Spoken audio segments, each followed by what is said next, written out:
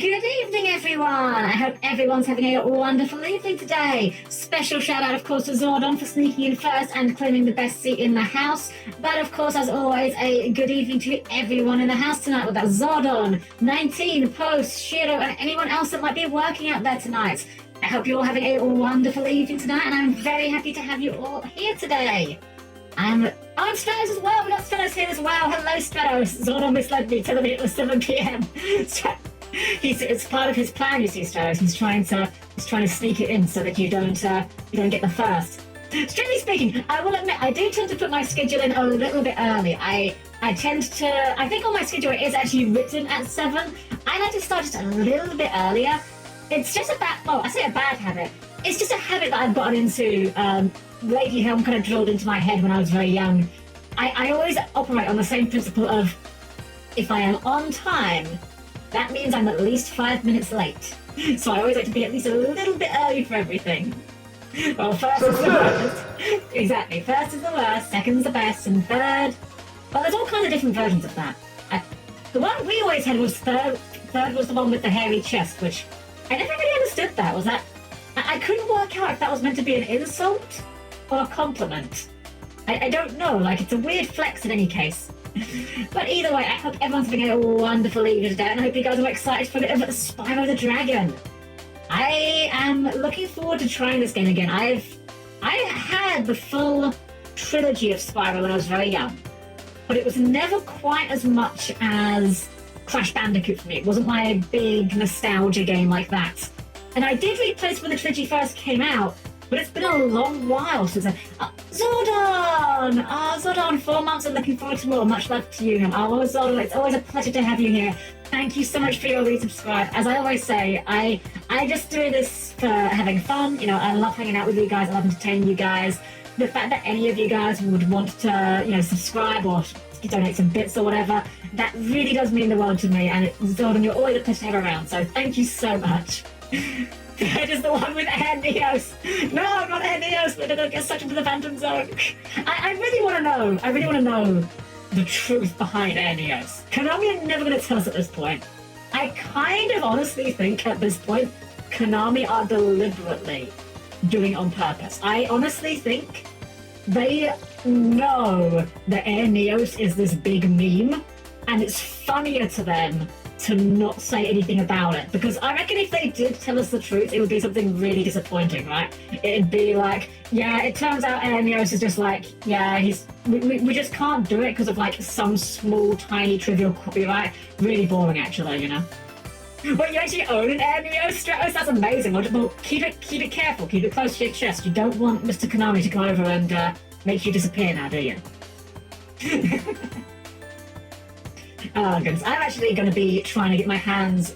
I'm going to be trying to get my hands on my beloved Hollow Frog the Jam. Because here's the thing, I actually have... my birthday's actually coming up soon. My birthday is the start of February 3rd. And Lord and Lady Helm, we always have the same approach when it comes to like birthdays and Christmas, which is the following. Give us a list. Like, when it comes to buying gifts in the Helm Manor, we always say, give us a list of what you would like. It doesn't matter if it's not going to be a surprise. We all agree we would much rather none of the presents are a surprise, but every present is something we know is going to be wanted and appreciated and used. As opposed to, taking a bit of a flyer and, well, it might be used, but it's always awkward if you get a gift that you have no use for, you wouldn't really want, So I am going to be doing a little bit of looking around, and I'm going to be going to Lady Helm and be like, hey, so this means nothing to you, but this card, I would like 3 copies of this card. Yes, I know, it's like £15 a copy. Trust me, it's worth it to me, trust me. Chris, hello Chris! I am doing very well, I hope you are as well. I hope everyone's had a great evening tonight. Oh, Post, your birthday was this past Thursday. Oh, well, happy belated birthday to you, Post. I hope you had a great time with it.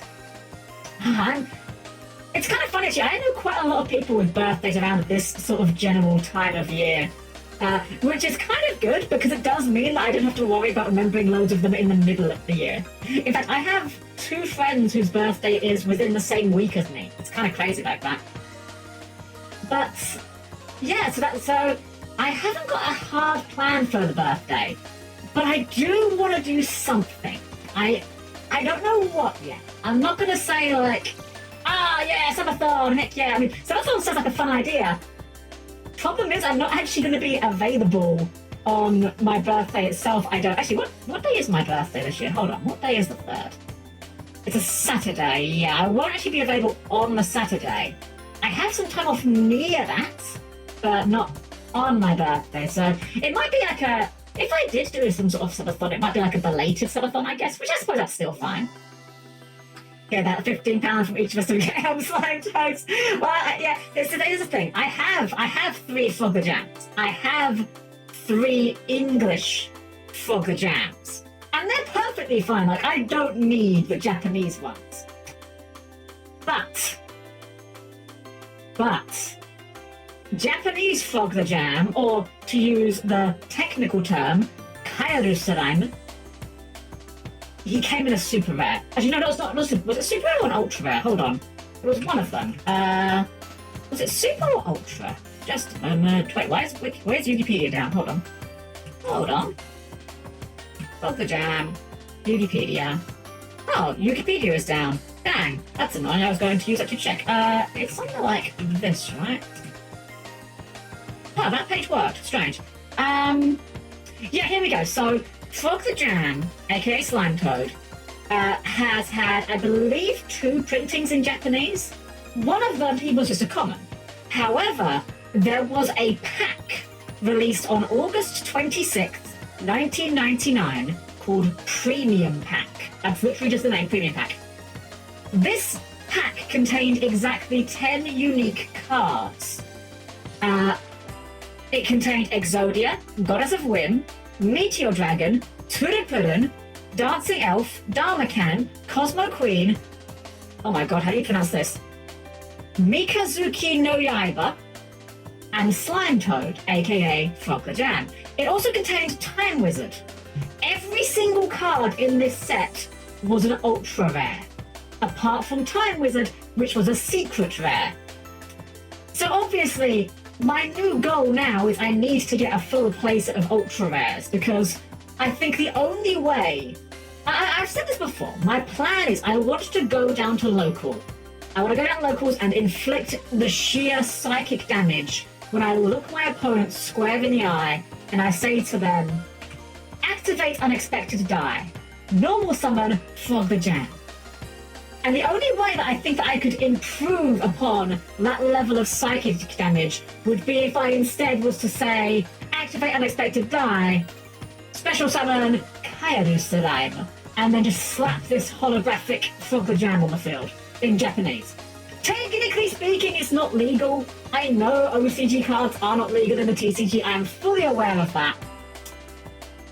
But somehow I don't think the head judge is going to really have a huge issue with me playing a Japanese level 2 vanilla in locals. And if they do, I will just play the English ones. But I somehow think they'll be okay with it. It was for the Yu-Gi-Oh! Movie from Season 0 where Joey got the original Red Eyes Black Dragons. It was Joey cards or other cards shown. Wait. Other cards shown in the movie? Stratos. Does Frog the Jam have a movie appearance? Please tell me Frog the Jam has a movie appearance. I need to see that. I need that in my life. I need animated Frog the Jam. I need this. Dang. Did not think I was going to have my mind so thoroughly blown today. Speaking of blown, pardon me for a moment, I need to clear my vents again. Still a little bit slightly under the weather, so 1 second while I just have a quick clean out there.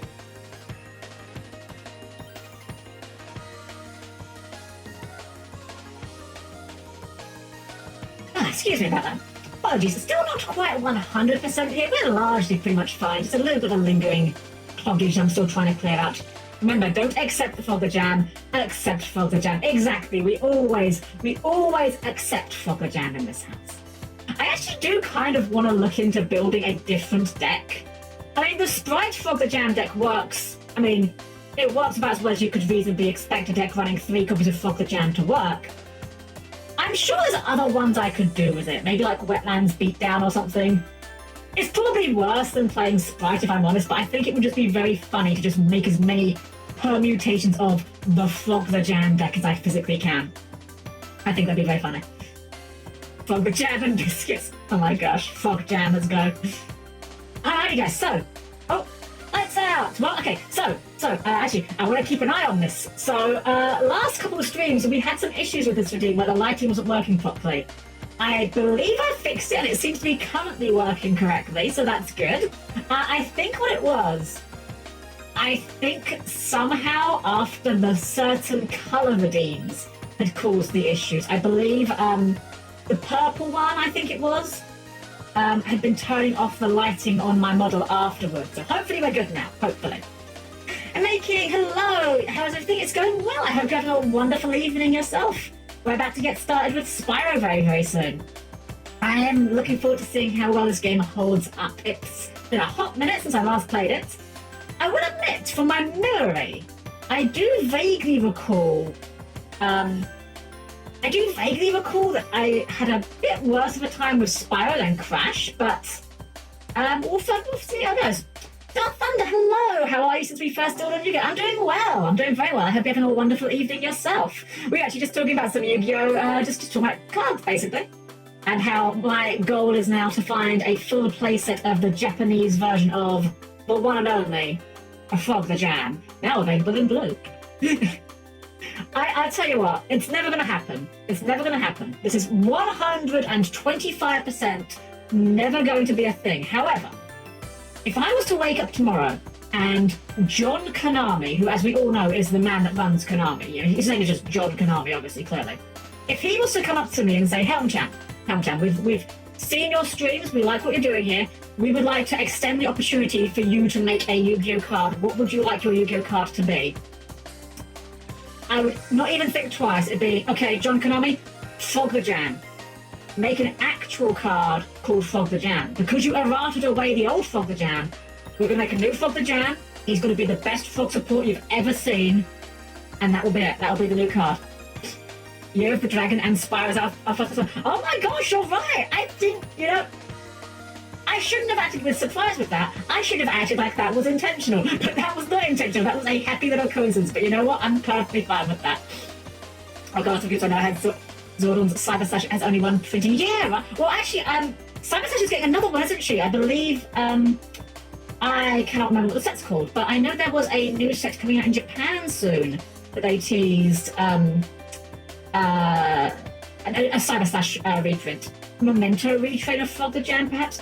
Maybe. I would just be happy to see Frog the Jam accepted. I've said this before and I'll say it again. In my mind, the funniest thing that they could do if they ever brought back Frog the Jam and called it Frog the Jam is we take the line, accept Frog the Jam, and we turn it into a beneficial effect. So just imagine, right, Frog the Jam, same stats, level 2, water aqua, I think he's 700 attack and 500 defense if I recall correctly. That's all the same. But now it's an effect monster. And now it contains an effect that says something along the lines of all monsters you control become Frog the Jam. No monster can activate their effect except Frog the Jam. Frog the Jam is unaffected by all other effects except Frog the Jam. You know, we can turn the exclusion into a benefit by turning it into the world's most obnoxious floodgate. Because as we all know, the best way to fix a deck that's not very good is to make it a floodgate deck, right? Just slap skill drain in there, shove in a rivalry. Why not Tick Boo? We'll just have a whole Frog the Jam archetype that just floodgates you out of the game. Why not? Have you seen Jack Atlas's structure deck? I have! I haven't really cooked with it much. A friend of mine had been, what's the word? He'd put together a list with it. And it seemed pretty strong from what I saw. I need to learn a few more strategies, honestly. I haven't really played any sort of synchro strategy. You could argue I've played a fusion strategy, but I feel like Gate Guardian is kind of... It's barely a fusion strategy, you know. Calling Gate Guardian a fusion strategy is like calling... I don't know. I don't know. I haven't got. It's like calling. I don't know, it's like calling Dark Magician a Link strategy because sometimes you'll make Link Karibo with Magician Souls, and it's not really correct, but it technically could be said. Oh no, Hero gets Flood. Don't get Floodgates. Plasma is old and just kind of yelling at clouds. I mean, you've got Plasma, and you've also got. I don't know how much it gets played these days, but I know Heroes have that one. Is it Dark Angel? Is that the card's name? The one where you give it to your opponent and just negates any spells they activate until I get rid of it. Granted, a lot easier to get rid of now that Links are a thing, but I know that is a thing that they can do. Mostly a fusion and synchro person. Oh, fair! I do need to learn some synchro strategies. The problem for me is I am very... how do I put this? I'm very particular aesthetically. I only play cards, or... No, that's not true. I don't only play cards. But cards that... how do I put this? If I'm gonna get interested in a strategy, I have to like some of the monsters aesthetically to enjoy them. So, for example, Trap Tricks. I love Trap Tricks because they're all cute girls. That's great. I love them. Evil Twins. They're all cute girls. I think they're great. But I can still play cards in them that aren't the cute girls. Like I'll happily shove Pamela Exceed in there, or Castell, or Unchained Abomination for Evil Twins, you know. I'll happily do that, but the main thing has to catch my interest, and so far, of all the synchro strategies I've looked at, none of them really grab me too much. I mean, Baron's good, but Baron's just generic good stuff, you know, it doesn't really count as a strategy. I'm still working on an Akiza Izinski deck. What do you think of her and Emma? I think she's very good. I think 5Ds has a lot of very good characters. I do like Carly just a little bit more. But, I mean, Akiza's still great. Like, she's still a great character. From what I remember, it's been a hot minute since I last watched 5Ds, admittedly. But I think, if I remember correctly, they did kind of, what's the word, like, sideline her near the end. Like, she kind of got a bit more written out, so... Is it because Kai's focused on Fortune Raiders? I just think Kali's cute, frankly. That's all there is to it. I just think she's cute. Both me and my best friend Yomi love nerdy girls with glasses, so that's definitely a big thing in our favour. So the goal for your decks have to be cute girls. They don't have to be cute girls. It helps. It certainly helps. But either cute girls or like monsters I just generally like the look of. There's a Fortune Lady Sigo. Yes, that is Fortune Lady Every, if I remember correctly. Stratos, I've heard this, and I remember watching a video that apparently that actually isn't quite correct. Apparently the timeline for that doesn't quite line up. Because I had heard the same thing, that her VA was part of a cult, but apparently, I forget exactly how it worked out, but the actual timeline for the whole cult coming out thing and her character getting sidelined, apparently it doesn't quite make sense. But it's still a good story, though. I can't understand why it's shared around so much. Everything's made from pasty. See, I had to pause for a moment and pass that. You were saying pasty as like a pun there, because over here we have the food called a Cornish pasty, which is written the same way as that. Commodose, hello! Hope you're having a great evening tonight. Zordon, my decks tend to like summoning giant statue monsters. I have a friend like that. One of my friends likes to play Earth Machine and just flip Skill Drain. Every opportunity I tease him about how much he loves Skill Drain. It's not even the card he plays the most, you know, but it's just got a bit of a joke between us. Is there a reptilian card that can't be destroyed by battle, and the monster that attacked it loses its attack all the way to 0? I swear there probably is. I don't know reptilian that well, to be honest. I'm sure there probably is, though, right? Because I know their whole thing is about changing attack values. But, yeah, I'm not super familiar with them, so I couldn't say. Pardon me, guys. Sorry, vent clearly again. One.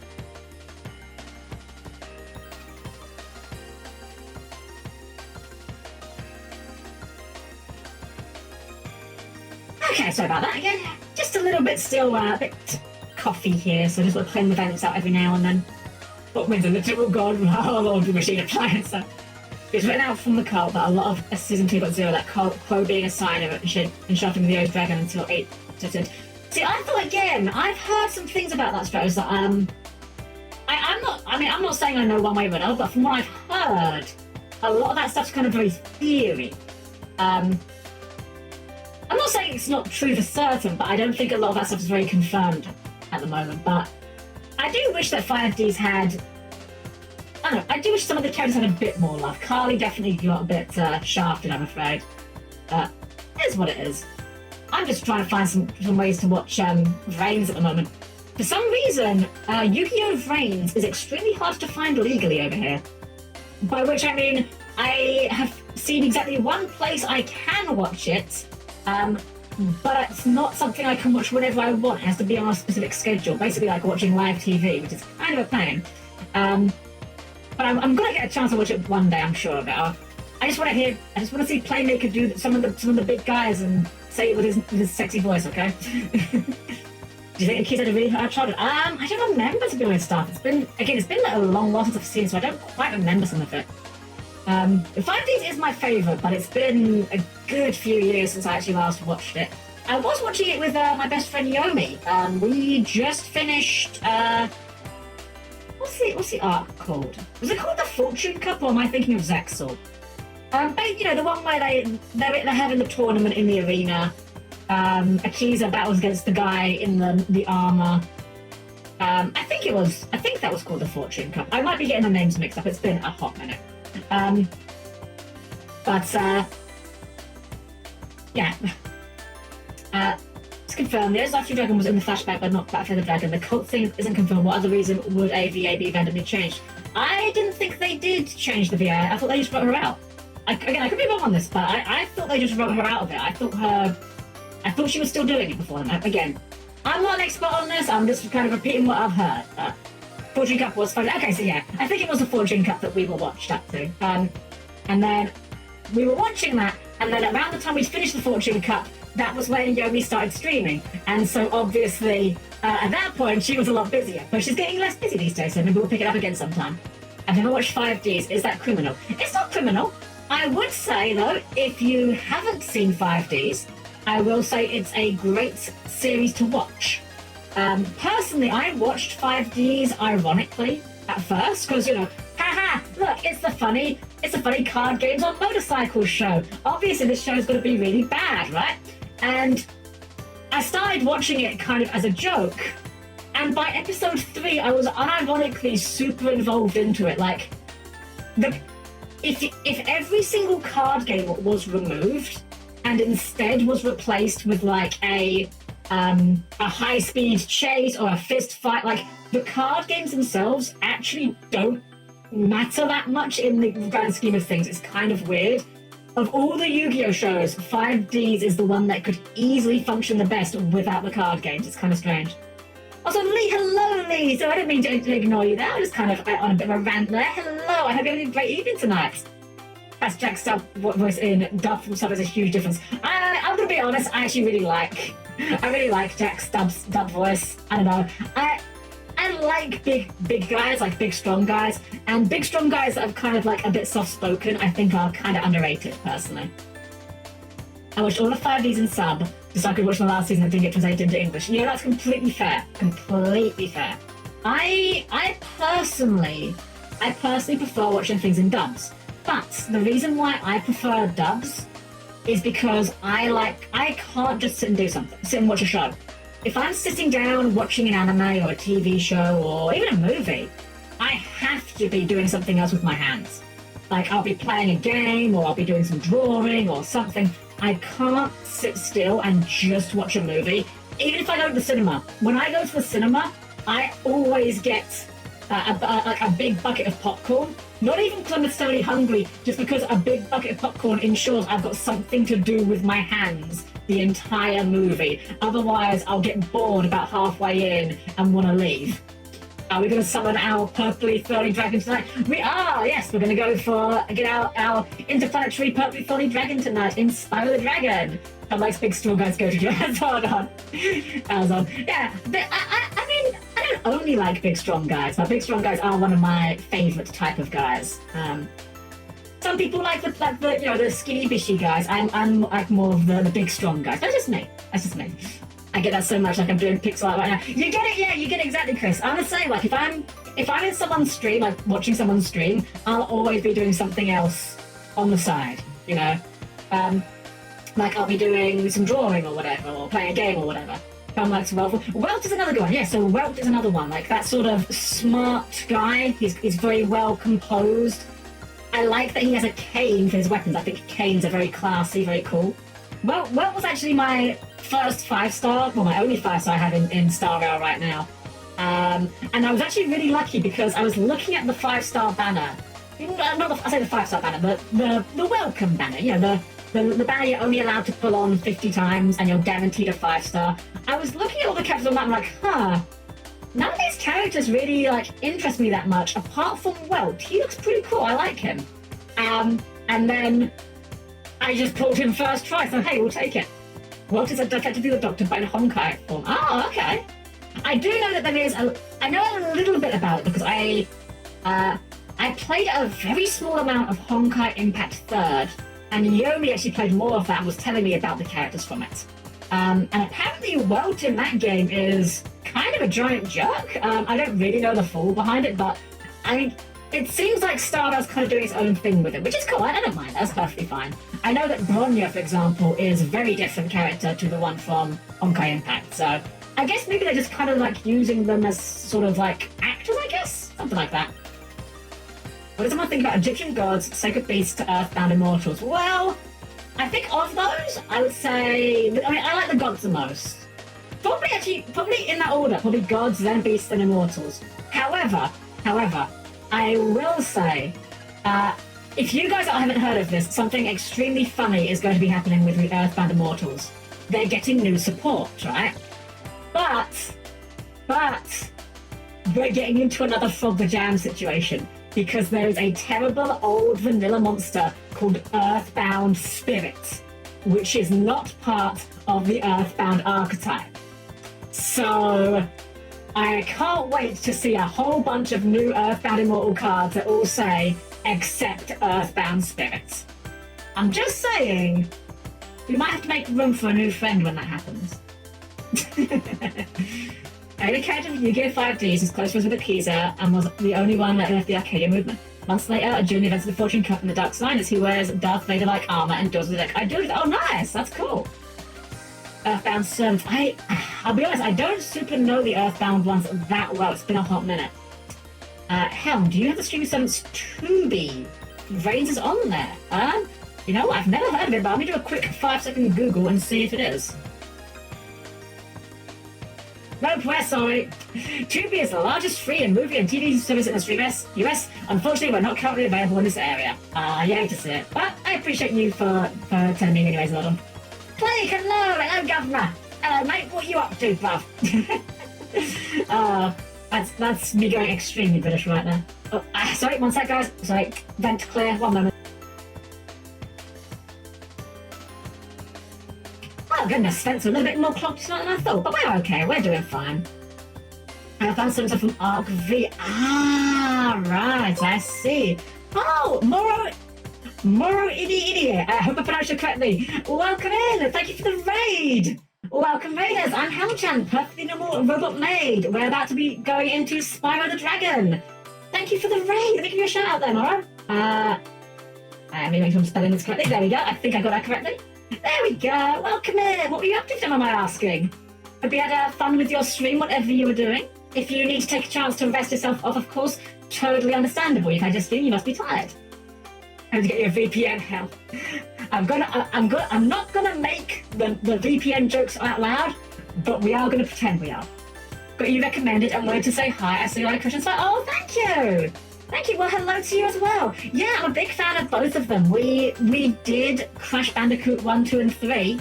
We're 100% every single one of them. So we're going to get started with Spyro the Dragon, but always nice to meet a fellow classic platformer fan. Thank you for your raid. I really appreciate it so much. Alrighty guys, well with that said, since we've got our raiders here, how about we get into things, yeah? I'll meet you guys over by the game screen and we can get started with Spyro for real now. We've been sitting here chatting for like half an hour, so I'll see you guys by the game screen in just a moment. You all know the drill by now, but for those of you that are new here, please keep your hands, legs and other assorted body parts clear of the closing doors. We do not want to have any injuries. I will see you guys in the game screen in just a moment.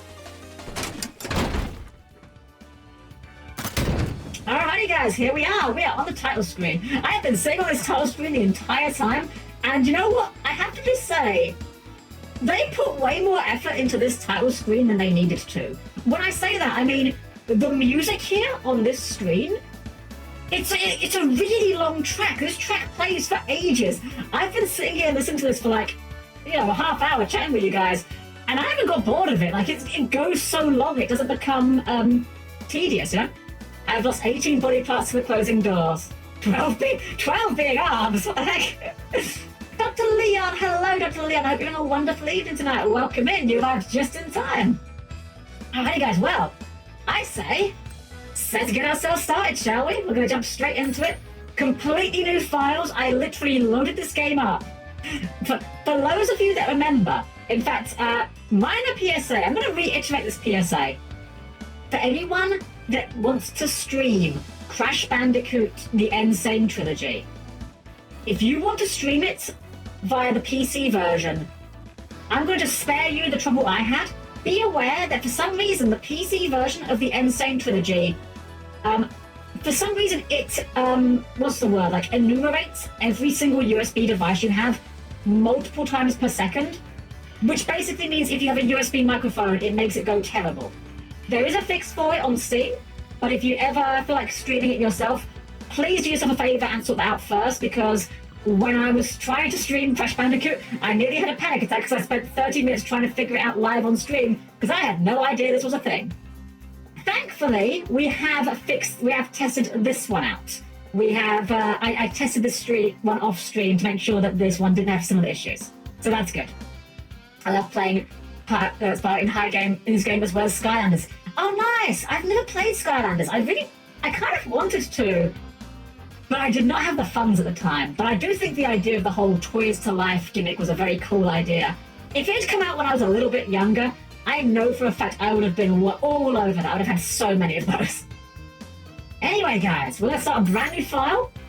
And we got 1, 2, and 3. We're going to start with Spyro the Dragon. We're going to go Victory's Rage After and Year of the Dragon. For Year of the Dragon, of course. And the game plan here is we're going to go for 100%. We want 100% in Crash. It's only fair that we give Spyro the same treatment, right? So, let's jump into it. I believe we have a cutscene when we start. In the world of dragons.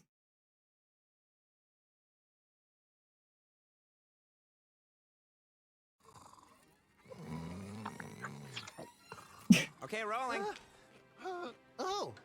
It's been peaceful here in the 5 worlds, or is it 6?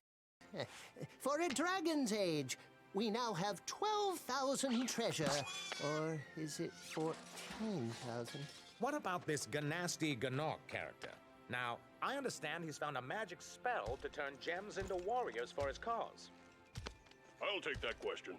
Nasty Gnorc is a simple creature. Simple? He has been contained in a remote world and is no threat to the Dragon Kingdom. No threat? Besides, he is ugly. Ugly? That was just uncalled for. Does it?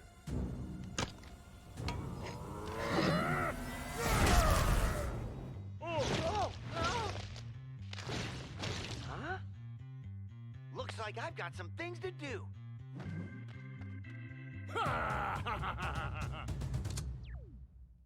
Well, and that's our premise. Gnasty Gnorc is annoyed about the fact that he was called ugly. And to be entirely fair, that kind of seemed unreasonable if I'm entirely honest. Like, Gnasty Gnorc... Okay, as orcs go, I've seen far uglier orcs than Gnasty Gnorc, is this a blind playthrough? Have you played it before? So I have played this game... I have completed this game on the PS1, the original version, as well as the Reignited one. I have played that one, this one as well, but that was a good few years ago. So a lot of this will be familiar, but it would also be it's also going to be kind of familiar but not fresh, shall we say. There's going to be a lot of things I've definitely forgotten about. Also, this is Sparks, this little dragonfly here. So I'll go over the mechanics of the game as we play. Sparks here is our life meter. When he's gold like this means we can take 3 hits. If we take a hit, he'll turn blue, and then if we take another hit, he'll turn green, and then he'll disappear. Spyro, we can jump. We've got Flame Breath, which... I don't know. The Flame Breath effects doesn't look as good, in my opinion, as the PS1 one, which is silly, right? Like, obviously this is a much higher res game, but I don't know. The hitbox seemed a lot more obvious on the PS1 version. We can do a glide. He can't fly, but he can glide. And we have a headbutt. And our goal is to go and rescue all these dragons. So let's go and see what this guy has to say for himself. Rescued Nestor.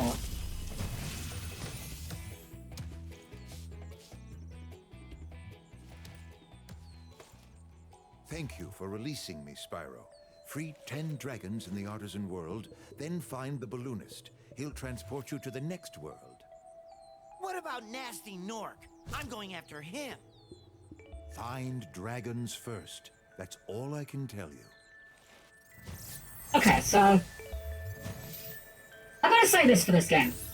This particular version of this game, this remastering, they did a really good job with the dragon models. Like the dragons that we rescue. In the original game, they were all kind of a bit doofy looking. They make them all look really good here. I'm also just going to say, I'm not a scaly, but I'm sure a lot of scalies were very happy when this game came out. And I'm going to leave it at that. What does Devlin have to say? Oh, he's a painter. Where's Nasty Nork? I'll torch him. Keep your horns on, Spyro. You have much to learn first. Do you know what the dragonfly following you is doing? His name is Sparks, and he's helping and protecting you. Keep an eye on him and see what I mean. Hey, look how good they did with these animations. Like, they're so expressive, and the new voice actors do a great job with it. They look very silly polygon. Yeah, they were very low poly. I remember they had like weird little stumpy hands. So, Spyro has one thing that's interesting about it compared to Crash, which is the home worlds are also basically levels. As you can see, we've got 4 dragons to find. We've found 2 of them. And there's 100 gems to find. So we're going to try and clear out the home world before we actually go into any actual levels. Oh dear, pardon me. Oh, Miku Lover 420. Fantastic name. Thank you for the follow. I'm glad you're enjoying yourself here tonight. Alright, so yeah, we're going to try and see if we can... We're going to 100% everything anyway, but I figure we might as well try and get 100% of the world before we go into any of the levels. Also in this game, the enemies drop gems. So, as part of 100%ing the game, we will need to, in the process, kill every single enemy to make them drop their gems. If you leave an area and come back, the enemies will respawn, but if they did have a gem, they will not give you a gem. I believe they drop like a little orb that if you collect a bunch of them, it gets you an extra life instead. This jump here, I remember being particularly, this jump here, for whatever reason, I remember being really hard on the PS1 version.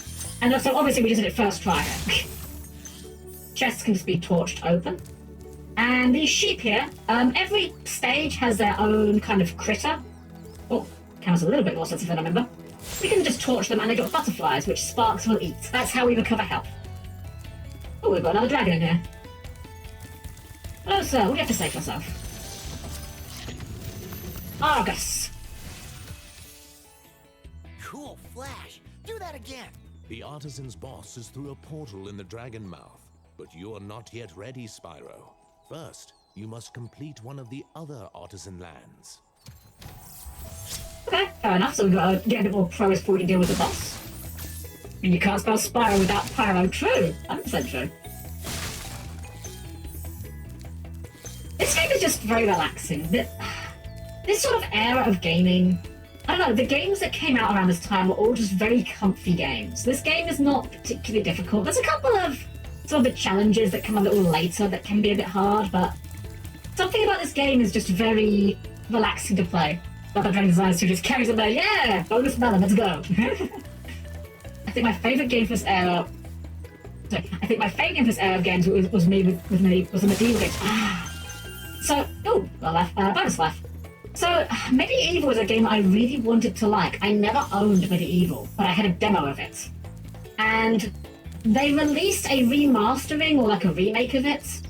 And I was really disappointed because I remember enjoying the heck out of the medieval demo, and I did not vibe at all with the full game, and it was really sad. So I think the character's very cool. Like Dan Fortesk is a very cool looking dude, but so unfortunately, what year did it come out in first? Good question. Let's see. I'm gonna try and guess this without looking it up. I think so. Spyro definitely came out during the 90s. I'm gonna say probably about like 97. I'm gonna say maybe 96, something like that. Did you know that I first beat the PS1 version of Spyro but never 100% because about the gem hunting shenanigans? That's fair, honestly. So yeah, one thing this game does have to deal with is gem hunting. As you can see, we have 73 out of 100 gems. Well, we need to find all the gems to get 100% in this home world. So there will eventually get a point where we're going to be like missing one gem, and it's going to be a bit of a pain to find it. That's fine. We'll just, we can find it together. I believe I forget if it's the third game only or if it's in this one as well. There was a function whereby you could, I think by holding down the shoulder buttons, it would make sparks point at the nearest gem. But it only worked if there were like 10 or fewer gems in the stage left to collect. Something like that, at least. Thomas! Hey, Spyro! Press the jump button twice to glide. And don't be afraid. Afraid? Of what? Falling from high mountain peaks? Plummeting into prehistoric glaciers? Oh, that. That's one of those, I wasn't afraid of that, but now I am, kind of moments. Came out in 1998. Oh, okay, so I wasn't too far off. 98, wow, that was same year as... I think, wasn't that the same year as Gold and Silver, or was that slightly later? Oh, so this guy just had a bunch of gems, so we gotta torch him till he drops them all. The gems also have different values in this game. If I remember correctly, red gems are 1, green gems are 2, I believe blue are 5, I think yellow are 10, and I think purple is 20 or 25? One of those. Also, we've got these, this is like a whirlwind. It just kind of functions like a jump pad, effectively. And I think we're about to get our last few gems from here. Because there's a couple over there. I think it's 25. Ah, thank you. Hiking Overlord, hello, we're doing great eating tonight. Aha, 3 here, and I'm gonna lay money that box over there has probably got 2 gems in, and that'll finish it up. 2001 was gold, silver in the EU. Ah, right. Well, so funny stuff. I actually had my copy of Pokemon Gold was actually American. There was a video game shop near me that imported it. There we go. 100 out of 100. Well, that is the homeworld completed, so we can now actually go into a level. This is one. Yes, this is the very first homeworld of Spyro 1. And since we're right close to this level, we might as well complete this one first. On to Town Square. Also, Helm, you mentioned about all these games having gems, yet we also play Master where that's coveted currency. Everything is gems. You cannot escape the gems. Alright, entering Town Square. Oh, because you can control him in the screen, that's kind of neat. I didn't even do like the 5, if I didn't know you could like steer him slightly. Alright, welcome to Town Square, first level of the game. We played 3, so my favorite. 3 is pretty good. 3 is very good. I think unlike Crash Bandicoot, where my favourite one is 2, I think Spyro 3 is probably my favourite one for this game. Alright, let's see what this guy's got to say for himself. Nils! Hello, Nils. Welcome to Town Square, Spyro. Begin exploring by gliding to that area with the bulls. Use the right stick to get a good look. I'm not going to question why or how a dragon has a moustache, but you know. So these boxes here show off mechanic that they are made of heat-proof metal. This will be important later for certain enemies, but for now we can just head bash them.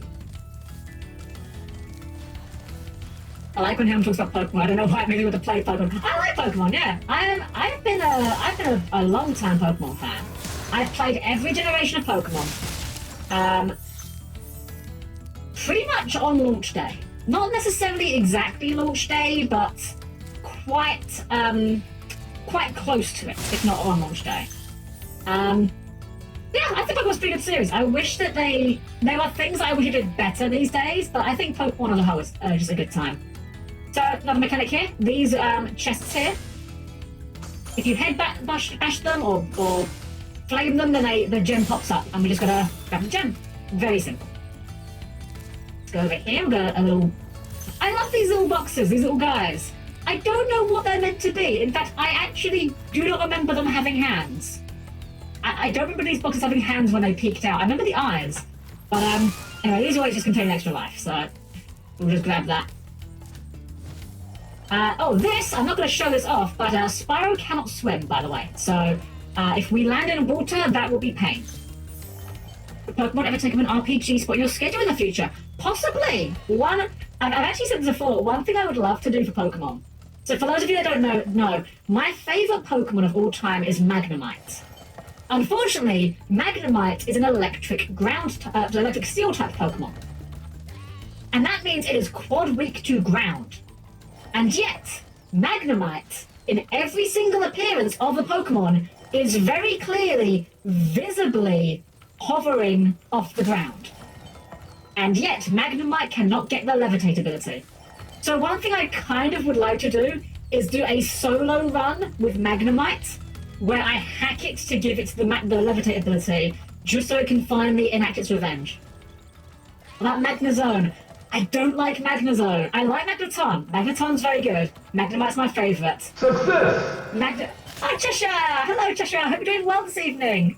It's funny how many game characters in that area could not swim. True. I think it's just because I didn't want to program swimming, honestly. Devlin! Duke Devlin? I got a cake! Thanks, Spyro. I had the worst itch on the tip of my wing. Uvalay confirmed. Did you know that you get your longest glides by pressing the jump button at the very top of your jump? I like how he's already got the cake saying thanks, Spyro. Chillmon X, thank you for the follow. I'm glad you're enjoying yourself here tonight. Thank you so much. I hope you're doing a good one. Duke Devlin, yeah! Alright. I like how this guy's just getting chased by the bull. He's not even attacking us. He's just kind of doing his thing. But we do need to flame them because we do need to get the gems. This era of gaming as well, like these sort of platformers, I love all the small details they put in them, like that guy being chased by the bulls or the chickens just derping around like this. Hey, hell, heads or tails? I'm gonna say heads. We'll go with heads. Because heads are like helmets. Helmets go on heads, there we go. Magnemite. Yeah, Magnemite, you can get Magnet Rise. But Magnet Rise is a waste of a turn in a lot of situations, let's be honest. Also, it should just have it for free. It shouldn't have to use a turn for it and a move slot. Ooh, 10 gem there. Nice. Alright, let's see what's over here. Alva! Hello, Alva. Spyro, did you see a man dressed in blue running around here? He's a thief, and he's stolen a dragon egg. You've got to track him down and get the egg. Oh, Cheshire! It was Tails. Oh, Cheshire, thank you for the subs. Thank you for the gift subs, Cheshire. I appreciate it so much. Thank you so much. Oh, you've been so supportive for, like, you know, and everyone else I see. Like, you're always a pleasure to have around, Cheshire. Thank you so much. I hope you're having a wonderful evening. I hope you're enjoying yourself, and just thank you again. Oh my gosh, sorry, you kind of threw me a little bit there. Sorry, one second, guys. Apologies, I did have a quick event to clear again. 1 second, sorry.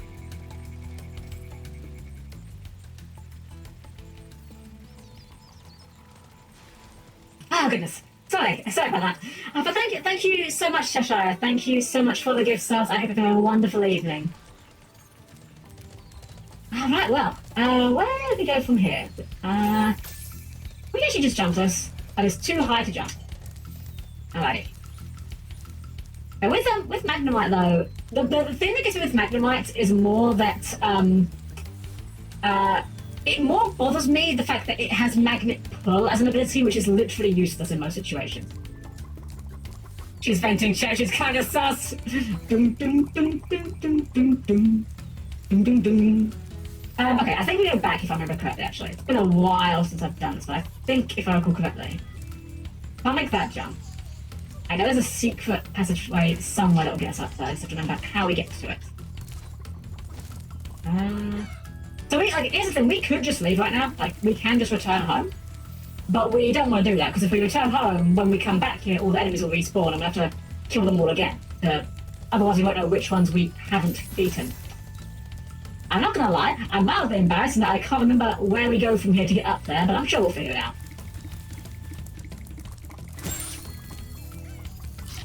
We can't glide around this. This is actually this line. Oh, hold on. We can make that jump. We can make that glide. I'm sure of it.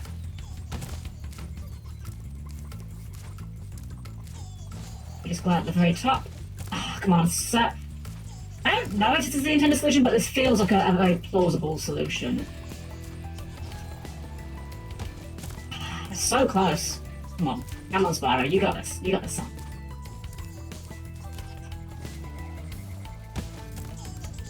You know what? Maybe we can we jump off of this? No, we can't jump onto that. Okay. A lot of Pokemon don't get things that they should. Like Metagross still takes max damage off light metal from those. Yeah, that's the thing. I wish that they didn't do that for Pokemon. There are so many Pokemon that have abilities or moves. Oh, there we go. Sure. That was just. I like I was doing the same thing. So this guy over here, these guys are jerks. These are egg thieves. We have to chase these guys down because they've stolen a dragon egg. And they are pretty fast. So we're going to be needing our dash for them. And this is also kind of this is a bit of a test of your ability to control Spyro, because when you're doing the headbutt, you are pretty hard to control. Where is he? Is he down this way? I can hear him. I don't want to jump down in case I'm going the wrong way. I think he might be over there. You know, we've gone further away. We've gone past him, I think. Oh, he's down there. Okay, well, we'll just grab these first before we go after him. In fact, we'll come back for him, because, like, we clearly need to glide over there as well. So let's just do that bit first. Thank you for your gem. Rescue Thor! Thank you for releasing me, Spyro. You can always check your progress by I was not expecting Thor to look like that. the pause menu. ID! Hello, ID! I hope you're having a good evening tonight. Welcome in. We're just going our first real level here. So another mechanic here. This thing can't be headbutted. If we flame it, it spins. And basically we have to flame it over and over again until it pops open. Very simple. Right, let's get Dragon Thief. Okay, he just caught himself.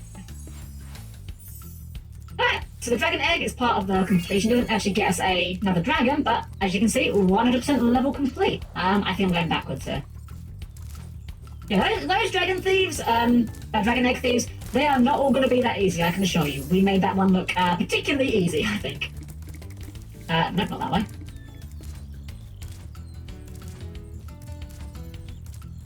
Unfortunately, we do have to kind of go back through the whole level, but these levels are kind of short. If you are just trying to complete this game casually, like if you just care about getting to the end, Spyro is a very easy game. Like if you just care about seeing the credits, getting to the end, it's not hard. If you want to get everything though, well, that's different. I kind of find it good that Pokemon doesn't give every Pokemon something good, because if they did, then Power Creep would be like Konami's current ideal situation. Maxi Souls having to put OPTs or OBDs on things. You say that, those guys, but I'd argue Pokemon already has huge issues with power creep. I'm not really involved in Pokemon competitively. Like I don't play. I play Pokemon to have fun. I just play the story mode, and that's my enjoyment for Pokemon. But I know for a fact that the new legendary Pokemon Ogerpon, who is very cute, by the way. Like, they 100% knew what they were doing with that one. They were deliberately making a Pokewaifu there and calling it. I believe Ogerpon has already been banned in Smogon, who are like the guys that do the competitive Pokemon battling, or you know the what's the word? You know the competitive battling. Yeah, basically. Whoops. I forgot this is a thing. You can use the shoulder buttons to roll. I completely forgot this is a thing, so I think I hardly ever have a use for it. Oh. Oh, there we go. That's a thing that we discovered today. Yeah, Pokemon definitely does suffer from the power creep a fair bit. So guys, we're going to go into Dark Hollow next, but before we go into Dark Hollow, I need to take a moment to hydrate myself. I'm a little bit, as you can tell by the need to clear out the vents a little bit, just need a little bit of a hydration break. So we'll just take a quick couple of minutes break here. I want a quick little ad. I'll be back in just a moment, and we'll go into Dark Hollow in just a few minutes, okay guys? So I'll see you guys again in just a couple, okay? See you very shortly.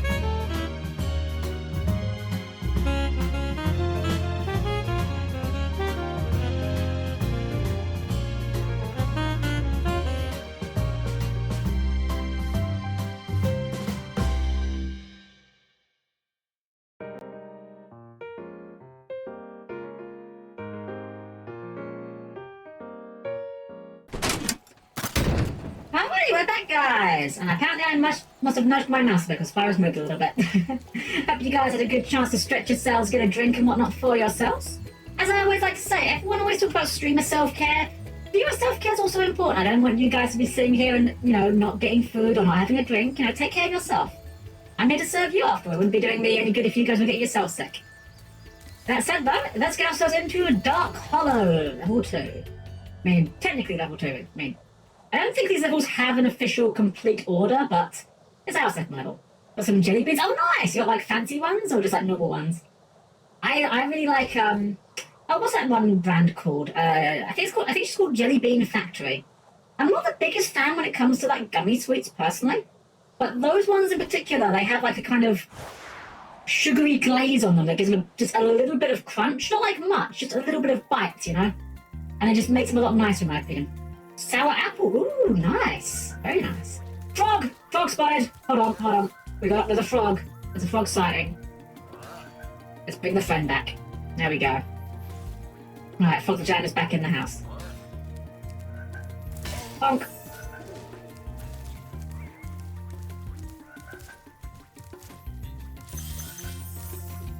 Bonk. Oh, let's notice. Hold on a second. Hold on a second. Sorry, I'm just quite looking on my eye. On the stream, is the gameplay really jittery for you guys? Has that just started, or has that been going for a while? I've just caught out look on my eye. It looks a little bit. The frame rate's a little bit poor. Is it just on my end? It must be on my end because I'm running a bunch of stuff. And I was like, yeah, I appreciate it because I want to make sure I'm giving you guys the best experience. Run around for a little bit, try and just set the frame rate going a little bit, see how it looks. Might just be like a momentary thing, but it's been an OBS preview. Okay, that's fine. If that is the case, then I'm not going to complain. I just want to make sure that you guys are getting the best experience possible. If it looks fine to you, then I'm not going to argue. Alright. Blame this guy, because he's big. So big enemies you can't charge down, so you gotta. And these guys have the flame shields. So you can wait for them to put their shields down, or you just headbutt them. Either or. Okay, that's fine. Yeah, I just wanted to make sure. It looked a bit jittery on mine, but I just wanted to make certain. Alban, form of Alban. Oh, it's you. I wasn't sure if you'd escaped those annoying little creatures. Of course, they wouldn't bother me, but here's a hint. Their metal armor is fireproof. Ah, yeah, we know this one, yeah. Attack will take care of them. So, yeah, good that I have the sort of advice for people that don't know the game. It certainly is Frog the Jam. We always accept Frog the Jam in this house. So I kind of glossed over this chest because I was distracted by them. Yeah, this chest here, we can't flame it open, and we can't charge it open. We need to find a key for that one. Bonk. We saw a frog, so I thought we'd bring him out. Show him what a real frog looks like. Oh, this guy, he's a big chungus. But unfortunately, he's got fireproof armor, but only on his front side. Okay, that was a really janky hit. I don't think that should have counted, but we'll take it.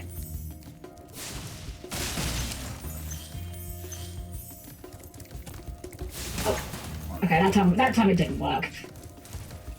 Oh, go away, turn around. Turn around, please, sir. Thank you. But it's so totally awesome to see him. Always is. Always is. Alright, another dragon. What you got to say for yourselves? Oswin. Psst. Spyro, want to know a secret? Use the action button when you want to zoom in and look around. Oh, your secret's safe with me. I don't know why I call the action button. I'm pretty sure it's just, actually, what button is it? Hold on. I'm trying every button, it doesn't seem to do anything. I think it's meant to be like the triangle button or the Y button, but it doesn't seem to actually work. Oh, okay, now it works. We have to be in like a particular... I guess we couldn't do it in that particular spot. But here's our key. We'll use that to open the box. Tunnels! Hello! Spyro time! Heck yeah it is. Heck yeah it is. We've only been playing for a little bit. We're on level 2 right now, so... Let's see. I think we've got everything in here. I'm sure if we failed to, we'll figure that out later. I can have all jade dragons instead of... Ah! I never thought that would be jade, but yeah, you're sure right. I always just assumed it was like stone, but no, I guess yeah, jade would make way more sense, wouldn't it, huh? Alright, let's go and open this box. This metal box. Our enemies hide in metal boxes, the cowards, the fools! We should take away their metal boxes. I actually have never played Dawn of War. I actually don't really care for Warhammer 40k. I just think that meme's very funny.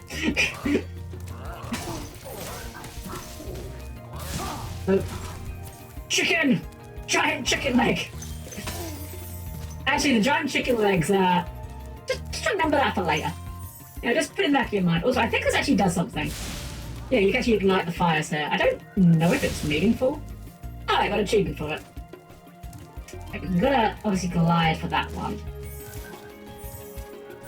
Dawn of War means now I'm feeling home. Yeah, again, I've never played Dawn of War, but I have osmosed a couple of the memes through my time on the internet. There's a fantastic video that lives rent-free in my head called Unreal Space Marine, where it's just like I don't know how to describe the video itself, but basically they redid a chiptune song, dubbing it with lines from Dawn of War, and it's very, very funny. Can recommend it if you like RTS games. Unfortunately, RTS games is like one of the few genres I am just absolutely terrible at. I respect the heck out of them. I am just unashamedly awful at them. Like, think of the easiest RTS game you can think of. I would lose every time. But I appreciate the recommendation though. I've heard good things about Dawn of War. I said Warhammer is just not necessarily my kind of cup of tea, but you know, I appreciate that it's not for everyone. Not for you, yeah, exactly. That's a great thing. Not every game has to be for everyone. Okay, next dragon. Who are you? Darius!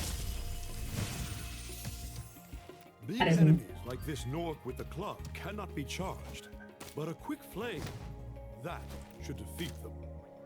Again, that's not what I was thinking of when I was thinking Darius, but that's because I was thinking of Darius from League of Legends. Alright, 100 out of 100 gems? I think we've done everything here, yeah? 100% level complete. Let's get out of here. I can recommend it to all artists and enjoyers. Fair, yeah. I've definitely heard good things about it. Alright, back home. So now, let's have a look, see. We got, 100 out of 100 for everything we've done so far. Well, we did know that there was a boss to be found behind that dragon head, so let's go and see what we can do there. Also, this is what I was saying earlier about the orb. So watch, when I flame this guy, watch what he drops. He drops his orb, and then in the top right, it gets added to my counter there. That counter fills up with every enemy you kill, and when it fills up around the whole head, you get extra life. But I just realized we missed this entire level, so let's go and deal with this one first. Stonehill. Can relate to loving platforms being silly RTS games. Ah, yeah, fair. 100% fair. See, I was never big on MOBAs, never got the appeal, and then the League stories scare me. I played League. I have done my time in the League of Legends Gulag.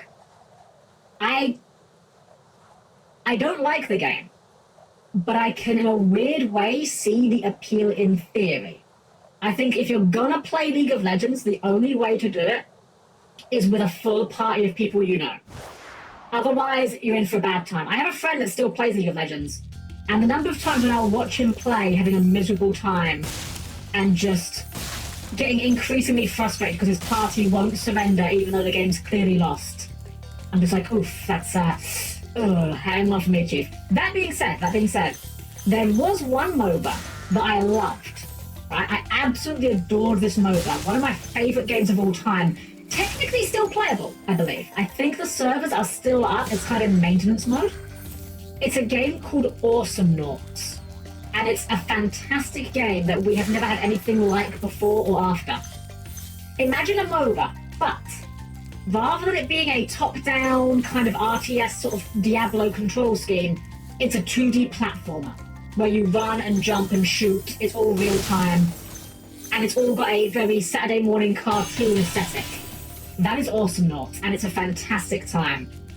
I think it's still technically playable, but it's kind of just on sort of life support mode at this point, but that is the only MOBA that I genuinely had fun with and never got sick of. Linda! When you free a dragon or step on one of their platforms, you're saving your progress. That could be useful if you run into trouble. Not that you ever run into trouble, Spyro. No pressure or anything, you know. Not heard anyone talk about that game in a hot minute. It's a real shame, right? Because it was a great game that no one talked about. And to be fair, the only reason why I know about it was because the late great Total Biscuit did a video covering it, and in fact, he actually voiced one of the characters in it. Like, it's such a great game. You know, maybe that could even be something I could potentially stream one day. I don't know, maybe, like, that could be kind of fun if we could, like, get, like, some other VTubers and do, like, a exhibition match to just show off this old game. That could be quite fun. Guys, very much, he really is. We've gone far too soon. He was an absolute legend. Gavin! Watch the dragonfly, Spyro. His color indicates his power. When he eats butterflies, he stays strong. Like me. Sure. Okay, I don't know what a barista dragon would look like if you asked me, but yeah, that was a pretty good take for a barista dragon. Yeah, I very much miss so is Hellgate London. I recognise the name. I've never played it. Was that the one that was like an MMO, or was it just like a multiplayer game? I remember seeing it on shelves, but I never actually played it. I didn't have a very good PC for the longest time, so PC gaming is something I only got into like maybe like relatively recently, like not super recently, but a lot of older games I'm not familiar with. Oh, we've got knockoff Gandalf here, and now he's dead. Was a first person to get blow, like, oh okay, so kind of almost like a proto Borderlands then, I guess, huh? Man. So I have a hot take regarding Borderlands. Maybe this is a hot take, I don't know. So I've played Borderlands 1, 2, and the pre-sequel. I never played 3. But I used to be big into Borderlands, like really big into Borderlands. Yomi and I played 1, 2, and the pre-sequel together all the way through. We did the DLCs, we did like everything we were supposed to do. And then I did something that I should never have done. I thought to myself, I want to try playing as a different character. But Yomi was too busy, so Yomi couldn't play with me. So instead, I played it on my own. Do not play Borderlands on your own. Because when you play Borderlands on your own, you realise the many cracks in that game's design. And when you're playing with a friend, you're bouncing off each other, and you don't notice them. I wish I'd never played Borderlands solo, but now, after I did, it made me realise Borderlands isn't actually that good, and it's kind of a shame because I put a lot of time into that game. But it's fine. I don't look back on time spent on games that I don't like poorly, because I had fun at the time, you know? That's what matters. It's the journey, not the destination. Gildas! Spyro, my friend, how about a hint on gliding?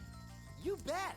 For the longest glide, press the jump button at the top of your jump, and try pressing the action button to drop down mid-flight.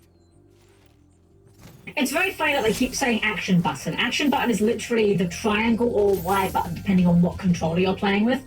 But obviously, because this was a multi-platform release, they can't say triangle button. Anyway, we're just going to glide over here. Very simple. And yeah, if you do the triangle button, or the action button, I guess, in midair, it just kind of kills your flight immediately. You just drop down. Oh, I just realized we still have Frog the Jam. We're out of frogs now. Go away. There we go. You will return when a frog is summoned. Alright, so this area's kind of got a lot of things to look for on this upper ridge here. But I want to make sure that we're getting everything here, because this level is like the first level I remember. Ah, here we go, one of these little fast guys. Chase them down. See, sorry, these guys got some real legs here.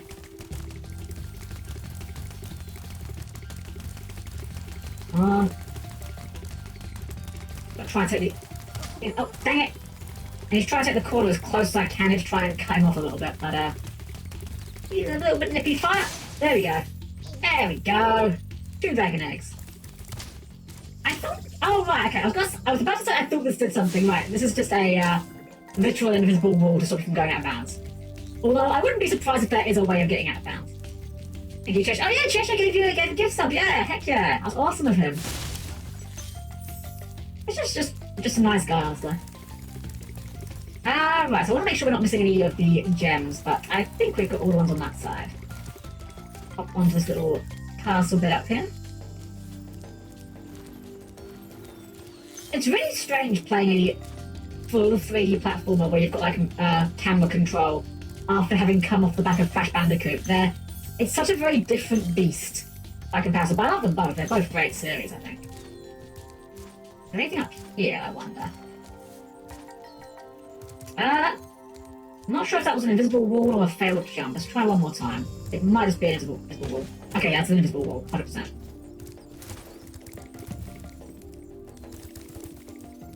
Anything up here we need to be aware of? Any gems or anything? There's a gem over there we go.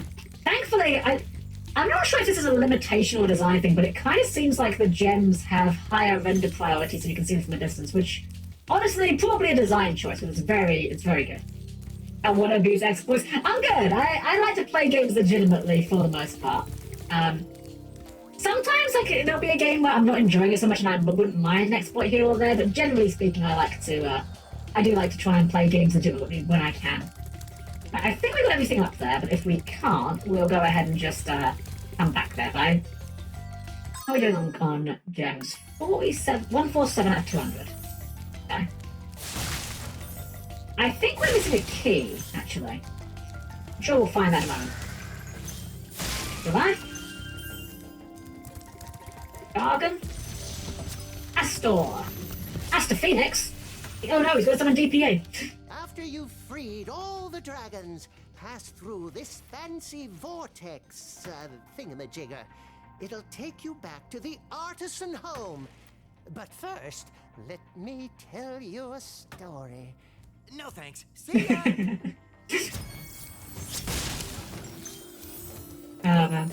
Don't play with it and BO1 is a very boring defensive power. Yeah, BO1's powers are definitely the weakest. Okay, so we have definitely not got everything here, but there's some sparkles here. I wonder why there's sparkles here. A hidden beach. We get some more gems. And we get our key. And some... There we go. Get some more gems. So if there are 13 gems in this box, then we have got every gem. Any fewer, and we have to go hunting. It almost sounds like Astor, he kind of did. I'm not gonna. If you guys haven't seen it, you know how they do the voice actor duels at the events. There's a really good one. I think it was from last year actually, where they did Jaden versus Astor. Okay, is that 12? That's it's 10, isn't it? All right, we're missing 3 gems. Time to play Hunt the 3 Gems. Well, I knew we were going to run into this sooner or later. But yeah, there was a really good Astor versus Jaden duel.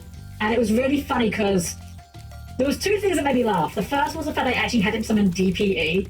And I'm pretty sure this was like around the time when everyone was like the most hyped for it being added to Master Duel. And the other part though is there's a part where I forget how it goes, but there's a part where Astor activates something, and Jaden goes, "Wait a minute, you can't activate that because of this effect." And Astor goes, "Oh, Jaden, surely you know by now that this stands for cost rather than effect," or something like that. I was like, that's so funny. You click on the right analog stick, I believe sparks points towards gems. Let's find out. Unfortunately, right analog stick is doing this. But left analog stick. Aha! Thank you! I knew there was something like that, but I couldn't remember if it was something to unlock.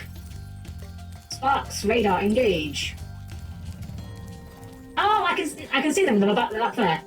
You see them? Look, literally right in front of us, right there. Okay, we have to go off the tower again, which I believe was this way, I think. I'm pretty sure it wasn't in the original Spyro, so I'm glad they brought it over. I think it was like added in the 2nd or 3rd game, right? But yeah, I'm really glad they brought it over because, you know, the final gem hunt is never the most exciting part of the Spyro games. It's a very nice feature to have. Let's see, I think it was like around this edge here. Sparks, where is it? Over there. Ah, yeah, I see him.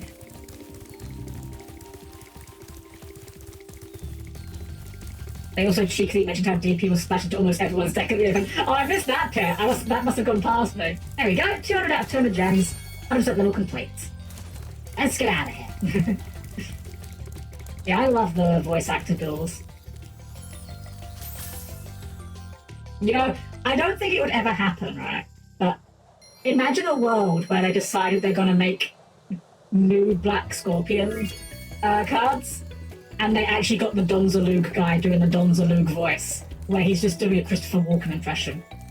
And he gets a special summon himself to the field. That would be the best thing ever. Alright, boss time for Toasty. For those of you that haven't played this game, or played the Spyro games, small warning, the bosses in this game suck.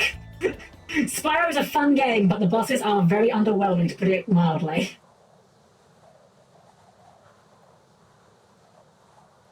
I think there's like one boss in this game where I've died, and it's not even to the boss themselves.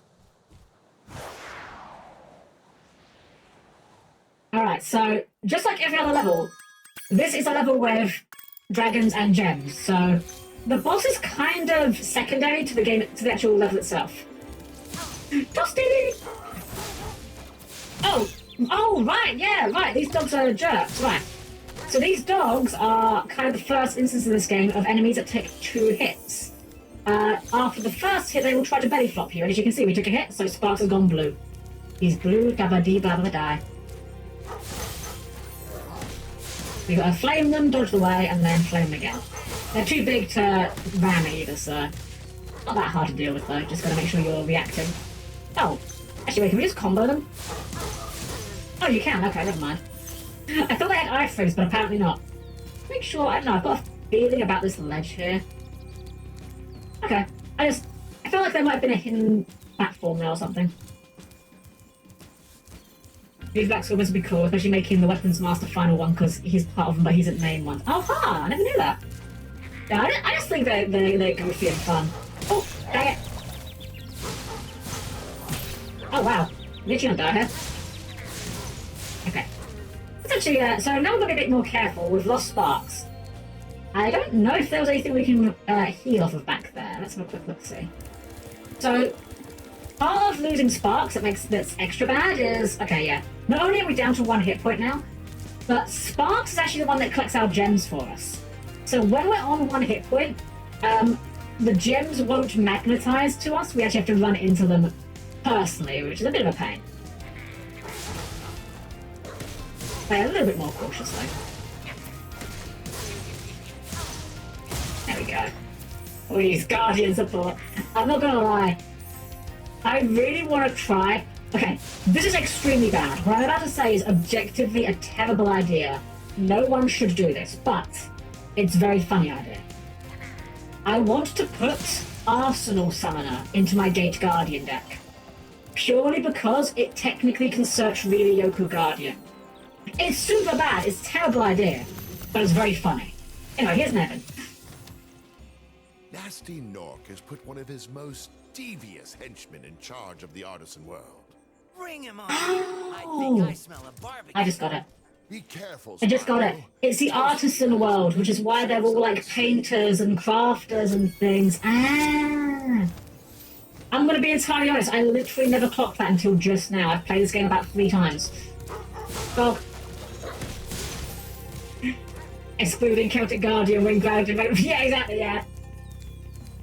Or alternatively, this is a boss, by the way. It's just a scarecrow. He barely even attacks us. But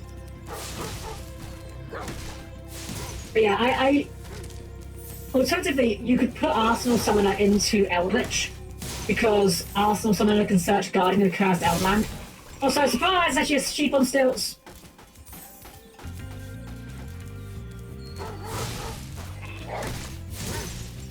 Nice. Yeah. Yeah, I just have to do that just to... There we go. Oh, we got an achievement for that. Defeat Toasty without getting hit by him. Yeah, I guess that's true. We didn't get hit by Toasty. I don't even know how he attacks you, to be honest. By 85 gems. And that's 2 gems. We are missing some gems. We're missing 11 gems exactly. Just gonna backtrack and see where those might be. Probably somewhere really like stupidly hidden. This game is not as bad at like making you hunt the last. Wait, what am I doing? I put the. Oh wait, I haven't got Sparks. He's dead. Right, of course I can't use Sparks because he's not here. He has gone back to his home planet. Oh, is it? Have they done the typical platformer game thing which was right at the start? No, it doesn't appear to be there. It appears to be on this wall.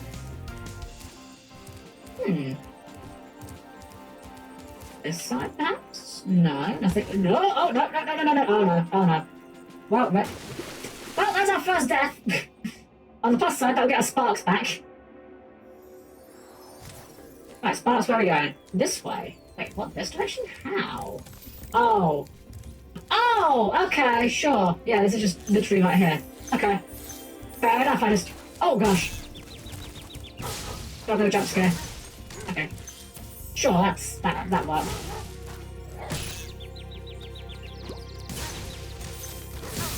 Those dogs are honestly, like, way more threatening than the actual boss. There we go. That's how Jen's done. Oh, look, he's all droopy. Aww. I do like dragonflies. I think they're very cool.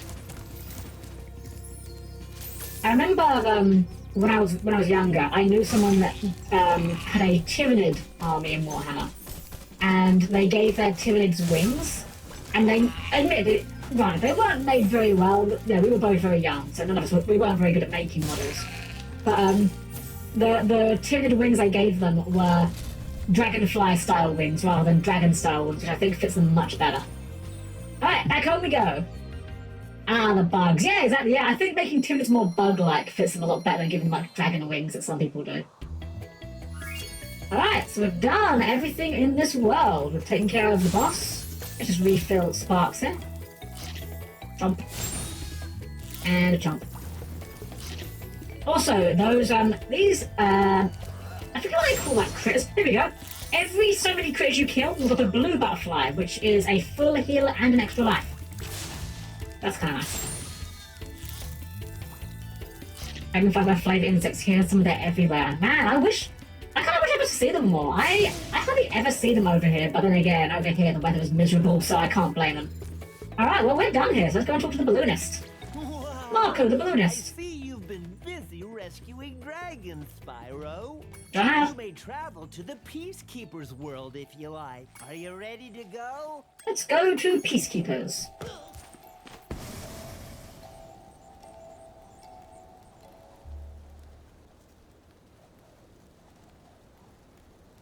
And the models in this are so nice. Also, I am not spinning this. This is happening on its own. I am not causing it to spin this way. I don't know why it's spinning so much. I don't think this is quite necessary, game. Okay, there we go.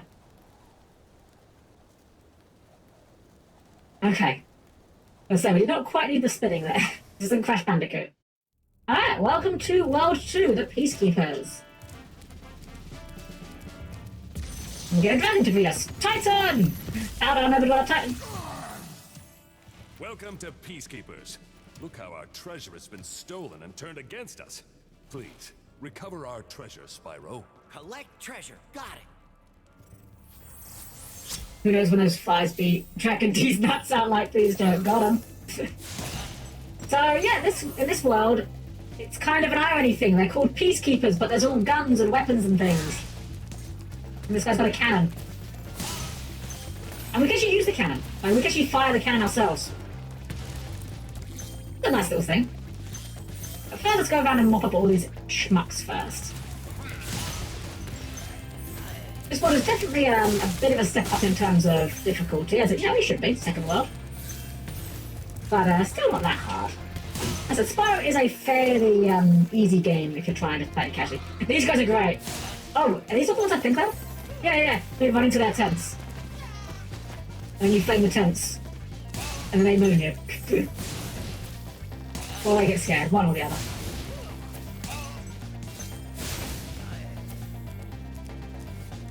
Did you know possums eat ticks? I did not. No. I don't think I've ever actually seen a possum. We don't have them over here, funnily enough. Okay, and it's got a skill point. So this game has like hidden achievements, you could call them, called skill points. It was kind of ahead of its time in that regard, actually. Like, you know, obviously this game, the original Spyro came out before achievements in games were really a thing. But this game kind of has hidden achievements in the form of these skill points, which are just hidden things you can do that will give you a little bonus tick, basically. Magnus! Two-bolt of Great Magnus. Hey, Spyro. Sparks the Dragonfly has been doing a good job protecting you. Make sure to keep him strong by feeding him lots of butterflies. Okay, did not need the visual there, sir, but I appreciate the enthusiasm.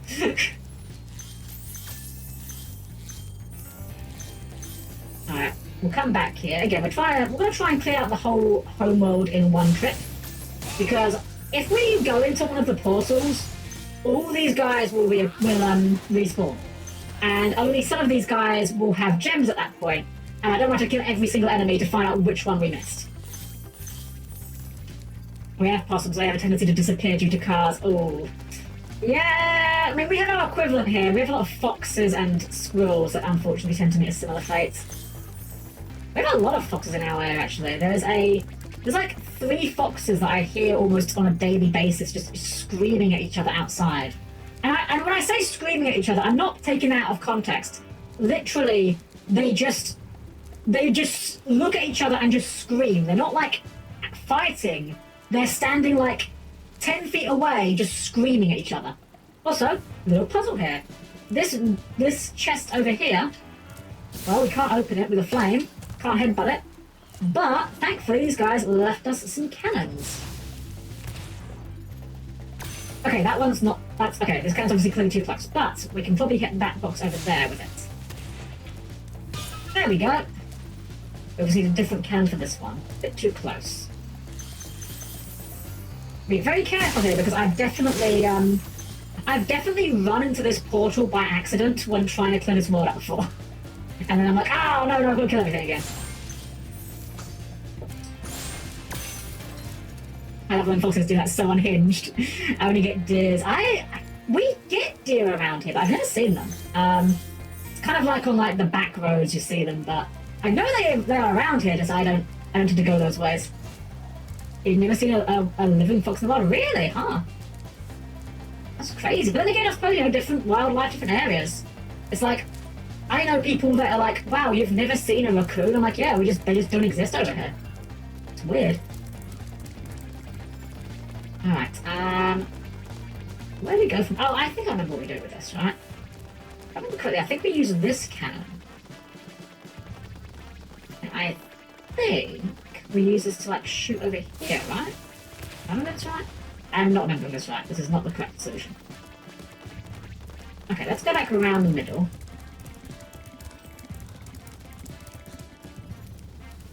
We're obviously missing a cannon for this. This clearly needs a cannon. Oh, hold on. There's a very conspicuous bullseye on that. We should probably have shot that. There we go. Let's try that one. There we go. Platform cleared. Oh, that was close. That was very close. Oh, there's a thief. You know what doesn't exist in the UK? Spices in your food. True. True. But you know, we don't have that in the UK, at least high fructose corn syrup. Oh, okay. Oh, that one must just use a key. Fair enough. Okay, I think maybe you can just do this guy, right? Okay, I think we can just glide across this and just flame him. Okay, maybe I'm misremembering that. Oh, no, we can do that. There we go. We only took one level. It's fine.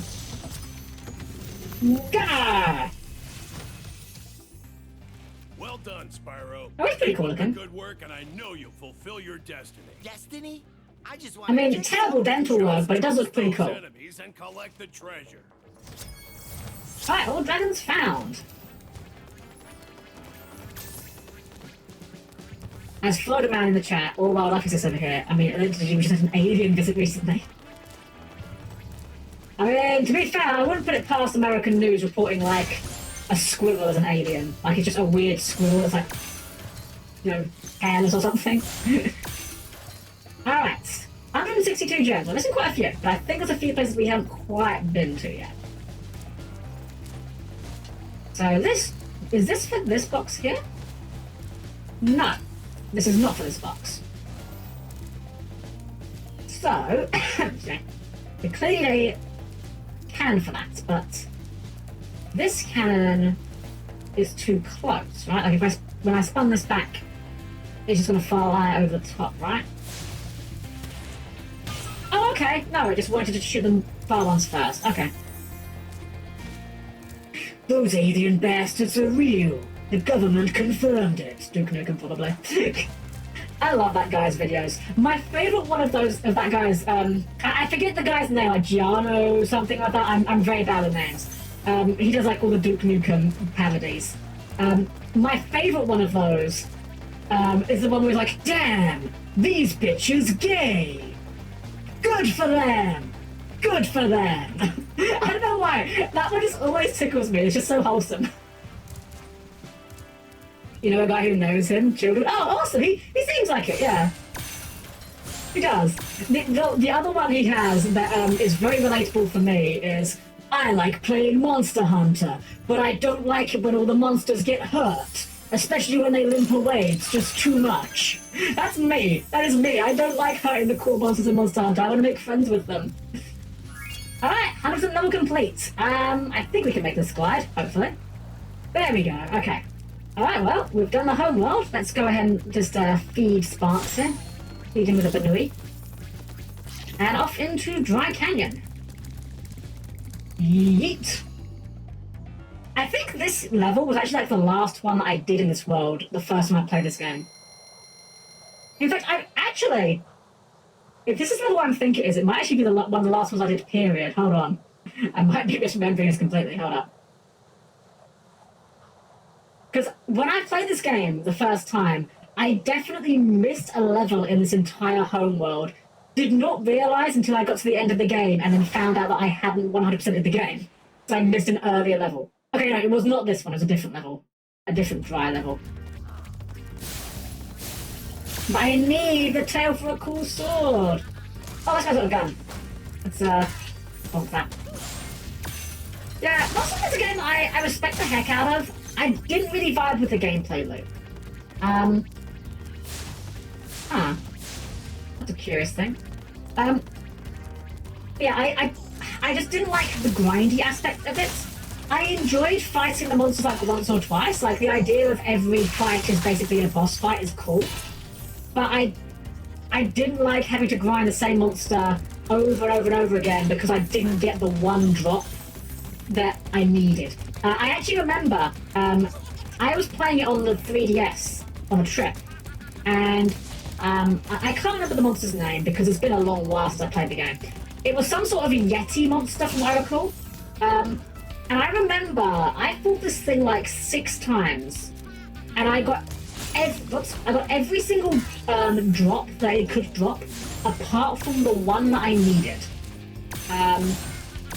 And I don't know whether I was doing something wrong, like if I needed to break a specific part that I wasn't breaking or something. I have no idea, but I just remember getting really annoyed about that. Gosfarag? I don't remember the name, I'm afraid. Oh, it could be. I don't know. Conan! Conan the Dragon! Huh? Oh. Thank you for releasing me, Spyro. Yeah, we're at the point now where the dragons don't have any more tutorials, so I'm just gonna say thanks. But at least it's better than the original game. In the original Spyro game, after a while, not only did they only just say thank you, but they start repeating recordings. They didn't give every single one a unique... Also, this guy has a bird, but he's going to use it as a melee weapon. I'm not sure it's how birds should be employed in combat, but, you know, I'm not going to say it's incorrect, you know. Give it a try, see what happens. Gospel's Rise, Helm-Played World. So I played 2 of them. I played World. World was the one I played the most of, actually. But I did also play Try. That was the one I was playing on 3DS. That was the one that had the Yeti thing that I had bad drops with. So if that narrows it down, maybe that might clue you in. But I couldn't confirm the name myself because I don't know. The only Monster Hunters names I know off the top of my head are, I know the, I know the Gaiacrus, I know Basil Juice, and I know the Barroth, because the Barroth is actually one of my favourites. I'm back here, what I missed? Not much more than that, we made it to the second world. We're on the first real level of the second world. We've cleared the home world out, and we're just working our way through this Peacekeepers now. It's not yet, it's a snow balloon, which is even worse. Oh, okay, fair enough. Well, you see how I could make that mistake, but yeah. You know what would be like the Galaxy Brain idea, actually, if they did like a monster... Okay, actually, maybe they did do this. So I know there was like that... Was it Wii or Wii U game where you have like a pet monster? If they did a Monster Hunter game where it's like a monster raising game, like you get to train all the monsters, that'd be really cool. Did you die at all? We've had one death so far, because I fell off a cliff. Ivor! Is that you, Spyro? Are you the young dragon I've been hearing so much about? Ever since you were a wee puff of smoke, we've known, You've known... I forgot. I forgot. It's called Monster Hunter Stories. Oh, do you actually get to raise them in that? Because I think I know the game you're talking about, but from what... Now, again, I've never played the game, so this is purely what it looked like from the trailers. To me, it looked like you just had like the one monster that was your friend. But if you get to like raise a bunch of them, that's pretty cool. I might have to check that one out. If I can get a Baron, I will be happy. I don't know, I just think the balance is neat. I like the idea there's just big stompy guys just going around headbutting things. Okay, I don't think we can make that glide. We might have to come back here later. Oh, here's a fun thing. Fireworks! You don't want to headbutt fireworks. Good advice for life. Do not headbutt fireworks. You do, and the fight's like Pokemon. Oh, nice! I have to check that one out then, because they're gonna enjoy that. Okay. That looks a little bit... That jump looks doable. I want to go ahead. Oh, we'll get that platform over there. Actually, we can't make that from here, can we? No, okay. We're going to go in here, we're going to hit the platform in here. That checkpoints us. Whenever you go over one of those platforms, it's a checkpoint. So now we can try the jump, and if we fail it, we don't lose anything. Well, we lose a life, we don't, like, have to go back to the start of the level. So, I think if we get on top of this platform here, I think that will do it for us. Oh, can we actually make that, though? I'm actually not sure. That's too high. Alright, well, let's just try it. We'll try it from here. I think this is probably a bit too far. Actually, no, this is definitely too far. We'll come back here. But we can get this one. Get our extra life. I'm trying to work out. There may be a trick to that. Eventually, we'll come back to that one. It definitely does look like if we try and glide, we're gonna... That's a death pit. Fix nose. Do not ram head into TNT branded plug. Exactly, yeah, exactly. Also, to avoid dying, try taking less damage. Take less damage to avoid being killed. To defeat the cyber demon, shoot it until it dies. And also, ash the Illumina, because there's no way they've already got the Bandit Fusion in hand, right? Stay tuned for more good advice with Helm.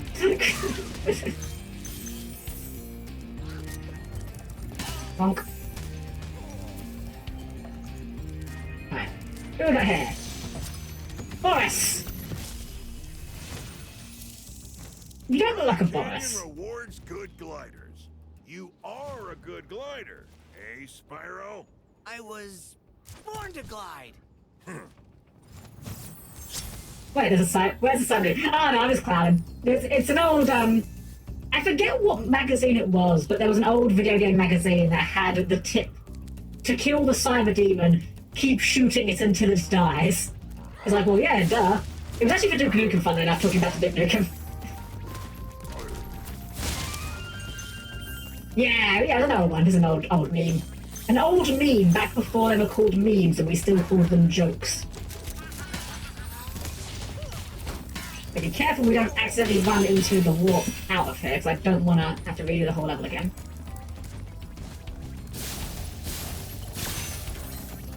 Also remember, if a deck you're on suddenly starts getting very hot and humid, get off it ASAP. You may have a bulk collector with big established on your ship.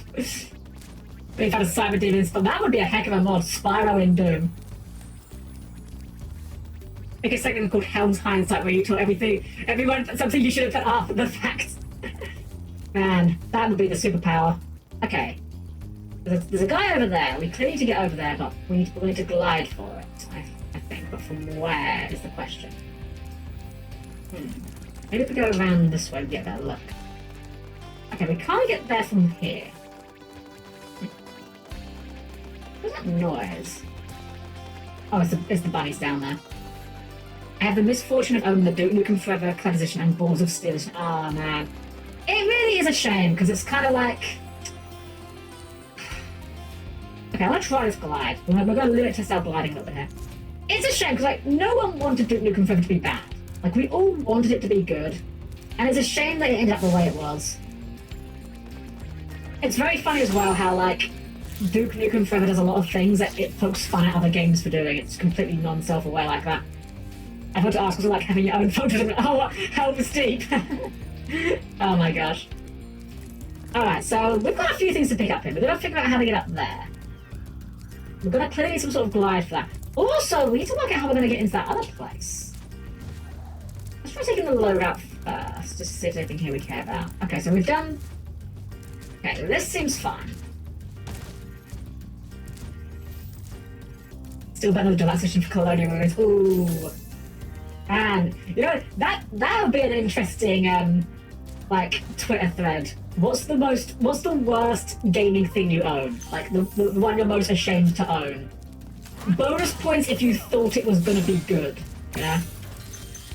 I think the worst thing I've bought that I thought was going to be good. Okay, I think we just go around the corner here, right? Does anyone remember Alien vs. Predator? The game that came out in around, I think it was 2013. Does anyone remember that game? Ah, key. Right, what's over here? Maximus! Incredible glide, Spyro. I thought I'd be stuck here forever with those ugly vultures standing on my head. Those birds might look tough, but they're pretty tasty. Flame broiled with a pinch of salt. Oh, please stop, they're gonna make me hungry. Okay, yeah, so you guys, yeah, the one with the multiplayer, yeah. So I bought that game after playing the demo. Because I was like, oh, the demo's really good. This seems like it'd be a really good game. I pre-ordered that game. Now, I didn't get, like, the, you know, super collector's edition or anything like that. But I did pre-order the game. That game is, not very good. I remember the multiplayer. So for those of you that didn't play the Aliens vs. Predator game, I want to set the scene for you. An asymmetrical multiplayer game. 5 Marines, 3 aliens, 1 Predator. I believe that was the ratio, so they may be slightly differently from what I remember, but something along those lines. The aliens, the Predators, sorry, not the Predators, the humans, the Marines, get their guns and their motion trackers. The aliens get their claws and can climb on ceilings, and the Predator gets, like, his javelins and his beam cannon and his fancy visors. Now here's the problem with this game. One of the aliens' abilities is they are hard to see in dark areas. Now, when I say this, I don't mean, oh, they make their models transparent when they're in dark areas. No. The aliens just have the power of being black in color, which means they're hard to see in a dark area. That is their superpower. Meaning, you can hard counter the aliens by just raising the brightness on your monitor. Or the contrast, one of those. I don't know which value it is, but one of those. Okay. We're going to test this glide. We're probably going to die, but let's find out. Yeah, that's not even going to be close. We need something else for this. But, so to go back to that game real quick. The aliens and the Predators could do instant kills. If you come up behind a player and you hit the E key, I think it was, you would do a one-hit kill where your character would, like, execute them from behind and instant kill them. Problem with this is the instant kills take a bit of time. They're not short animations. Like, I remember one of them for the Predator, if you kill a human, he literally, like, you know, rips the human's head off with the spine attached and, like, stares at the spine for a moment, strokes it because he's a Predator, you know. And I have a very vivid memory of a very particular scenario that happened. I was playing the alien. I sneaked up and I killed a human. While I am stuck in the animation of killing the human, a Predator walks up, kills me. I am dying, as like I'm seeing the kill cam, I see a human come out, shoot the predator. I respawned, went back to that area, and this conga line of people just queuing up to kill each other after the canned animation of the executes was still going on. And it was so stupid. It was a cool idea, poorly executed. Yeah, honestly, it was so goofy I couldn't help but laugh at it after a while. Come on! Okay, that jump was not as scary as we thought, we just needed to get over it. Yeah, I think Alien vs. Predator is a very cool idea for a game, just... I don't know how you execute it well. Then again, considering that, there we go, that's gonna be our last one, right? There we go, 400 out of 400. 100% complete, let's go! Yeah, it was very janky. Considering, though, that Dead by Daylight has the Alien license, though, I wonder if it's only a matter of time before we get Predator. I guess Predator's, like... Okay, Predator isn't really a horror movie in the strictest sense of the word, but I'm pretty sure Predator would be right at home in Dead by Daylight, right? Like, we've got the Alien in there, and, you know, that's kind of, again, horror air quotes, I'd say. I've almost crashed a VR server or two just by being there. Really? Wow. I've never played... Actually, no, I tell a lie. I fired up VR chat a couple years back just to kind of have a look around. I don't have a VR headset or anything like that. Unfortunately, it ran really poorly on my machine at the time. So, I didn't really dabble with it much, but I can definitely see the appeal. While we're flying, guys, I'm just going to have a quick event to clear. One moment, please.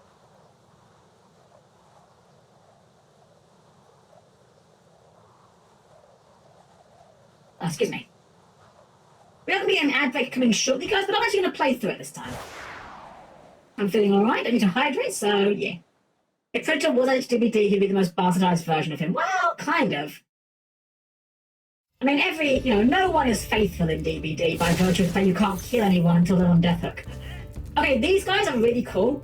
They've got, like, metal cloaks. I know that's really dumb, but it's really cool.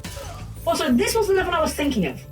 For some reason, the first time I played Spyro, I completely missed this entire level and had to come back and do it at the very end of the game.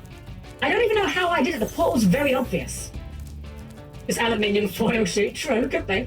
It's early though. Bonk. Something about the head bash is just very satisfying. Alrighty. Keep my eyes peeled for all of these, nope. All of these gems.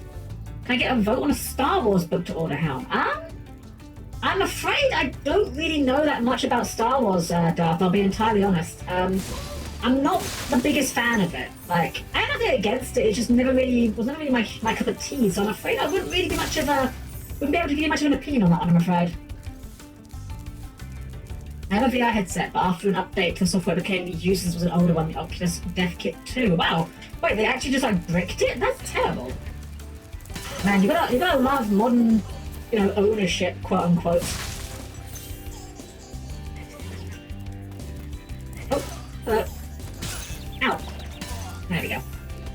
The Legends Plague is good. Zordon, I'll take your, I will defer to your judgment on this, because, yeah, I don't know anything about the old Star Wars, I'm afraid. I know lightsabers are a thing, and I've seen the first 6 movies, and that's kind of the extent of my knowledge. Hey, yes, oh, I thought it was a blue one for a moment there. It was not. Hello to Halvor. Hello, Halvor. How are you doing today? How's a dragon supposed to flame metal armor anyway?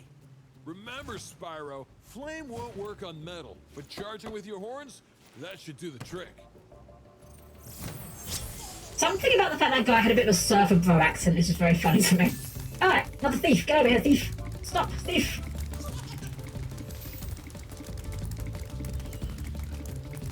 See, this is just... Oh my god, guys. Spyro confirmed for Dead by Daylight. Look how long this guy's looping me for. I think actually going the other way may make this slightly easier.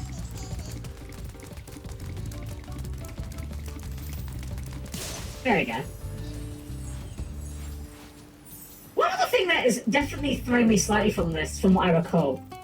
From my memory of the original PS1 version of the game, I seem to recall that the range on your flame breath was a lot shorter in that version. Like, I'm pretty sure there's been times where I could flame breath those guys and I'm still chasing them longer than I needed to. Is there anything up here? Did we do this bit? Just gotta make sure. Okay, nothing up here.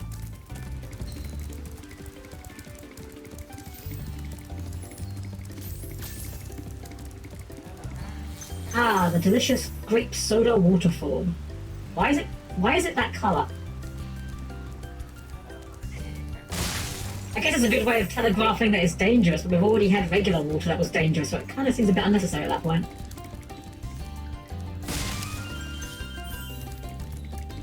At 14 lives. Not too sad. I've only lost one so far. I don't know how many we're going to end on. Spyro is definitely a lot less... Oh, Tim's there. Spyro is definitely a lot less generous with its lives than Crash's, so there's no way we're going to end on 99, I don't think.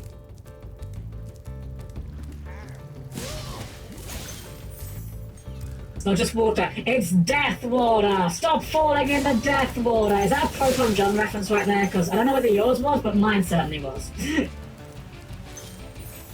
I remember the old days of Proton John with the death water. I always thought the flame breath looked so satisfying in the old version. I can imagine it was short though. Yeah, it might be. I like the graphic for the flame breath a lot more than the NES one. NES one, hello? You're playing too much Final Fantasy. On the PS1 one. Spyro NES, someone get on that. Yeah, the PS1 graphic for it, I like that more than this version, purely because I think it's a lot more obvious where the hitbox for it is. I think the fact that this one is more just like particle effects rather than a 3D model makes it harder to tell. I've got to go, have a lovely stream home. No problem, Chris. Always a pleasure to have you here. Thank you for being here. I hope you have a wonderful evening. And you have a great night. Take care. It's always a pleasure. So I just realised that torching these actually does give us gems, which now makes me worried that we may have missed one of those.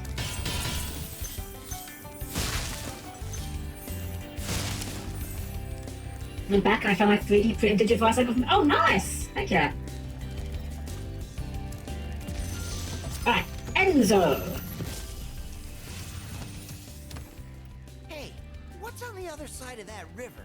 Why don't you glide there and find out? Yeah, fair enough. Can't really argue with that. May have been, but Deathwall was also a thing in Metal... Oh, okay. You know, it's entirely possible that he was referencing that then, for all I know. Alright, well, let's, yeah, like you said, why don't we fly over there and find out? But we're going to make sure we've got a good vantage point first. Actually, maybe back up here is the play, perhaps?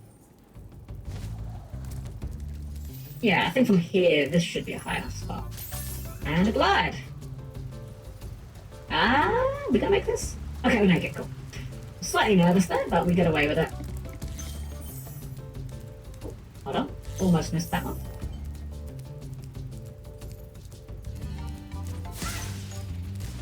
Seeing these vultures, when we were talking about Pokemon earlier, it makes me really sad that the only vulture Pokemon we have is not good. Can't remember his name. I can remember the Japanese name, but I can't remember the English name. What is it? What's that? Is that Volregina or something? No, that's not it. What the heck is the vulture Pokemon called? I suddenly cannot remember. Mandibuzz! Thank you, 19. Wow, I'm embarrassed. I'm normally very good at Pokemon names. Yeah, Mandibuzz. It's only female. Right, yeah. So, I'll just say this. If you guys aren't familiar, the Japanese name for Mandibuzz is unfortunate, if you're not familiar with it. It is Volgina. Yes, Volgina, yes. Yeah, you spell that, yeah. Because here's the thing. It's vulture plus Regina, as in like queen, you know. But it's very, very unfortunate to those that don't know that's where it came from. You've reached the highest point in Clifftown. Oh, that's cool. Almost anywhere from here. If I were you, I'd use that whirlwind over there. Yeah, no, that is actually its name. You can look it up. Like, 19 is not wrong. That is actually what it's called. It's a very unfortunate name. I thought there was like another. Oh yeah, there's another one. There is the Magmar line. Magmar's name in Japanese is Booba. Magby is Booby. I can't remember what Magmorto is, but it's something boob related. I know that much. But yeah, the perils of naming Pokemon or anything in a way that makes sense in your home language, but not necessarily translating well. Oh, okay. I know we have to do like I think a very particular glide here. Yeah, these ones a little bit hidden here. Bonk. We haven't found a key though, I don't think. Which is a bit of a concern. We're 60 gems in the hole. Actually, is it only 60? Yeah, 60. So we're obviously missing a fair few things here. And what is Boo Bird? Ah, okay, that makes sense. Yeah, it definitely is a reference to the booby bird, but it doesn't change the fact that it's very funny because, haha, boobies. Teehee, booba. Alright, so we've obviously missed something significant here, so I'm keeping my eyes out for anywhere that looks like a hidden. Oh, there's a gem right there we missed for starters. I think there was a box that required a key though that we may have missed. Or just not found rather. Yeah, over here, this chest over here. This one, that's not even a key actually. There must be another way to get into that. Also, I just noticed all these houses have chests on that we can break open. That was not how we wanted to do that, I think. Yeah, I think. Oh, I see how we do it. I've just seen the solution. How do we get to that one? Can we go from here? That looks a little low. Yeah, that ain't gonna work. That ain't it, Chief. I guess we'll just take the bit from up here, I suppose. Of course, my favourite Pokemon name when it comes to goofy Pokemon names is Muck Backwards. Teehee. I am a comedic genius. No human being has ever thought to spell muck backwards for comedic effect. Right, sure, I'm pretty sure this is the right idea. I'm just doing it from the wrong angle. Potentially.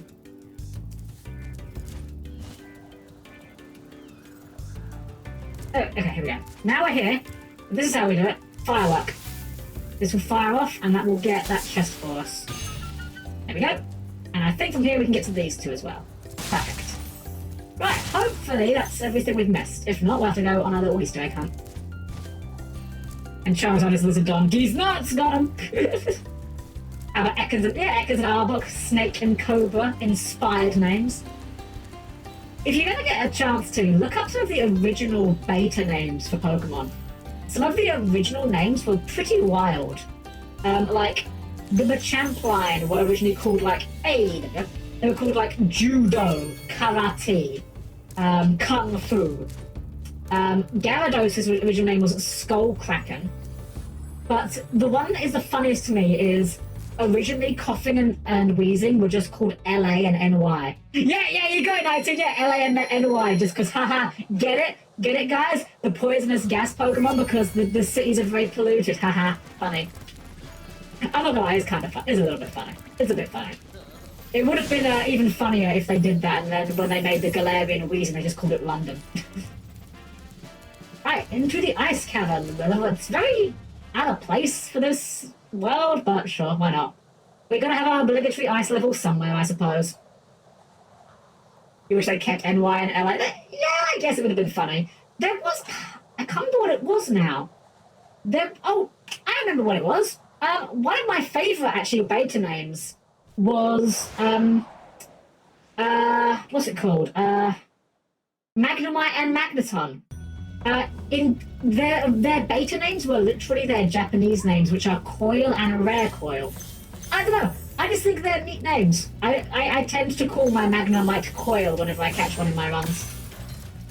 Did you know, Arbok's rival wasn't meant to be named Zangoose at first, it was meant to be named Eojig.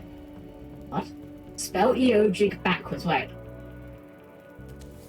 Igio? Gigio? Gaijio? I'm not sure if this is a thing that I'm just too... Wait, G.I. Joe? Seriously? Wait, G.I. Joe? Oh my gosh. Seriously? I haven't heard that one. That's hilarious. That is so terrible. That is amazing.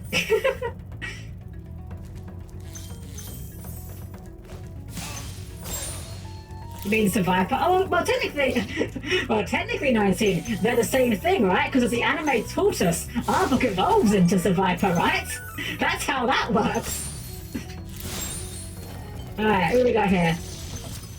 Ulrich. Hello, Ulrich. How are you doing today? Word of caution, little one. Wait until you grow big, like me, before charging those large enemies.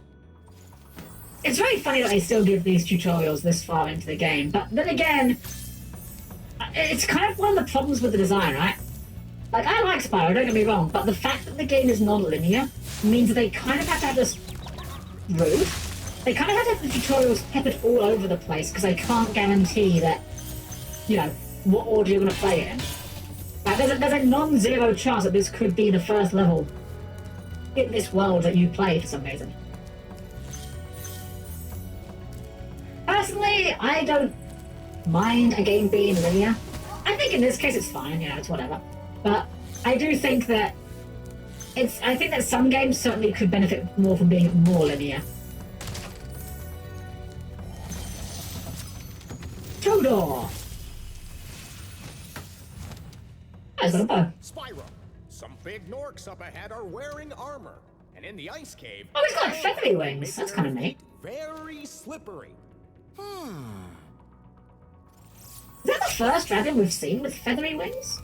Or have I just not noticed it until now? I think feathery wings are a very kind of neat idea. Who would you rather team up with, Gaston or Hades? Oh, well, I mean... Let's be fair though, like, Hades is pretty strong, you know, gotta be underworld and all that, but... let's be honest, like, you know, no one shoots like Gaston, hits those buttes like Gaston, then goes stomping around wearing boots like Gaston. No one fights like Gaston, douses lights like Gaston. In a wrestling match, nobody bites like Gaston. You know, so I think I'd have to go with Gaston. I mean, he is especially good at expectorating. And he does, you are right, he does use antlers in all of his decorating. You are correct. 100% correct. There is a clip but I don't actually... Oh, right, this guy's armoured.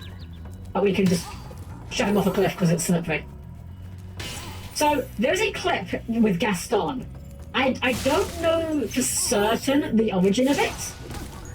The only reason why I know this clip is because it was in a YouTube poop that I watched many years ago.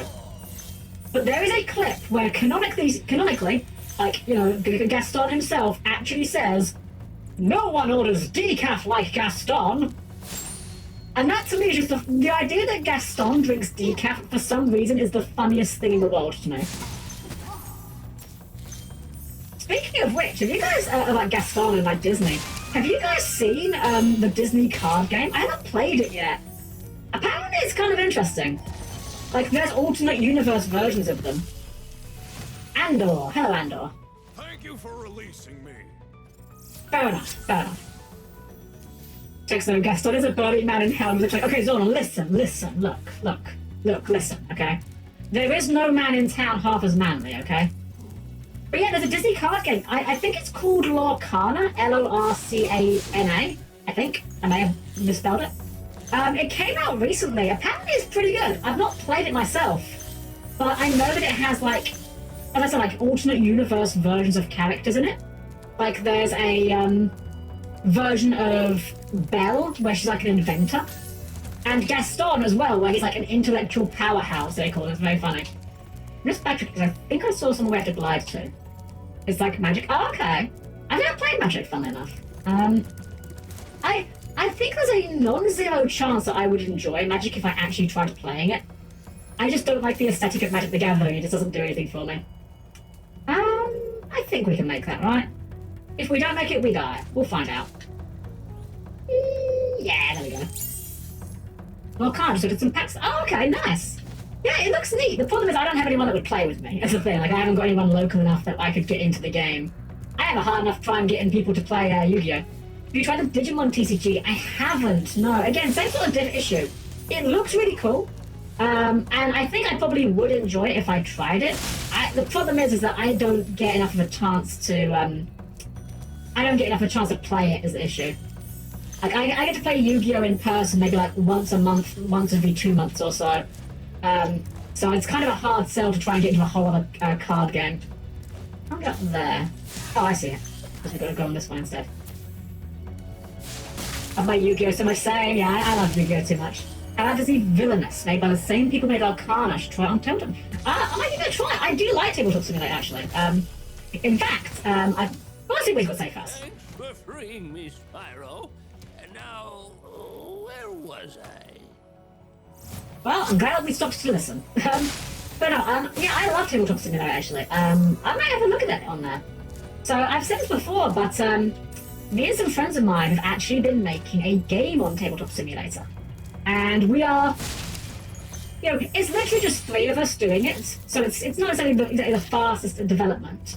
But we are hoping that potentially, you know, touch wood, we might make it into a real game one day. Maybe. I mean, there's a lot of work involved in it.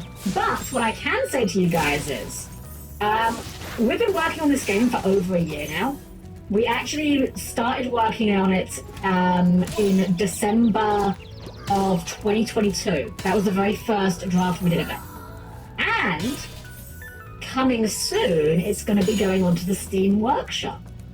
So you guys will be able to play it for yourselves. In fact, I'm actually going to try and grab a couple of VTuber friends to do a playtest on stream when we put it onto the workshop so you guys can see how the game is actually played.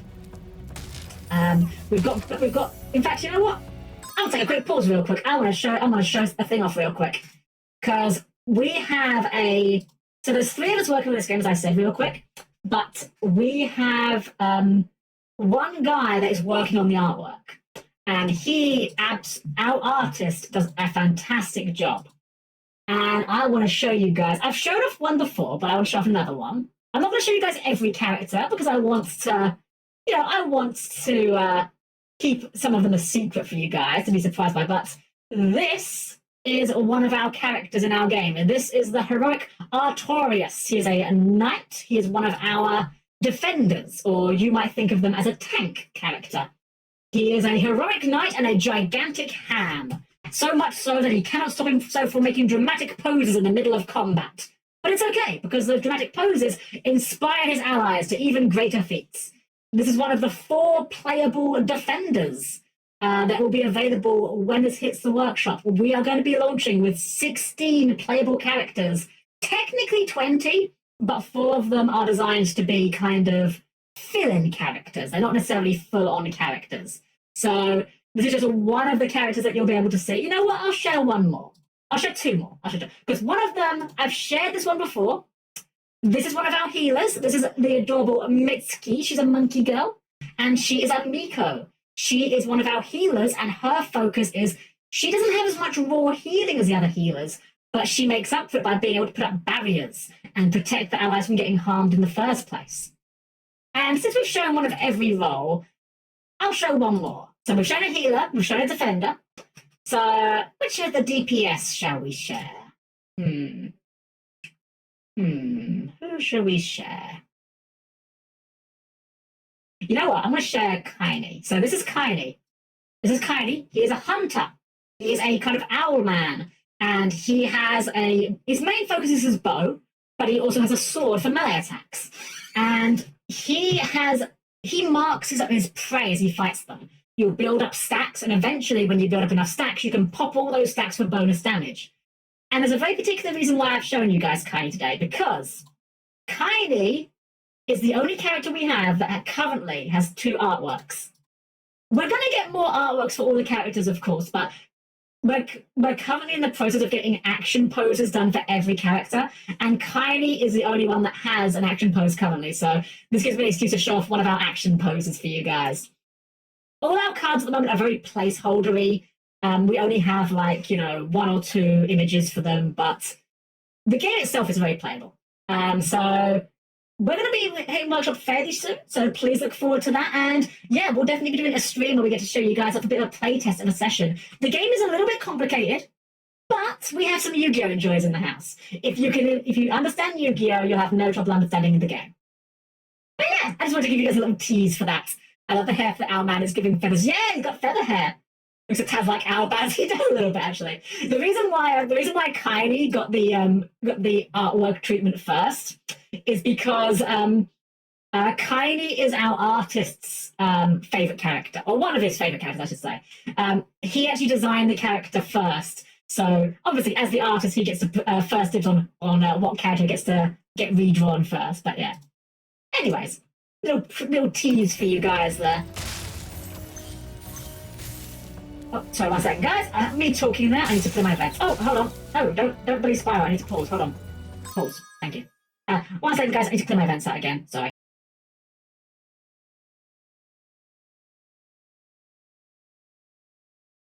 Excuse me about that. Is there a way I can explain what Disney Fears is and how to win? I can be a fan of that board game so much. Oh shit, they're still bullying me. I'm actually tangentially aware of it.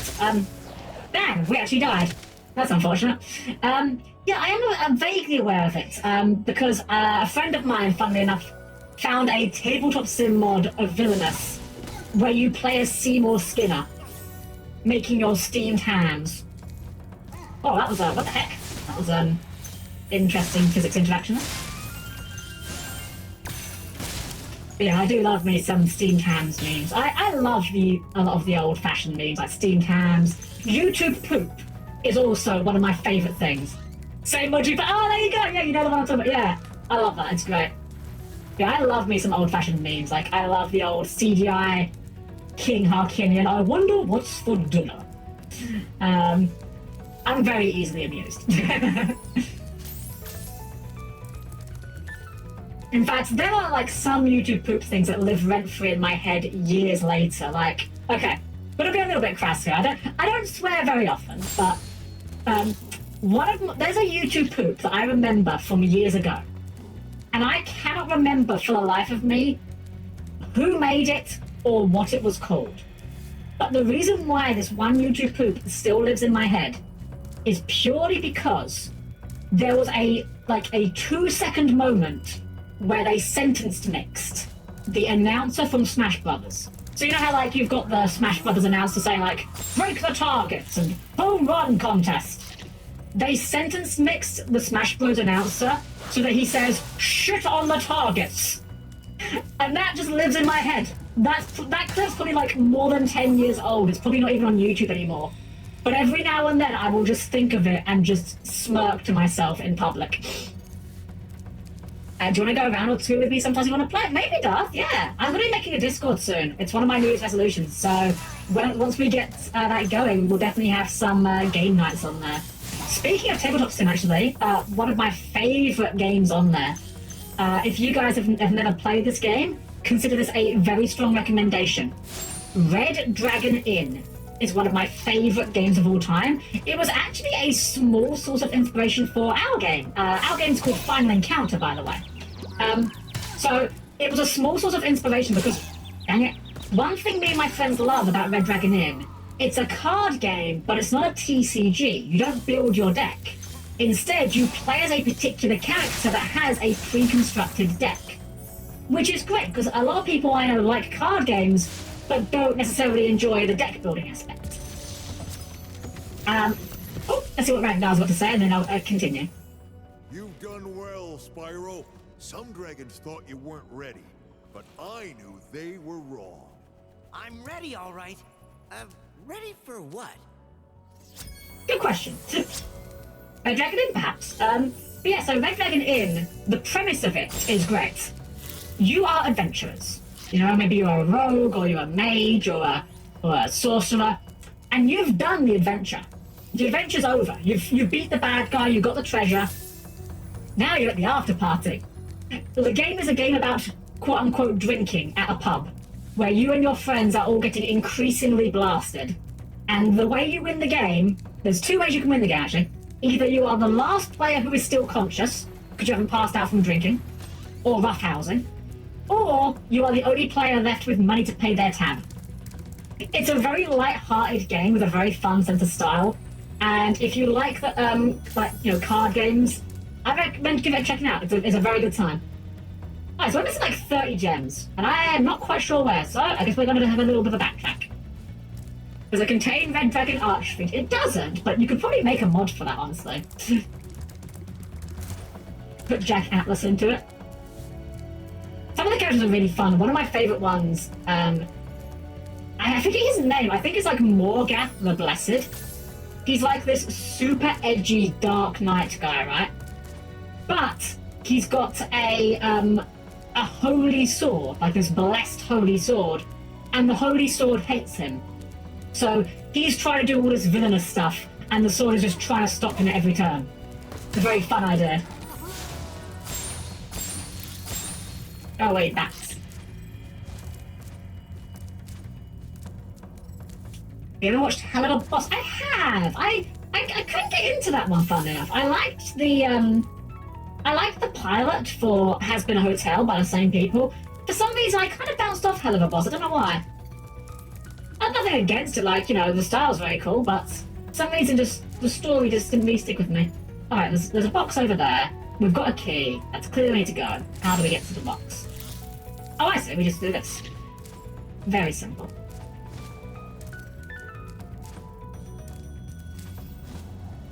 Right, so this hopefully will have 30 gems in. Otherwise, we have to go hunting for more gems. Ah, that's 30. There we go. Perfect. I'll get some motorcycles! It's like a new Yu-Gi-Oh! Duel Styles based around Arc v Action style and mixing with board game TTRPG is definitely a time. Hey, a bit like Dungeon Dice Monsters, perhaps. Honestly, the idea of combining a regular... the idea of taking regular Yu-Gi-Oh! Cards and making a board game that's playable around them is a very cool idea. I'm a big fan of that. In fact, fun fact actually about Helm.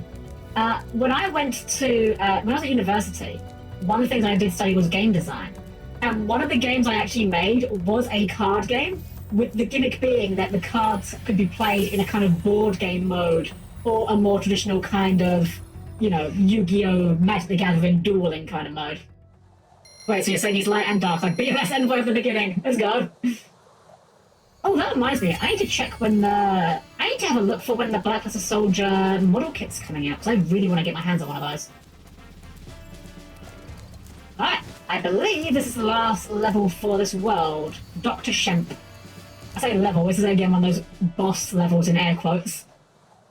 Because the levels here aren't the bosses aren't exactly very challenging in this game, shall we say. Which is fine. As I've always said before, I am well on record, I like easy games. It's not a cool opinion to have, I know, but I would much rather play a game that's just comfortable and fun and easy to play than a game where I'm tearing my hair out every 5 seconds because the game's so hard.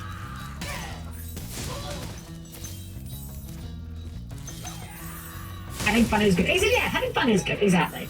Also, that guy literally just ran off a cliff when I wasn't looking. Hilarious. Oh, right, because I can't see where they're going, because their helmets have, like, no holes in them. I guess this guy can kind of see. Sort of. Still ran off a cliff, right? BLS model kit. Oh, yeah, Zorn, you didn't know? So, they've made 2 so far. They've made a Blue Eyes, which I actually have. The Blue Eyes kit is gorgeous. One of the best builds I've ever made. Oh, I'm scared. Yeah, so they've done Blue Eyes, they've done Exodia, and they were making BLS. I don't know if he's come out yet or not. But they're part of the Figure Rise Amplified line, where basically they take the regular design and they just kind of, for lack of a better way of phrasing it, they make it extra. More edginess, more spikes, more details, like, just make it cooler. It very much appeals to that kind of teenage sort of cool design aspect, but I'm not gonna lie, it works for me. It really does work. I might be misremembering. I think they might have been doing the Red Eyes as well, but that might have been a different line I'm thinking of. That might have just been a figurine. Oh, Chaos Emperor Dragon? Not yet. But, I mean, the line seems to be doing well, so I'm sure they'll do more for it. Trondo. Hello, Trondo. Dr. Shemp thinks he's so cool. You don't know what it's been like listening to him over and over. But I tell you one thing, he should watch his back. I'm not sure how a dragon has dreadlocks, but he kind of was rocking it, not gonna lie. Alright, let's get those boxes over there.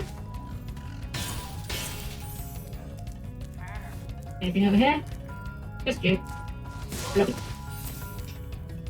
Kind of, you still have to duel, but now there's a new phase called the search phase, which is always active except if there's a chain. In the search phase, you can search for cards in the board game, so by rolling a die and getting lucky, you could half damage or destroy. Oh, that's a cool idea. Yeah, if you end up prototyping that into Tabletop Sim Coma, let me know. I'd happily give it a go. I think that alternative ways to play Yu-Gi-Oh! Are really neat. Like, you guys remember how they had like all those weird PS2 games like Duelist of the Roses and what was that one Capsule Monsters game they had on PS2? Was it just called Capsule Monsters? You guys know what I'm talking about, right? Oh, dang it, we're gonna die here. No, we're good. We're good. Yeah, I think whenever they do Yu-Gi-Oh! Monsters not playing regular Yu-Gi-Oh!, it's not always a good time, but it's always an interesting time, if nothing else. I've got a lot of the figurized model kits, they're also good. I've got most of the Digimon ones, 2 of the Yu-Gi-Oh! Ones in Blue Eyes and Exo. Oh, awesome, Exo-Man! Yeah, I love the Digimon ones. Honestly, the figurized amplified Machine Dramon may be a very strong contender for my absolute favorite model kit just ever. Like, I don't think there's a single thing about that model kit that I would change or improve. How far did you get after Pilot for the boss? I think... I can't remember, it's been a long while. I think I'm about 2 or 3 episodes into it, maybe? It's been a while, as I said. Alright, this guy actually does have armor at least, so that's something. But he doesn't got a big butt on fire.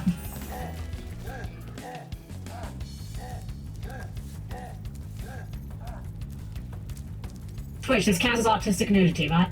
We're fine here, it's just a bum. It's just a bum. Ow. I thought he was just gonna spin around. Alright, let's provoke him, come on.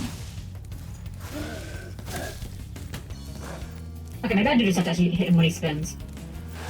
There we go. Okay, easy enough.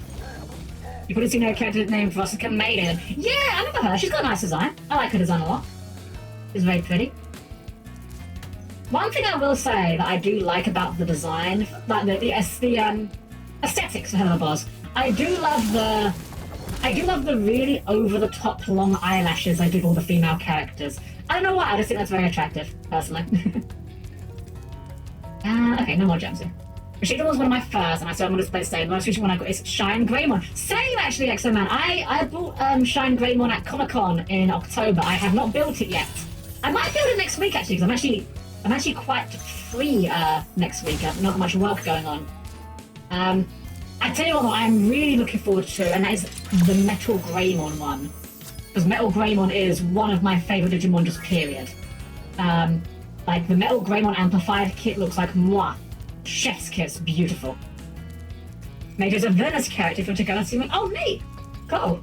Yeah, I'll look at that at some point. Alright, let's get out of here. We got 100%, we got Dr. Shank down. I think we're done with this world. It's funny, you know, we're 2 worlds deep. I remember Spyro taking a lot longer than this.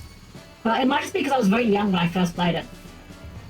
Because, yeah, we've got, I'm pretty sure it's 3 worlds, 3 levels and a boss, I think.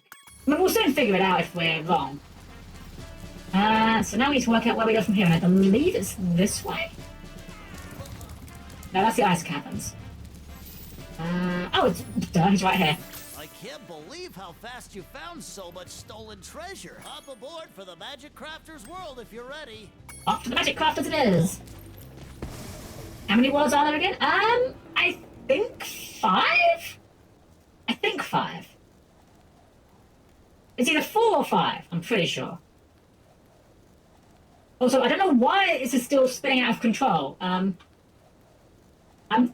have no hands on my hands are off the controller. I don't know why it just is going crazy whenever we go to a new world for some reason.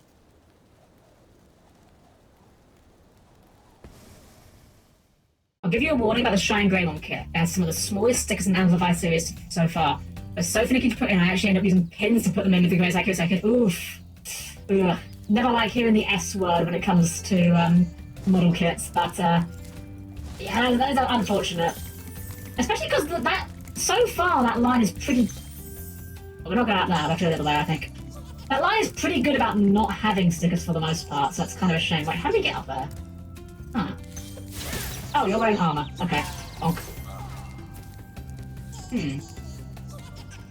Yeah, we can't get up there. Must be another route for that. Cosmos! Welcome to Magic Crafters. I want you to release the dragons, reclaim our treasure, and recover the eggs from those pesky blue thieves. Anything else while at it? No? Okay. You know, it just occurs to me. I've only just now put my finger on it. The worlds for Spyro 1, they've all got weird names, right? Because they're named after the inhabitants. Like, you've got the Artisan world, you've got the Peacekeepers, and then this was called the Magic Crafters. Half of these just sound like Yu-Gi-Oh! Packs. Okay, he came down, though, so maybe we have to bait him. Maybe step away and come back. Yeah, tell me that Magic Crafters doesn't sound like a Yu-Gi-Oh! Booster pack set.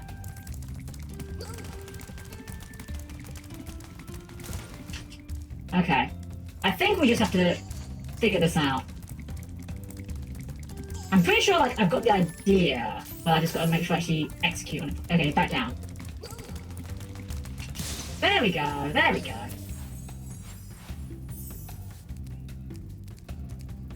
The next two Beastmakers and Dreamweavers could be Yu-Gi-Oh! Pack. Honestly, yeah, I could see it. I could see Beastmakers as a Yu-Gi-Oh! Pack. Just kind of has that same sort of theme of how they sound, and this guy just makes a pillar. Sure.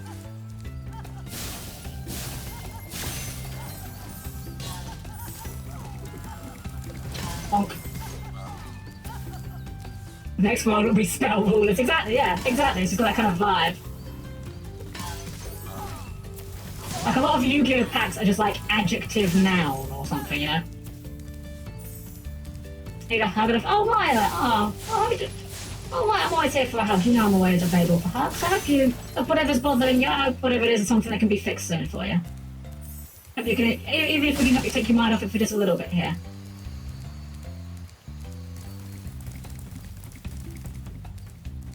Get over to Yu-Gi-Oh! Pack and got a Ghost Rat. I've never got a Ghost Rat. I've had a couple of good pulls though in the past. I pulled a Collector's Rare Scapegoat out of Amazing Defenders. What was the other two Collector's Rares I got? No, sorry, not Scapegoat.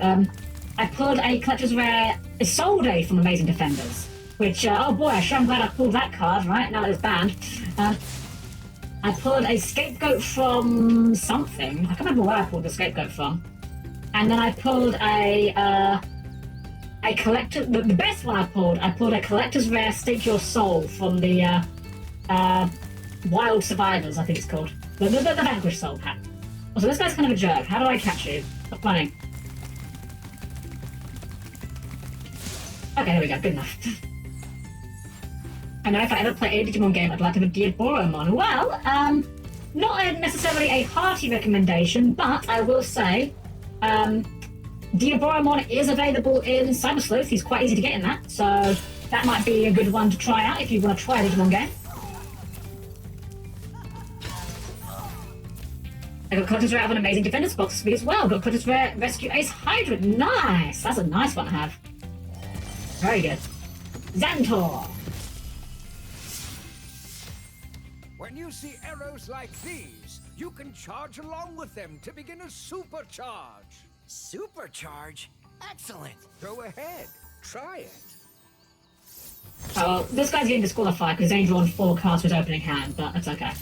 Alright, so yeah, these arrows here, we can, if we do a regular charge on them, it will become a supercharge, like this. It's not that obvious compared to, in the PS1 version. So, like, in the PS1 version, once you get, once you go into the supercharge, it really does become a lot more obvious how much faster you're going. This definitely feels faster, but it's not as obvious in my opinion. The assets were just a lot more obvious in the PS1 version. So I've been lurking, sorry if you're not oh no, Making, you're fine, as I always say. Whether you're here lurking, chatting, or just put me on background, like, I appreciate everyone that's here, as long as you're having a good time here, that's all I could ask for. This portal leads to a special place where you can learn to fly. I remember when I was a young dragon, earning my wings. Learn to fly. Got it. This man has just reminded me of something. We have missed a thing. In fact, we may have missed 2 things. We'll be backtracking in a second, because I've just remembered we've definitely missed at least 1, probably 2 things.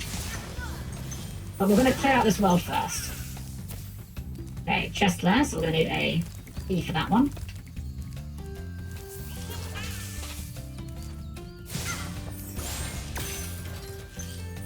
Wizard Peak, more like Wizard Mid. Nailed it. Got him.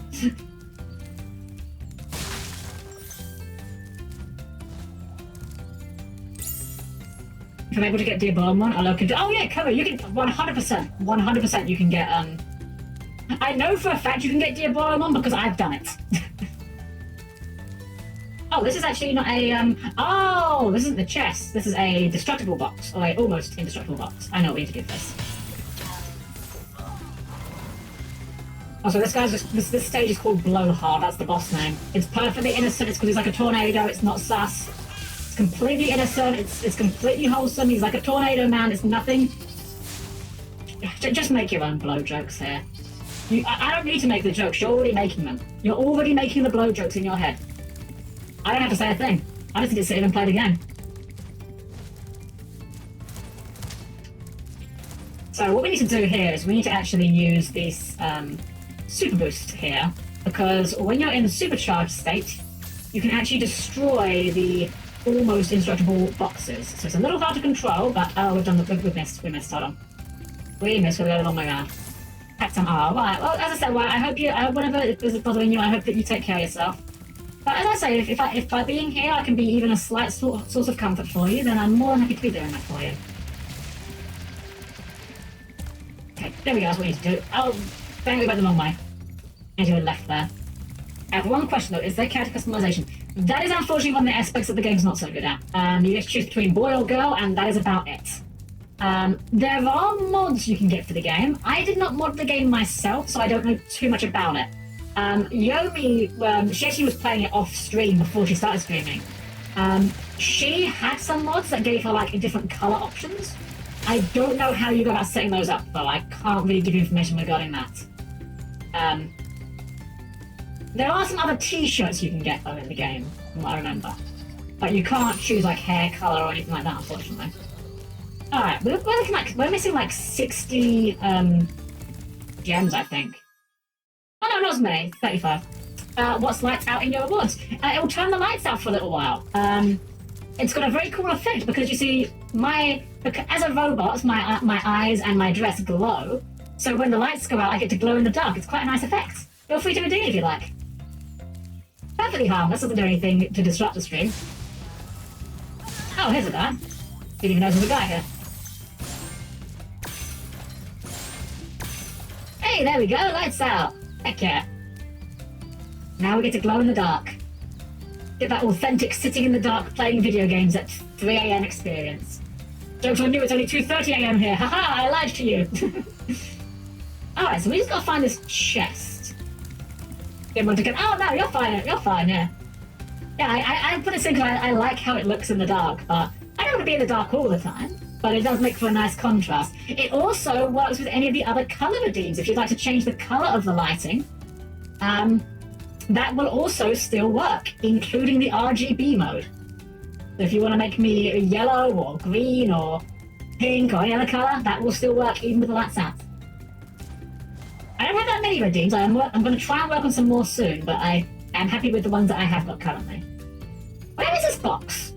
Where is this box? There's a box. Oh wait, is it? Oh, it's up there. No, that's not the box. Ah, you guys redeemed at the same time. Yeah. So with the lighting redeems, they do they do overwrite each other. I don't have it set up so that they queue up because otherwise it will just queue up for ages. But that's fine, you can always redeem another one to overwrite it. I don't have that many things you can spend your points on, so go ham with it.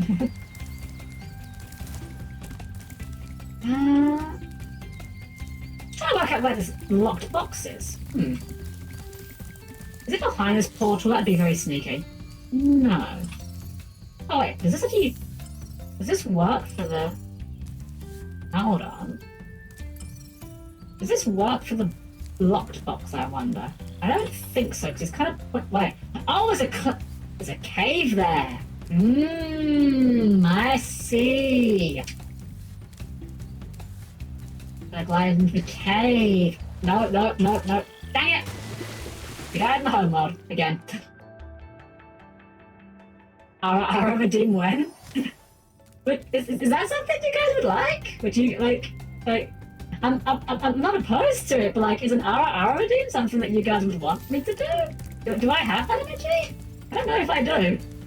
Android Ara. I mean, I'm not saying I'm opposed to putting one in there. Is that something you guys would want? You would? You would say Ara? Maybe I will make that a redeem at some point then.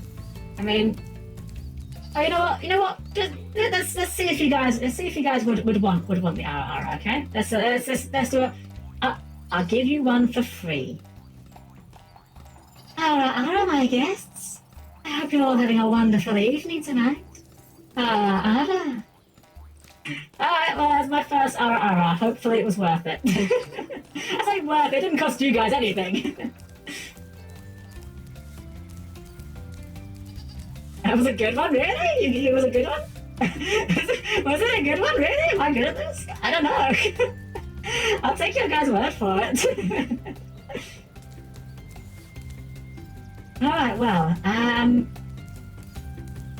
you get points. Okay, I would, guys, it's gonna happen. It's gonna happen. It will be a thing. I will make it a thing. I'll have to make some sort of prompt for it so I don't miss the redeem, but I think we can do that. Alright, so this is how we get to the cave here, I think. There we go. And there's our locked box.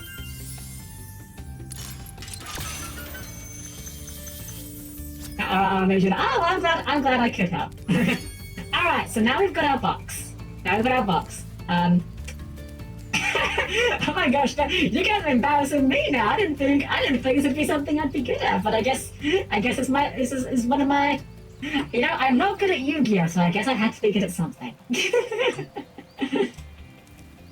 Alright, so I said before, we had to backtrack because I've just remembered, we actually do need to... I actually have missed something. Which is... We've missed a level in the previous worlds, that I just remembered about. How do we get back to the balloonist? Is it this way? I think it's this way.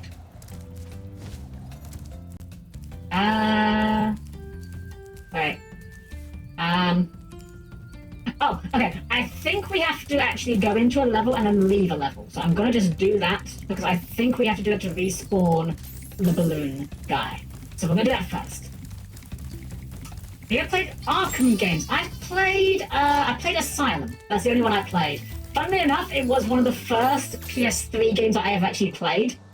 I bought a PS3, didn't have any games for it, but one of my friends had some games. I'm like, hey, you've got a PS3, what games do you like? He's like, oh, try Arkham Asylum. I'm like, okay, sure. It was alright. I'm not really that big of a fan of superheroes, I'll be entirely honest. I like manga. I don't really like comic books that much. But I enjoyed the game okay, for what it was. When did you start streaming? It was October, I believe. Yeah, I think it was like this. No, October was when I got affiliate. I think I started streaming in the last week of September, I think. So we're just gonna exit the level here. I just popped in here to respawn the balloon guy. Do you play Master Duel? What decks do you play? I do play Master Duel. In fact, we do Yu-Gi-Oh! Viewer Duels pretty much every week. I'm aiming to try and do one every week. My decks, I play a few different ones. I like Trap Tricks. I like Evil Twins. I like Sprite. But, of course, above everything else, like, regardless of what deck you're playing, the important thing is that we accept Frog the Jam. We always accept Frog the Jam. This is not optional. Can we... Wait, this guy isn't here. This guy isn't here. Wait, do we just go to the other balloon guy? Is that the trick? Hold on. Hold on. Hold on, skill issue occurring. Skill issue is occurring. You're going to be dealing... Nothing wrong with that. There's nothing wrong with that. Here's the thing, right? I always say this. I always say this when it comes to Yu-Gi-Oh! Play whatever deck you enjoy playing. That's the thing. Here's the thing. You might come up to me and you might be playing like, I don't know, Bestial Branded, and you might ruin my day. You might absolutely shut down everything I do. You might come up and be playing like Kashtira and absolutely destroy me, and I don't even get to play the game. Or you could be like that one time when I went to locals and this Super Heavy Samurai player comboed off for ages and then got surprised when I scooped because I couldn't get past Baron Borolo Appaloosa Pass with hand traps. But at the end of the day, have fun. As a Yu-Gi-Oh player, when you're playing a competitive game... Oh wait, we can actually go straight to the 4th world. We don't want to go here. Is this why we... Okay, here we go. Right, we're going to go to the artisans. We'll go back to the 1st world. That's what we need to do. But yeah, at the end of the day, Yu-Gi-Oh is a competitive game. As a result, even... This sounds harsh, but this is the truth. As a competitive game, you do not owe the other player a fun time. It is not your responsibility to make sure that your strategy is a strategy that your opponent enjoys playing against. That's really not a fun take to have. I'm fully aware of that. Like, I've been in situations where I just do not get to play Yu-Gi-Oh! Because I could not stop my opponent's combo, and they just go off in my face, and I just get to scoop. Right? It's unfortunate, but that is the reality of it. Never feel ashamed or embarrassed or bad for the deck you play, because your opponent isn't going to give you the same courtesy. No one is going to sit there and go, your deck's not very good, so I think I'm just going to set one parts, No one's going to do that. Or no one's going to go, oh man, I kind of feel bad for beating you, so here, I'll give you a free game win. Oh, so this is why we came back here. By jumping all of these platforms, we unlock a hidden level. This is what I forgot about. But yeah, so never apologize for whatever strategy you want to play, because at the end of the day, in a competitive game, you're playing to win. The goal is to win the game. And it's unfortunate, but that's how it is. So even if you destroy me, like, there's one viewer who's, I didn't see him last week, but he's been a regular, called That One Guy. And I'm not gonna lie, that one guy, name is well earned, because he's really good at the game. He has some very scary decks. He's got like this one zombie world pile that I don't think I've ever beaten, that puts up like a huge board where you basically need evenly matched or you're screwed. Or Dark Ruler, I guess, would do as well. I've never beaten him, but you know what? That's fine. No complaints about that. He's playing the game well, as so he should be doing it, That's how you do it. Alright, so this is a kind of bonus stage of sorts. This is a flight level. So Spyro can't fly normally, but he can fly in these stages. And this is a time trial. You can see the top right, the time is counting down. Our goal is to destroy 4 sets of 8 obstacles in that time limit. With every time we do it, we get a bit more time. So we've got the barrels, then we've got archers, and I think this is an okay route. What we have to do is all in one single take. If we run out of time or we hit the water, then we end up at a try-over. But this, I'm not the biggest fan of flight games, like I'm not very good at them. This control's fine though. It's not too hard to control. We got chess. Shoot, missed one. Dang it! Okay, well, that's what failing it looks like. I tend to apologise sometimes because I know how it feels to brick and not get to play anything and say, oh yeah, it's part of the game. That's a thing. Like, don't get me wrong, does it suck? Absolutely, like 100%. Like, given the choice, I would much rather play Yu-Gi-Oh! Than be told you're not allowed to play Yu-Gi-Oh! Today. But at the end of the day, sometimes it just be like that. Even the best decks in the world's gonna brick every now and then. And let's be frank, I don't play the best decks in the world. My decks they're fine, they're competent, but they're not like, when I'm not expecting to be seeing Trap Tricks top anytime soon, let's just put it that way.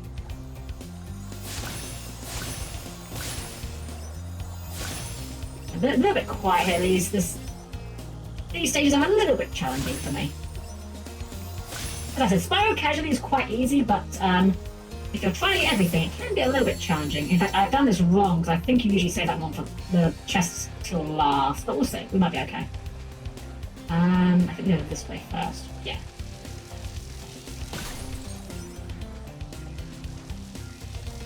We may run out of time here, because I think we needed to do the chests last in hindsight, because they're quite spread out. You can see like we get 3 seconds back for every one of these, but they're a little bit spread out, so I'm not sure. We'll see.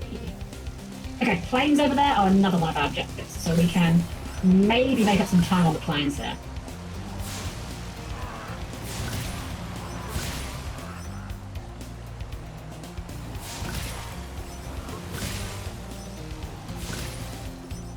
Two left.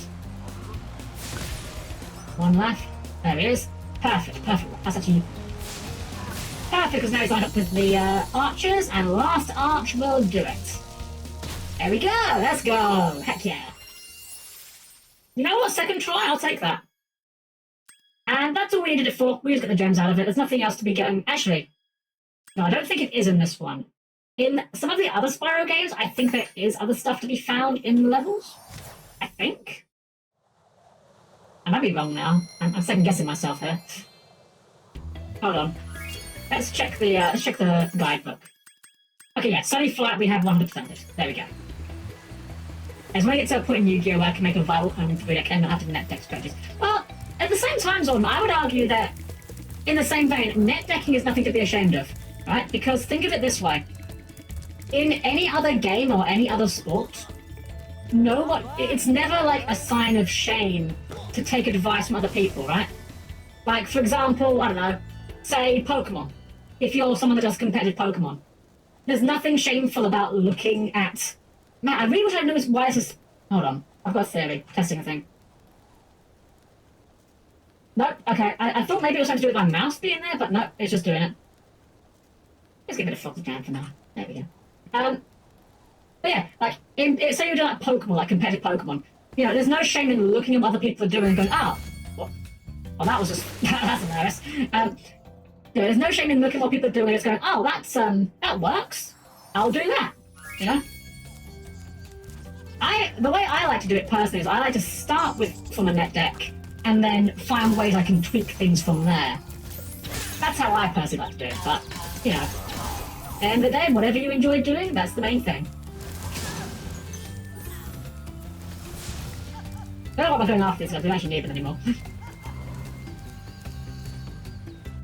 But all my decks are net decks. I suck at deck building. True! I mean, same here. Yeah, that's how I feel. I am terrible at deck building.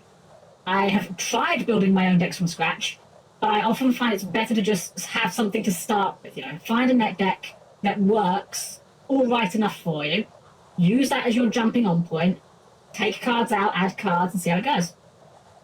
Without net decking, I would never understand Orcus. Fair. I wouldn't have got to my Gate Guardian deck without net decking, because there's no way in hell, there's no way I would have ever thought of running a Hero Lives and Prisma in Gate Guardian. That would just never have even occurred to me. Oh, this thing is pretty cool. I like him. Oh, no. Dang it! Well, we're back at the desk real quick. Good thing we haven't got a counter going. Now, there we go.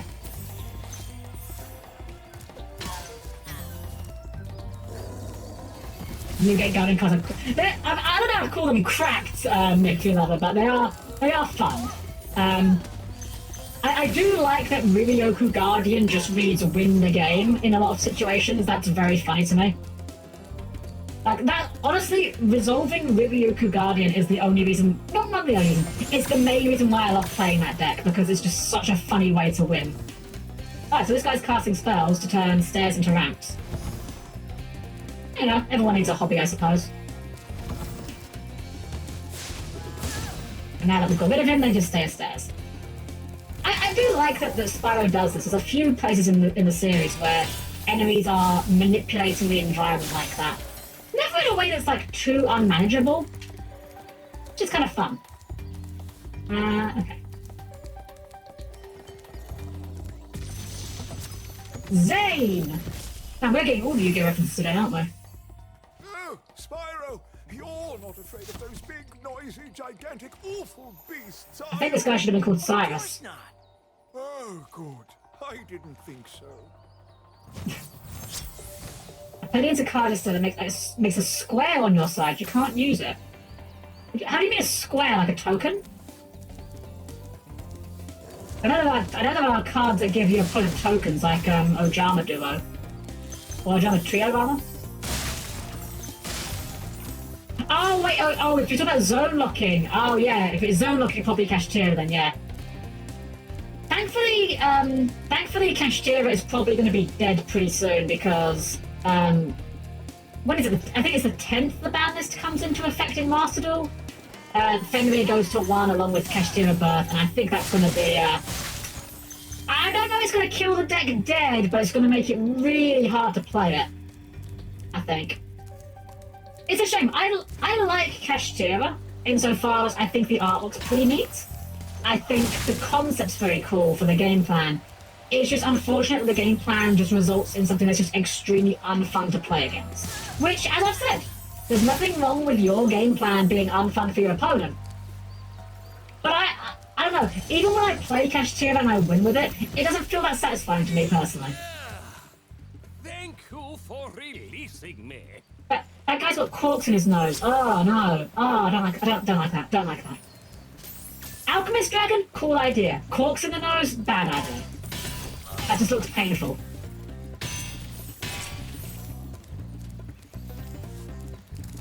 Aim down, I'm gonna splash it with stuff. I mean, there's definitely things you can do with it for sure, but I think they're trying to do like... Okay, so Master Duel has kind of got this weird thing with its ban list, where Master Duel is clearly trying to make its ban list as different as it can from the TCG and the OCG. Like, you only need to look at how they handle sprites and Tearlament to realise that. Kit Kalos is not a legal card in any physical realm, and yet it is still legal in Master Duel. And Tearlament isn't really doing anything in Master Duel anymore because it hits so many other cards. Sprites. TCG and OCG, Elf is at 0. And then in Master Duel, Elf is at 3, but they put Blue to 2, Starter to 2, and Jet to 1. And that didn't kill the deck dead, like it can still do things, but that's an effective way they have kind of put the deck in check. I think it's kind of interesting that they do that. I don't know that it's the best approach, but I can definitely respect that they are clearly doing their own unique take on the ban list.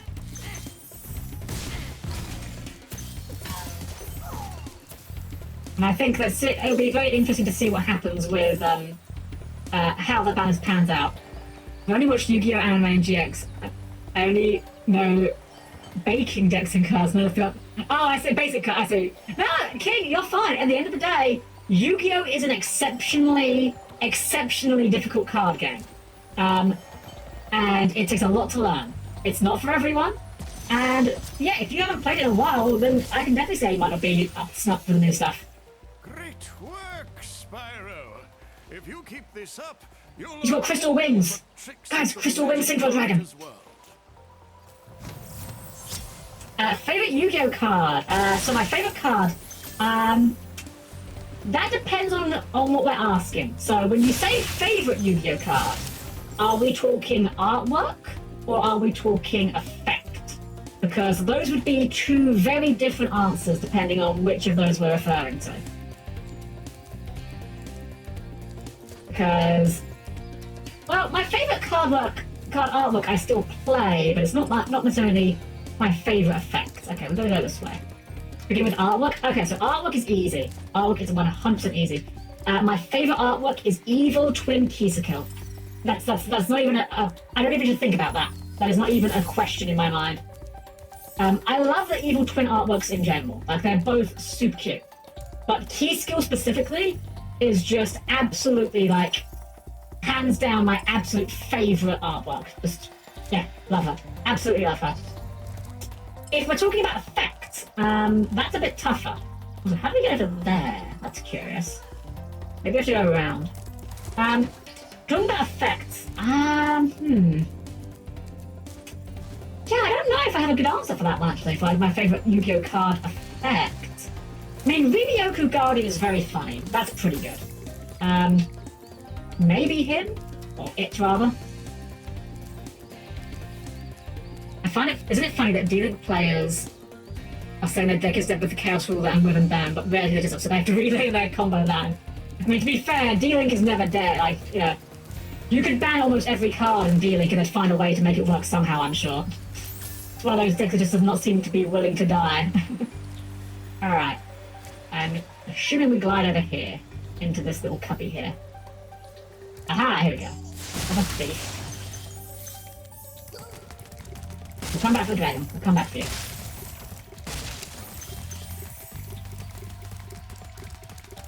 Oh, this guy's got some legs on him. Come on. Oh, dang it. Come on. Man, this guy's fast. But he loses speed on that bit, I think. Man. Got a whole lap on, don't know if I can get any closer.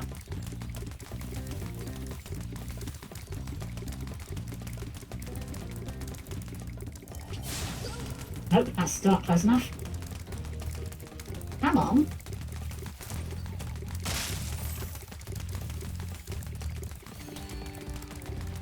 Right, this isn't back. No, if I go backwards, he just jumps up here. There we go. Okay. Whew. I'd rather play Gen X than play that. Oh, speaking of Gen X, have you guys seen the Gen X solo mode in Master Duel? It's so bad. It is so bad. Like, okay, like, you know, Gen X is bad. What a wild concept, right? Stop the presses. Helm's out here making the wild hot takes. But the combo, if you can even call it that they teach you in the Gen X story mode is literally normal summon controller, activate double summon, normal Chemistra, use Chemistra's effect to make it an Earth, and then synchro summon Geogenix. It is a 3-card combo that goes -2 to make Geogenix, which is not even remotely a good monster. It's crazy. Elvin, what you got for us, buddy? Remember that these blue thieves have stolen eggs outside the Magic Crafter's world as well. Don't worry, I'll take care of them. You know, I've just realized I think there may be a hidden stage in the second stage we need to go to as well. We may have to backtrack again in a sec.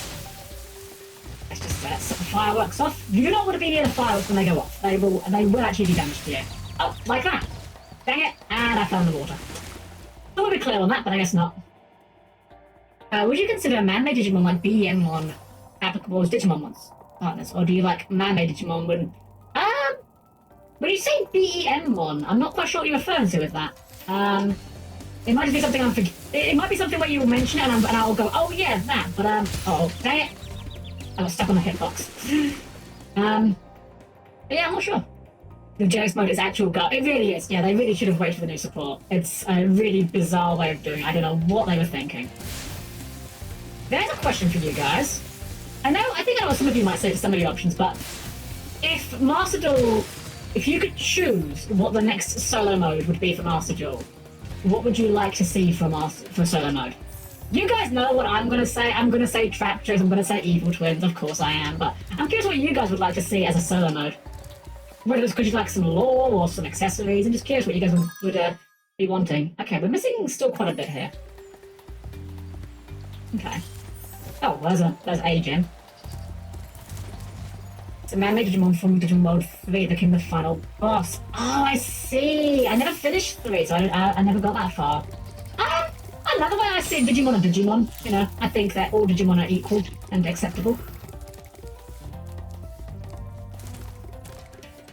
God cards solo mode, that could be a good one. Honestly, that would be a really good one, like an excuse to actually play the God cards in a situation where they're actually decent. The deck where Hungry Bones. Oh yeah, Nouvelle! That'd be a good one. I feel like we're not gonna get Nouvelle for a while in solo mode just because it's quite a new one, but I think there's a lot they could do with that potentially. Also, I think I have to glide from there. That kind of looks like, yeah. That looks like a glidable place. Oh, that is not glidable. That's going to be Decify Land in there. Hold on. Oh, that's where I came from! Okay.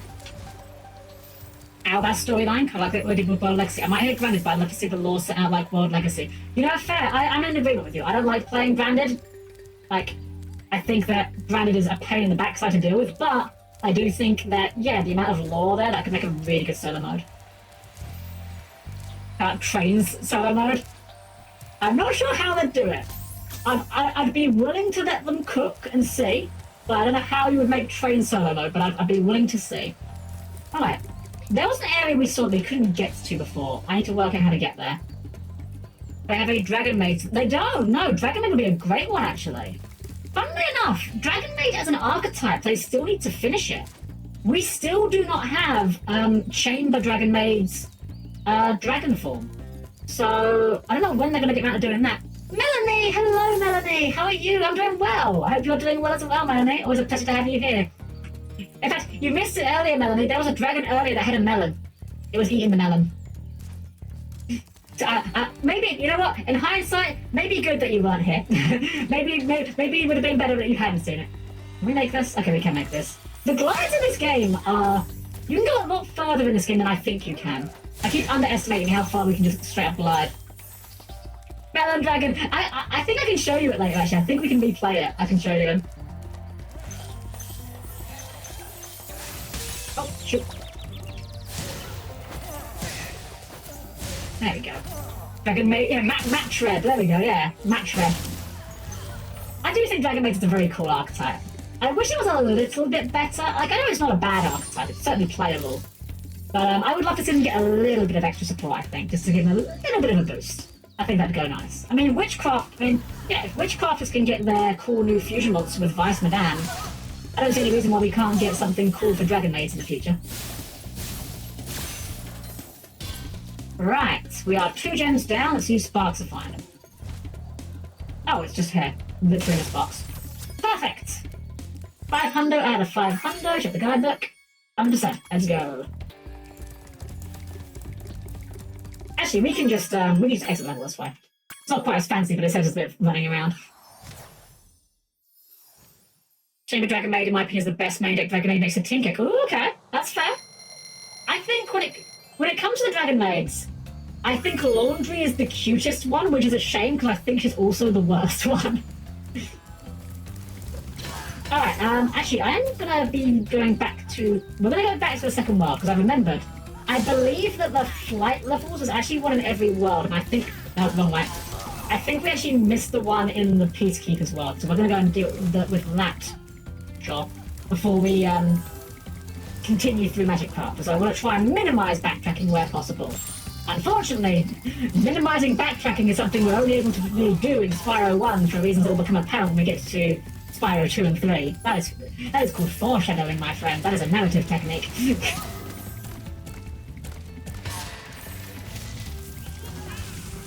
Oh, excuse me. Rude. There we go. Yeah. We're gonna go to Peacekeepers. What's that one field spell that lets you pay up to 2,000 life points for a tribute summon instead of tributing a monster? I can't think of it, to be honest. I'm not familiar. No, I'm not sure. Wishing you tons of fun, Helm. Excited to return. I'm already... No trouble at all. Pleasure to have you here. Thank you. Thank you so much for your raid. It's been an absolute delight to have you here, and I hope you've had a wonderful time here. Have a great night's sleep. It's been an absolute pleasure. Alright, we're going to find ourselves... there is a flight level in this stage somewhere. We're going to find it. I think it's a little bit hidden. We'll figure it out.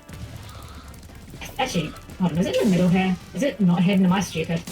Well, I mean, I am stupid. You don't need to answer that part. That part is confirmed. Helm is stupid. This part is not. Yeah, it's right here. It's literally right here.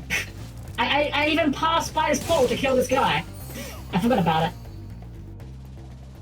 Of course, thank you so much. It was tons of fun. Tons of fun having you here. Have a great night. Alright, so night flight. Second flight level. Basically, same deal as before. We're going to try and clear all the obstacles out in one pass. and we just get gems for it, so... Oh no, it's rings, guys, it's Superman 64. So you see the hypocrisy of man? We mock Superman 64 for doing this, and yet we praise Spyro. How curious. How curious indeed. Oh gosh, oh gosh. Okay.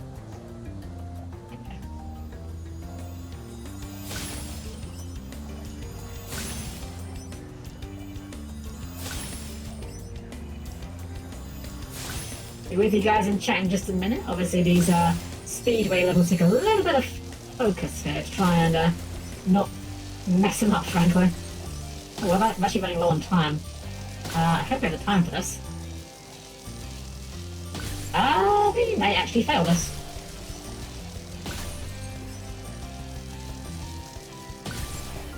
Okay, so this one is tricky, but to actually flame the lighthouses, make them turn on. Shoot, left. Oh, that might screw us. Oh my god, we have like so little time. No, okay, we messed that one up. We'll figure that out. Morrison as the Emperor is cool. What are your thoughts on? I have to look it up and read it exactly because I don't know exactly what it does.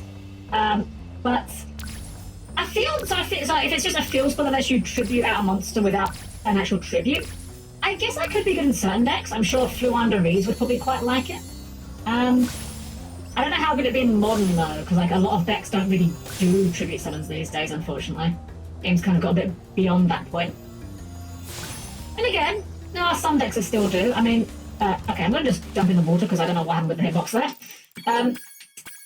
Yeah, I know that there's actually some guy that, I forget the guy's name now, I'm bad with names, but there was someone that actually took Monarchs to, I think it was YCS recently, and actually, I think got into like the top cut with it. Admittedly, he was kind of playing, you know, the floodgate version of Monarchs where you just stop your opponent from playing the game, but hey, you know.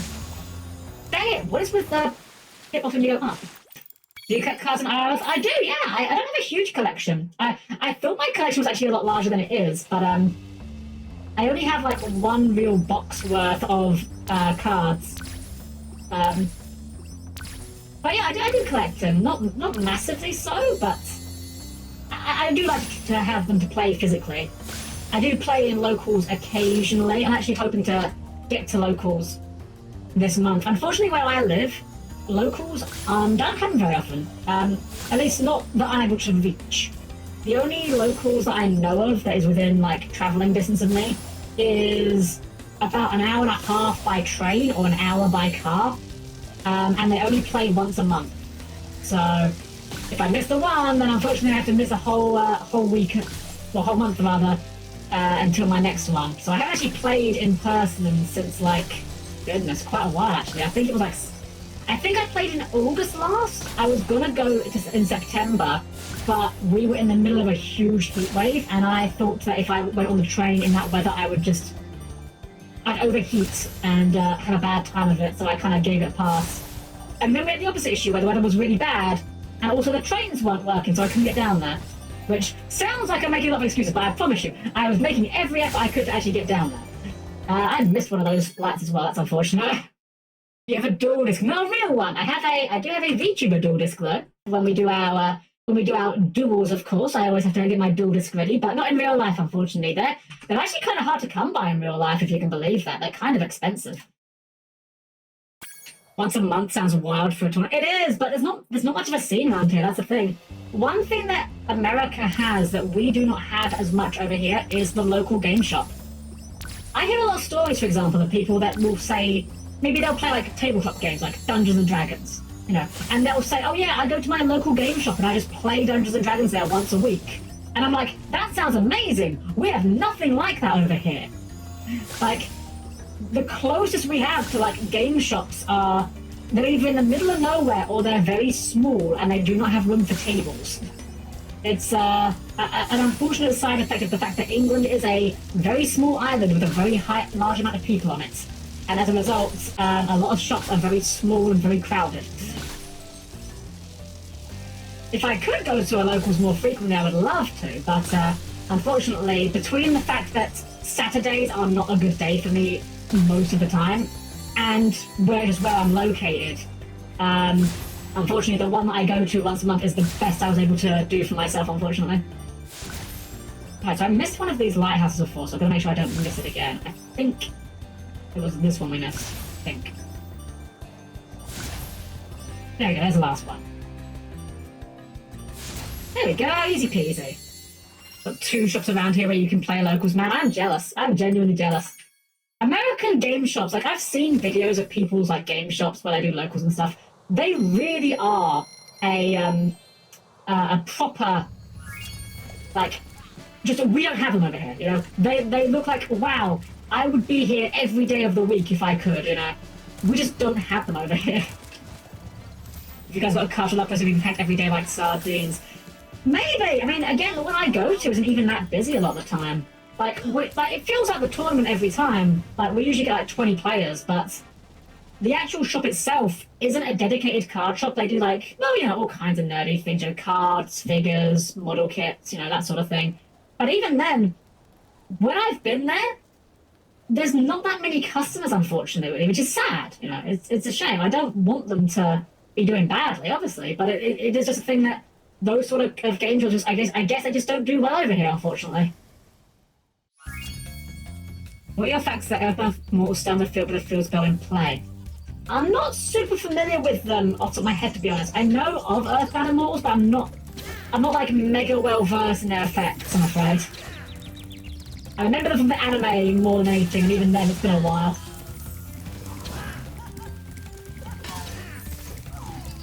Yeah, no, if I ever visit America again, because I've been to America exactly one time in my life when I was a wee Helmlet, and we did all of the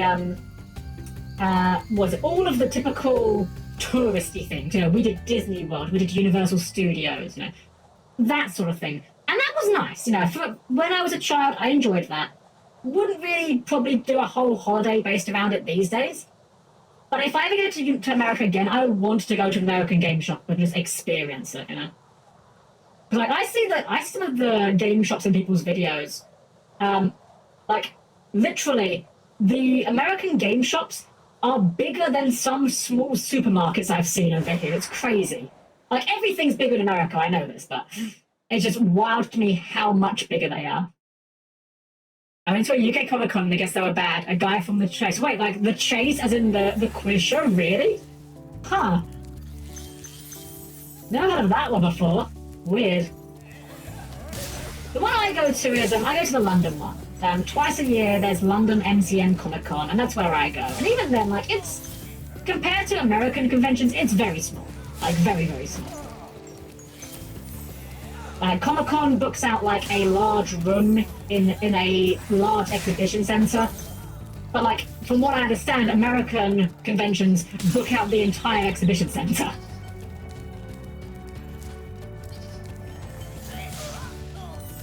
Which is something else I'd love to do. I would love to try out, like, experience the American conventions, just because like they seem like such a different beast to me. Oh, hey, here's Cyrus. We found him, guys. Cyrus and Zane. Please do something about these green druids. They insist on moving everything in sight. Oh, we're gonna try. Oh, they are... Okay, fair enough. Moving everything in sight. Understandable, that's what you meant.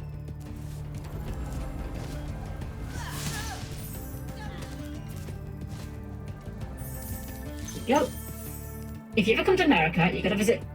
Nobles? I'm gonna assume Nobles. In Pennsylvania. It's a nice amusement park in a more mountainous area, tons of shade, there's a nice mixture of modern and nostalgia. Ah! Yeah, I do like theme parks. I just mean that it was more a case of like, I wouldn't want to make a whole holiday based around nothing but theme parks these days. Mind you, I am going on holiday hopefully this year. We've got to book it, but me and my friends are literally meeting up next weekend hopefully to book it. I'm going to be going to Japan and I'm so excited for that. We did Japan like 5 years ago, and it was the best holiday I've ever had in my life, and we're going to go for 2 weeks this time. I'm so excited. It's pronounced Knobles. Oh, it's literally Knobles, okay. Don't our conventions even get sponsored by neighbouring hotels where people say, that's crazy to me. That is crazy. Like, the London one does get people going to hotels, but nowhere near, like, that level. Try combining your supercharge with jumping and gliding, and really explore the high caves. It is kind of serious. This level wants a lot of exploration. Exploration. Case in point, I mean, this is the warp point.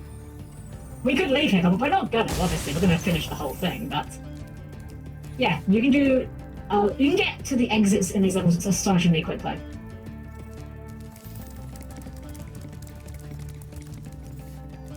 Where do you go from here, if I'm correctly? Is it round? Ah, this way. Right.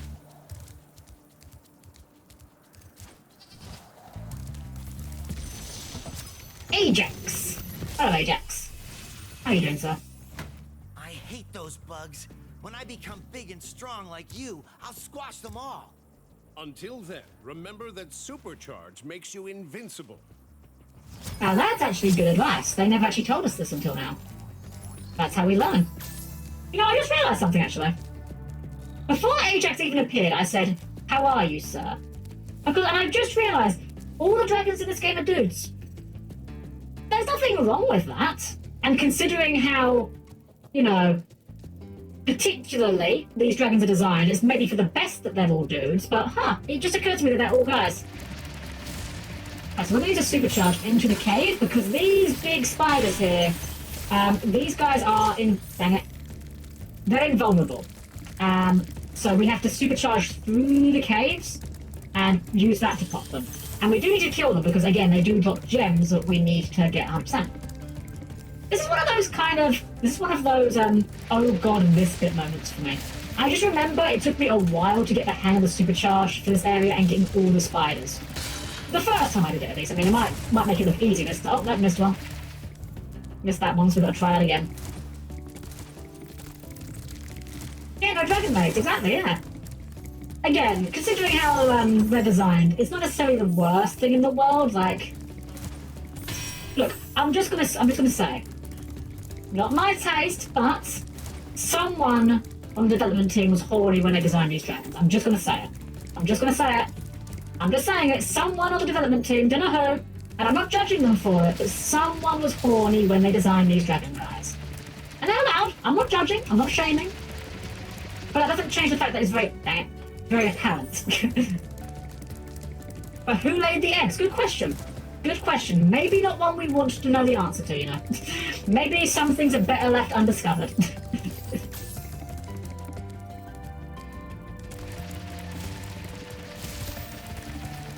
Right, let's see if we can actually get this spider this time. There we go. Okay, I think that's all the spiders. Let's check the higher level of the cave, so we might need to go up with the charge. Because the charge does not stop you from jumping, it actually makes you jump farther. Okay, no spiders in this part. Any spiders? Surely there wouldn't be any up here, right? There is a spider up here. Okay, we're going to come back for this guy. And up here as well, wow. Alright, so we've got 2 spiders up here to take care of. Oh, hello. Oh, right, yeah. This is a mechanic that happens like once or twice in the game. We have Super Flame, which I believe also kills the spiders, yeah. So, this is, they do this a few times throughout the game. You get this limited time power up, which just makes it a lot easier to kill these guys. And we've got all the spiders. I know this because I just got an achievement for it, so that's handy. I don't know why I thought you were Australian when I first heard your voice. Honestly, you're allowed. It's not a particularly uncommon mistake to make for people that aren't familiar with English accents to mix up English and Australian. I'll even admit this. I am an English person, and I still occasionally have been known to get guilty of it. Because the funny thing is, right? All of the media I consume, all the anime, all the video games, everyone in it is American. You know, all the dubs are done by American actors. And there's nothing wrong with that. It's not like me saying that's a bad thing.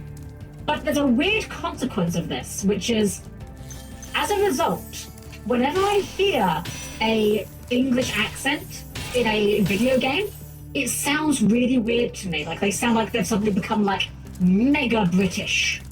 like Super Saiyan British level 3 or something. Oh, Carlito Quacaloco! I hope I got your name correct there. Thank you for the follow. I'm glad you're enjoying yourself tonight. Welcome in. Hope you're having a wonderful evening this evening. That guy just ran away, so I should just catch him up. Oh, he just like slowly descended the cliff there. What the heck? I don't know if you guys saw that. That was weird.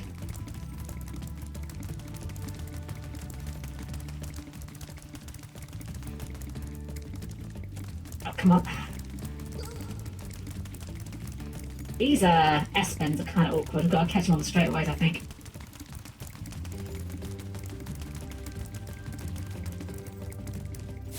There we go.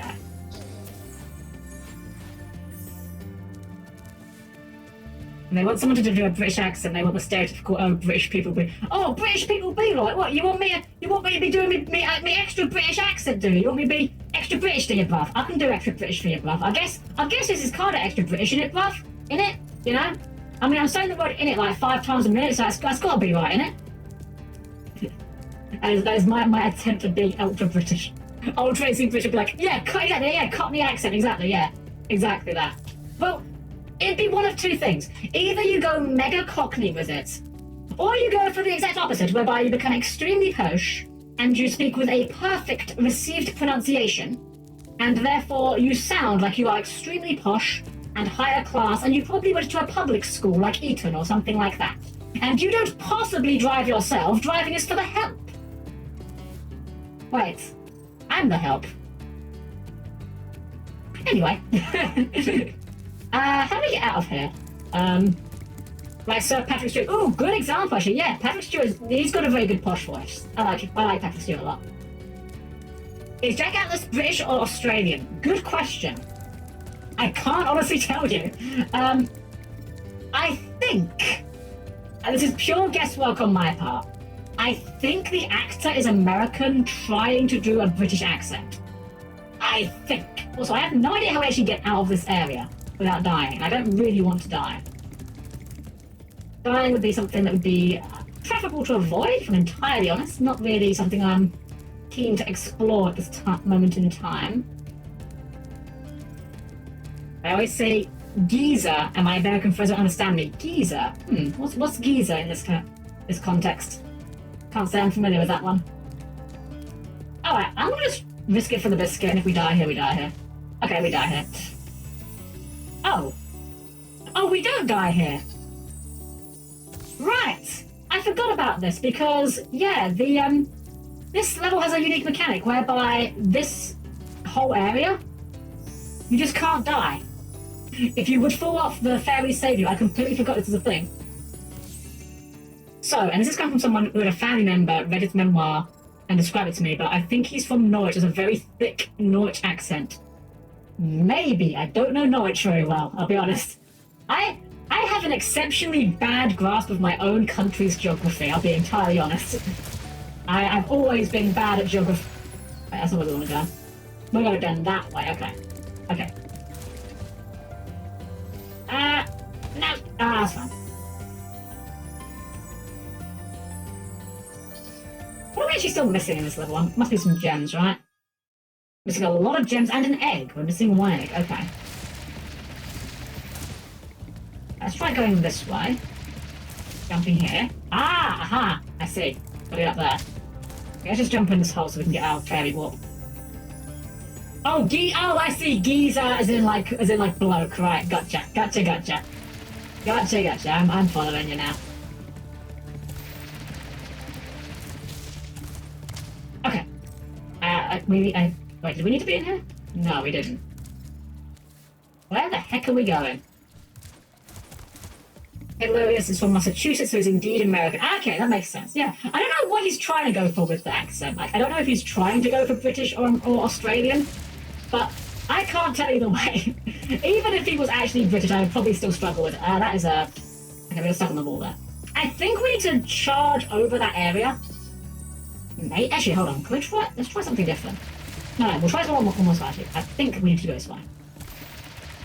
We clear this jump. No, that doesn't get us anywhere. It just gets us out here, where we came from. Okay, we'll try a different path. He does drink. True, he does drink tea. Drinking tea is basically the most British thing you can do to an American, at least. It is what all Americans think British people do all the time. I'm not saying that we don't drink tea often, but we don't drink tea as much as you think we do. Okay. I don't actually know where we're going here. Hold on. We're missing like a good chunk of gems, so we're definitely missing something important here. I think it might be around here. Maybe not. Oh, there's something. Oh, that's some gems. By the way, if you put tea in the microwave, you'll... Oh, yeah, no. Never microwave tea. Never microwave tea. I know some people that would say never microwave anything. But I think the microwave is a perfectly used, reasonable device that has good use cases and bad use cases. It's important. The important thing is knowing the difference between the two. Hey now, I thought all British people quoted the bard to superior pizza to fight defend humanity. Which are people onion tea? Is that a thing? I've never heard of onion tea. What the heck? I want to reject it outright, but I mean, I like onion flavor. But onion tea, I don't know about that. I guess I'd give it a try, but I don't know that I'd go into it being optimistic. You have a favorite beverage program? I do actually. So, Helm has very bad tastes. That is to say, I eat a lot of rubbish. Yeah, I'm just coming here because I want to use Spark to try and work out where we're going. Because he knows where the gems are. Okay, around that way, okay. So I drink a lot of sodas. I do like... When it comes to sodas, I do like Pepsi Max, and I do like Mountain Dew quite a lot. But my actual favourite beverage, and you might even argue me about this being a beverage, and I wouldn't even fight you on it, I love slush puppies. Or whatever your local brand of it is, you know, slush drinks. I love slush drinks. I actually have a machine that makes them. It's not like a cheap one either, it's one that properly freezes them. Not like an industrial one, not like a commercial one, but it is a proper slush making machine. I love them so much. You've never heard of it? So, when I say slush puppy, it's like a crushed ice drink made with syrup. You know, like you'll get like strawberry syrup or raspberry syrup or something like that. And then it's made with like ice. Like you freeze the whole thing. And it's kind of like halfway between a dessert and a drink, but it's kind of more towards being a drink, I would say. But I just love... In America we just call... Oh, okay, yes, so slushies. Slushies or Slurpees. Yeah, okay, you got the idea, yeah. Slush Puppy over here is a particular brand. I like the blue one in particular. Ocarina! Ocarina, thank you for the raid! Welcome, Raiders! I'm Helm-Chan, the perfectly normal robot mate. Ocarina, let me check you out. You spell your name right correctly, of course, Ocarina. There we go. There we go. I hope you're streaming well, Ocarina. What were you up to, if you don't mind my asking? I hope you had fun with it, whatever it was. We've been playing Spyro, and we're saving dragon eggs and freeing unreasonably handsome dragon men. I mean, dragon men. Dragons. We're just freeing dragons. We're freeing dragons. Nothing weird is happening. Nothing weird is happening. Nothing weird is happening. Everything's fine. Oh, hey, look, this guy needs to be destroyed. Let's do that. There we go. You're playing Genshin for the first time. Nice. I had fun with it. I didn't really... I don't know. Genshin, personally, I bounced off of a little bit, but that is purely because I don't really like open world stuff much. But I know if you like that sort of stuff, it's pretty fun, so I had a good time with it. Personally, I drink 3 things. Water, white milk, and country time branded lemonade. Fair.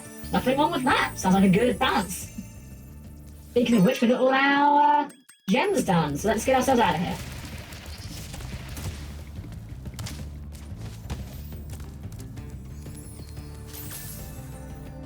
It feels okay, but it kind of feels like it lacks being an MMO. It feels like it would be an MMO so far. Yeah, that's fair, honestly. Yeah, it does kind of feel like you're playing MMO without all the other people. I can definitely see that. You've ever had a coffee called Blue Eyes Mountain? It sounds familiar. I'm not a coffee drinker though. I've never found a coffee that I could stomach, unfortunately. I'm like Spyro. I'm not a scaly. I'm not a scaly. Okay, I'm not a scaly. I'm not a scaly. But I'm willing to make exceptions. That's where I stand on it, okay? Some scalies can be attractive, but they're attractive but not because they're scalies, because they're attractive. That's where I stand on it. Alright, Crystal Flats. This is the, for some reason this one isn't hidden. The first 2 flight levels are hidden, this one's just like right here. Weirdly, I dislike soda, alcohol, chocolate milk, and most fruity drinks when it comes to drinks. Hey, there's nothing wrong with that. I know someone who is extremely particular with what they drink. This friend of mine, one of my close friends, I can count on one hand the number of things I have seen him drink, and that is water and orange Fanta. I've literally never seen him drink anything else. So he's Smash Spyro. No, I wouldn't Smash Spyro now. Spyro is like head-pattable. Nothing else. He is just a dragon. You know, he is too dragony. Not enough humanoid features here in my case. Very much dislike alcohol and coffee. Same about Korea, yeah. I don't drink alcohol or coffee. It's funny as well because I always feel the need to clarify with the alcohol. Oh shoot! No, dang it! I always feel the need to clarify when I say I don't drink coffee. It's not coffee, alcohol rather. It's not like a religious thing or like a morality thing or anything like that. I just don't like it. The only time I managed to find a alcohol that I liked the taste of, it was one of those like super sweet, syrupy, like alcohol cocktails.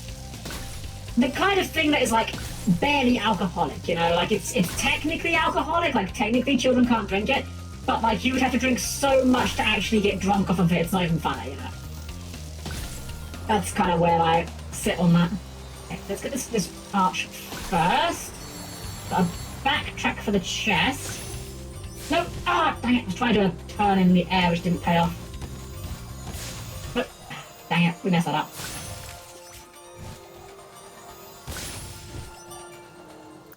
Yeah, we messed that up too bad.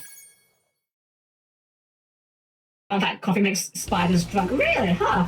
I know that there is a funny amount of, there is actually like some videos about spiders on drugs, which I do find kind of funny, just from the standpoint of why?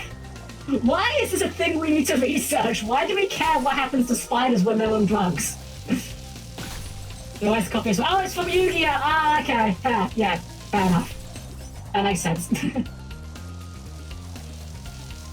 Sprite coffee is only available in cups of 2. Okay, let's get this one first.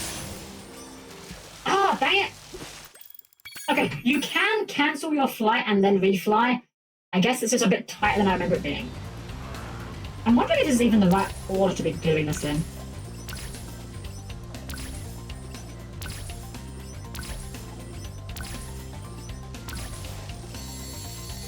You know what's really funny though?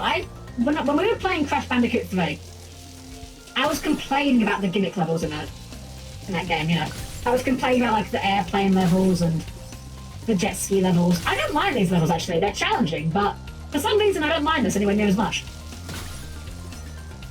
I guess because it's less frequent, you know. Crash 3 has like a ton of those kind of gimmick levels, whereas Spyro you just have like...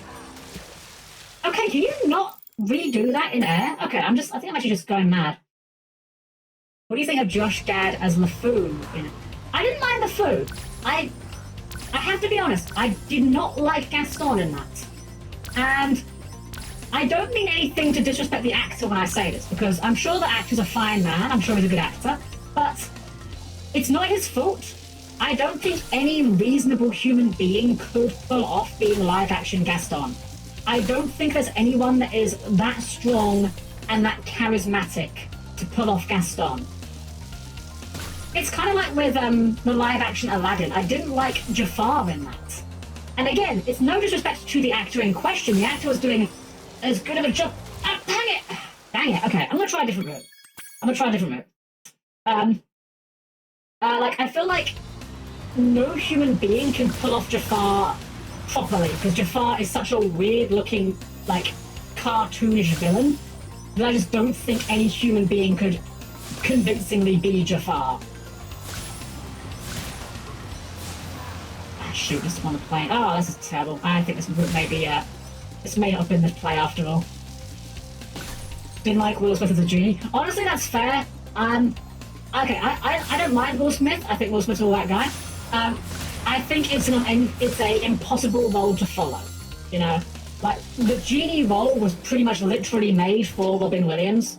Like, you are not going to out-genie the genie himself. You know, it's no matter how good you are as the genie, you are never going to do the job as well as the man himself. Like, even like Dan Castellaneta, who they got to do the genie in the sequels, like, he did fine. You know, he's a perfectly fine actor, like voice actor, but he's not the genie. Robin Williams was the genie. No one else can compare. We have not done a good route here, I don't think. We can get the rings, but we've missed one of the arches along the way. I think that's going to be an issue.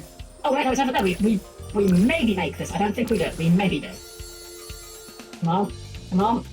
Come on. No. No. Ah, so close. So close. But Jim Carrey is a genie? I don't know. I'm not the biggest Jim Carrey fan. He's okay. He's fine.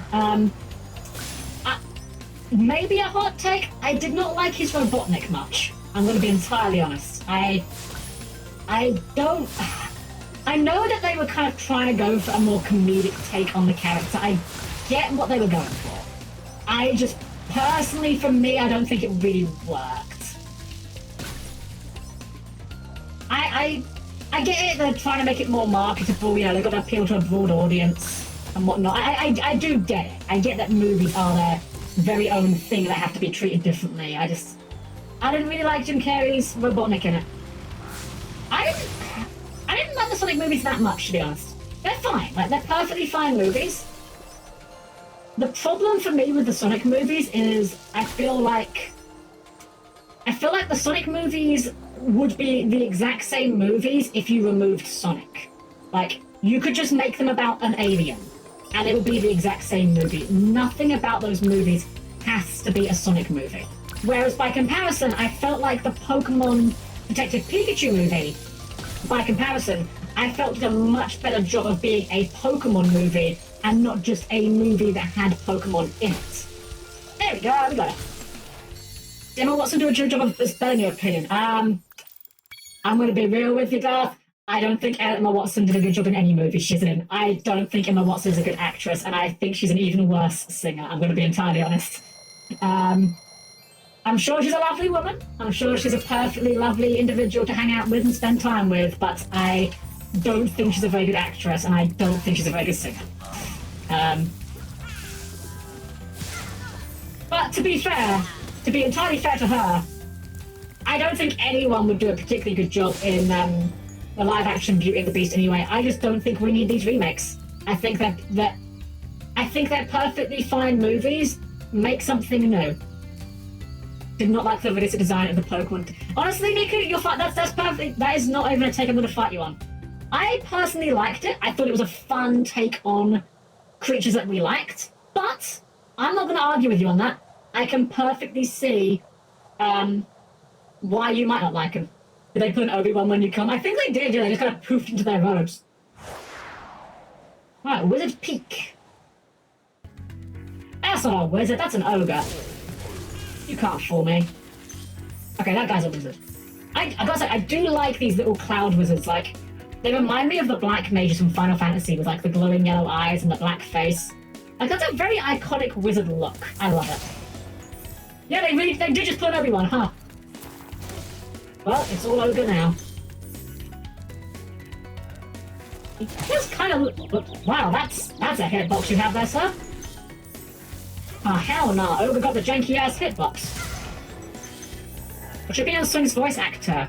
I think the voice actor did fine. I think he was an okay voice actor. Again, I think the voice... Dang it. Yeah, I got some rage. I think the voice actor was okay. I think it's just bad direction and a bad script. That's the thing. there are a lot of cases where you will find,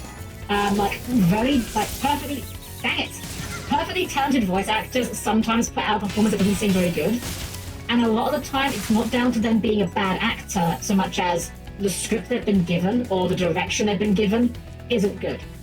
One of my personal bugbears, actually, when it comes to voice acting direction, right? Okay, imagine a situation where two characters are having a conversation, and then one of them emphasizes the wrong word in their conversation, and it makes it very apparent that the two of them recorded their lines separately. So, for example, just to read an example, like, I don't know, what are you doing here? Like, so character A says, what are you doing here? Stressing you, as in the unusual thing is, this person is the thing that's unusual here.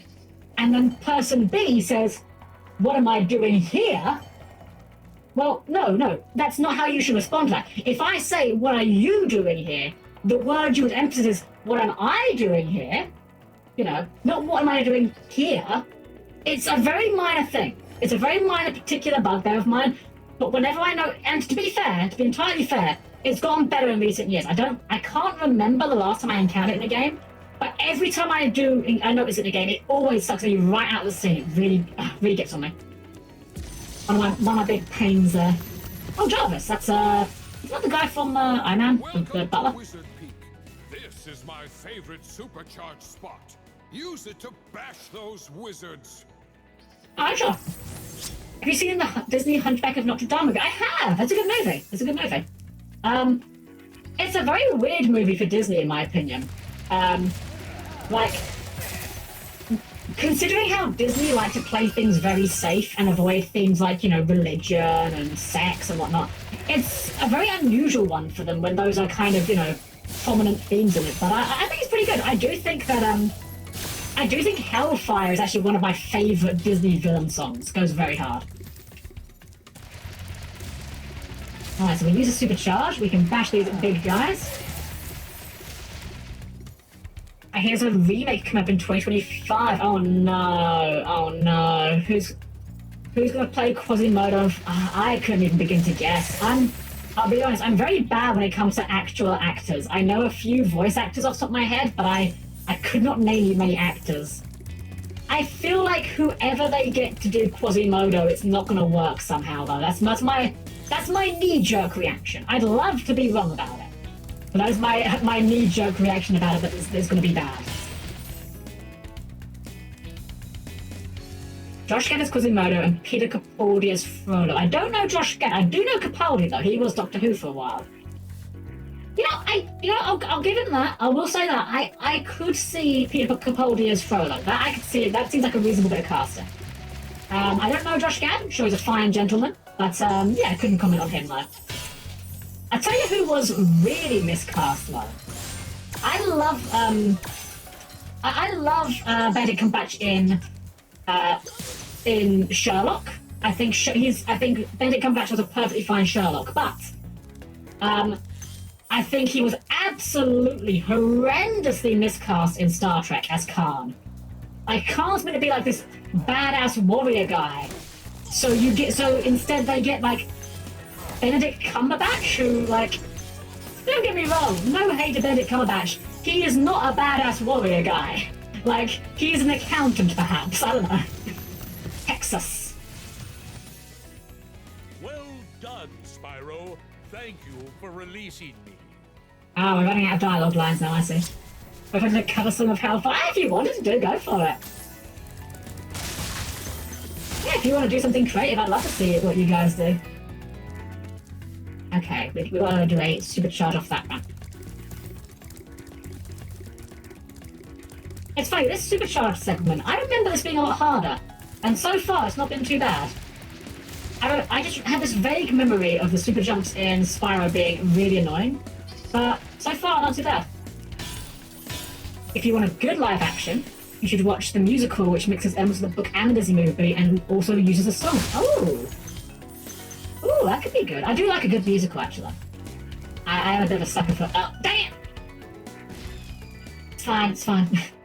I'm a bit of a sucker for a good musical. I mean... Okay, not the new one, but I do like Cats. Like, the original Cats. That's got some very good songs. There's also a musical I'm a big fan of. It's a bit of an obscure one, so I won't be surprised if people haven't heard of it before. It's a little bit gory, I will warn you if you go looking this one up. There's a bit of blood in this one, so if you're a bit squeamish, you might want to give this one a pass. But there's a movie called Repo, the Genetic Opera. It's kind of a half-past future setting whereby there's this super company called GeneCo that will give you a loan on new body parts if you need them. Oh, you've got kidney failure. No worries, we'll give you a loan for your kidneys. The only downside is if you can't repay your loan, they get repossessed. And that goes about as well as you would think it would go. But that's got some very cool songs in it. Very cool songs. Between that and excessive horny on main treatment of Carol Marcus's made Into the Darkness, the only Star Trek movie I haven't seen. I'll be honest by it, that one's passed me by a little bit, I'll be honest, but fair enough. I'll admit, I'm not the biggest Star Trek fan. I've seen some of it, just one of those things I kind of never really got into. My one sci-fi obsession of choice is Gundam.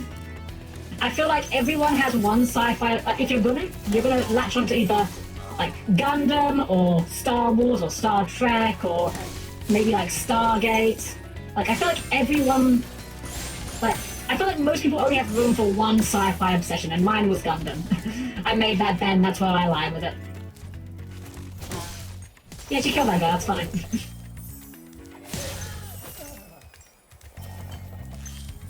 Oh, good one, yeah, Warhammer 40k, another good one, yeah. Yeah, another good choice.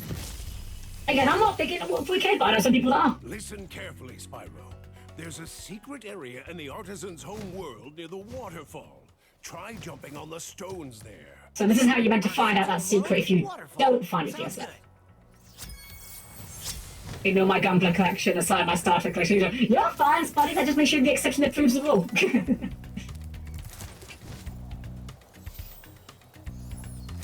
Alright, let's find these last few gems. How many are we missing?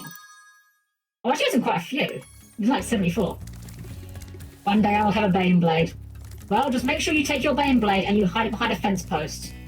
And then we all yell, Kane! Man, I really hope that it's Kane that I'm thinking of, because otherwise I make myself look extremely stupid right there.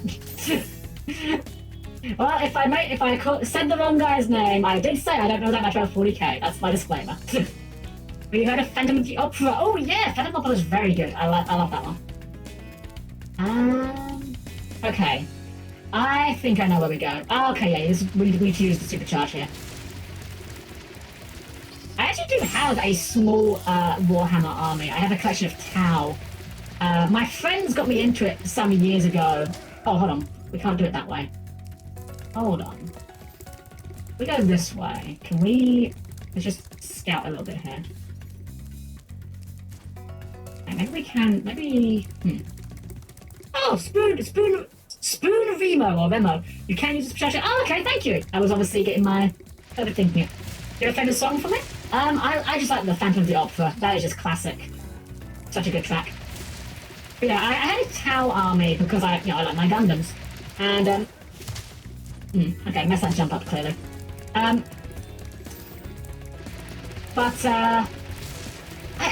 problem I have with Warhammer 40k, I'm going to be entirely honest here, and, Yumi! Hello, Yumi! Been lurking, friend, but wanted to speak up for a hug. Also, a eating check. When did you last clean your ports? We had clean out about an hour ago, I think. Been pretty good, actually. I think the ports are feeling pretty clean right now. Now, Yumi, now it's time for me to check on you. When did you last rest? I'm joking. I know you're messing up. I know you have. I saw you were playing, whatchamacallit? You were playing Armored Core. Hope you're having fun with it. Yeah, when it comes to 40k, my big thing with 40k... Now, this may be a hot take, it might not be. I genuinely don't know what the, Okay, I think we have to do something. I think I'm missing a trick here. Hold on, let's have a scout here. Maybe I can loop around in here and, like, take it more head-on from here. I think that's the trick, yeah. Yeah, my big thing for 40k is I'm jumping too early. Oh, thank you, Spoon. I appreciate that. I'll try a bit later then. Yeah, when it comes to 40k, I just don't think 40k is Okay, well, that was clearly too late. I just don't think 40k is a particularly good game. The thing with it is, like, it presents itself as, like, this big, grand strategy game, and then like, 90% of the game just boils down to roll d6 and roll big number. That's also a bit late, clearly. Like, I feel like 40k has the trappings of something very deep. Like, it presents itself like this very cool, deep strategy game, but it largely just evolves into roll big number and hope for the best. This is a very annoying jump. This must be the jump that I remember taking me a while to do. I went to my first place with the song music from the night from Technical High School Dance Tour. Oh, nice! Awesome!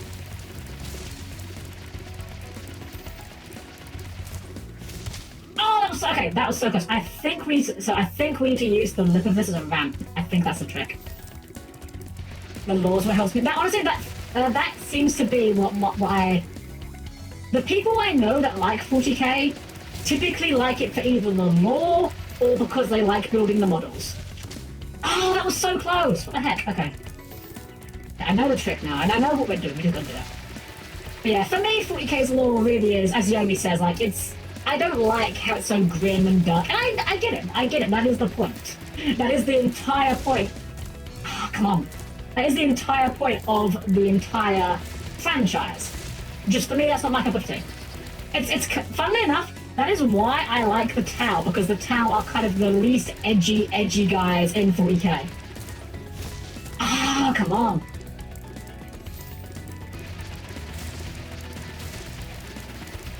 I do find it very funny that there is a fan work for 40k. I believe it's called Bright Hammer, where they just invert everything. Come on. So that instead of everything being dark and edgy, everything is like glorious and noble bright instead of being grimdark. And the punchline is the Tau are completely unchanged. They literally are just the same guys because they make perfect... Oh, come on! That looks so close! If 40k was just anime waifus fighting over something and we don't know Kami's out, then I'd be on board. Yeah! You know, I'm surprised that doesn't exist. I'm surprised we haven't had like an anime girl Warhammer game. There we go! Wow, that... I'm not gonna lie, it felt like I did nothing different that time, just that time happened to work. Got there in the end though. Thank you for the advice, Spoon, I appreciate that. Alright, so we're clearly going this way. Oh, I think I roughly remember where this is.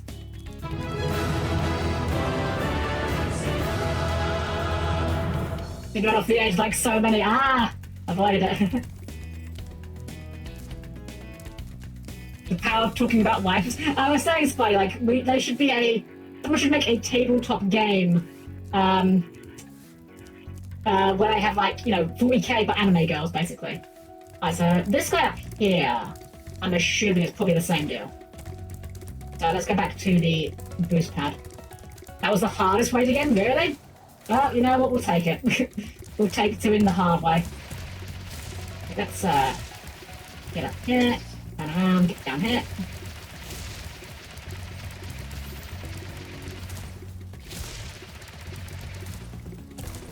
There we go. Oh, dang it! Well, that's when we bounced off the edge. Okay. Well, that's fine.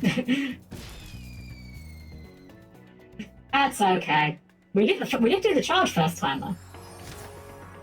Never seen that? Really? Wait, is this not the intended path? Am I doing things the hard way again? Oh, hi, Bolt! What are you doing well this evening?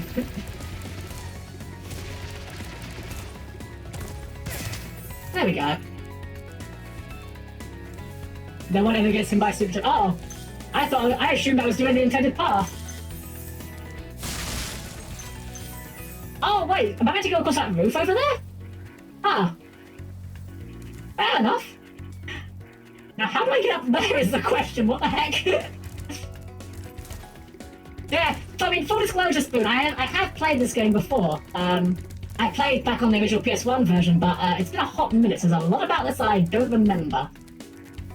How the heck do we get up there is the question. Oh, wait, there's other stuff over there. Hold on.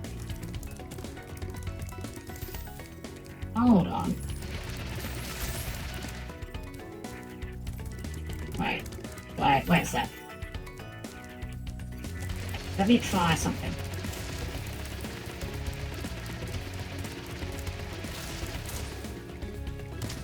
Oh, dang. I wanted to get up there to get a better vantage look.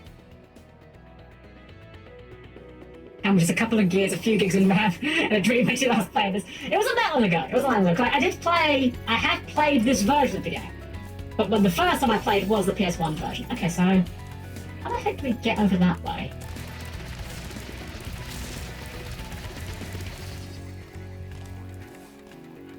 Okay, that guy's over there. Okay, I think we need to do another supercharge.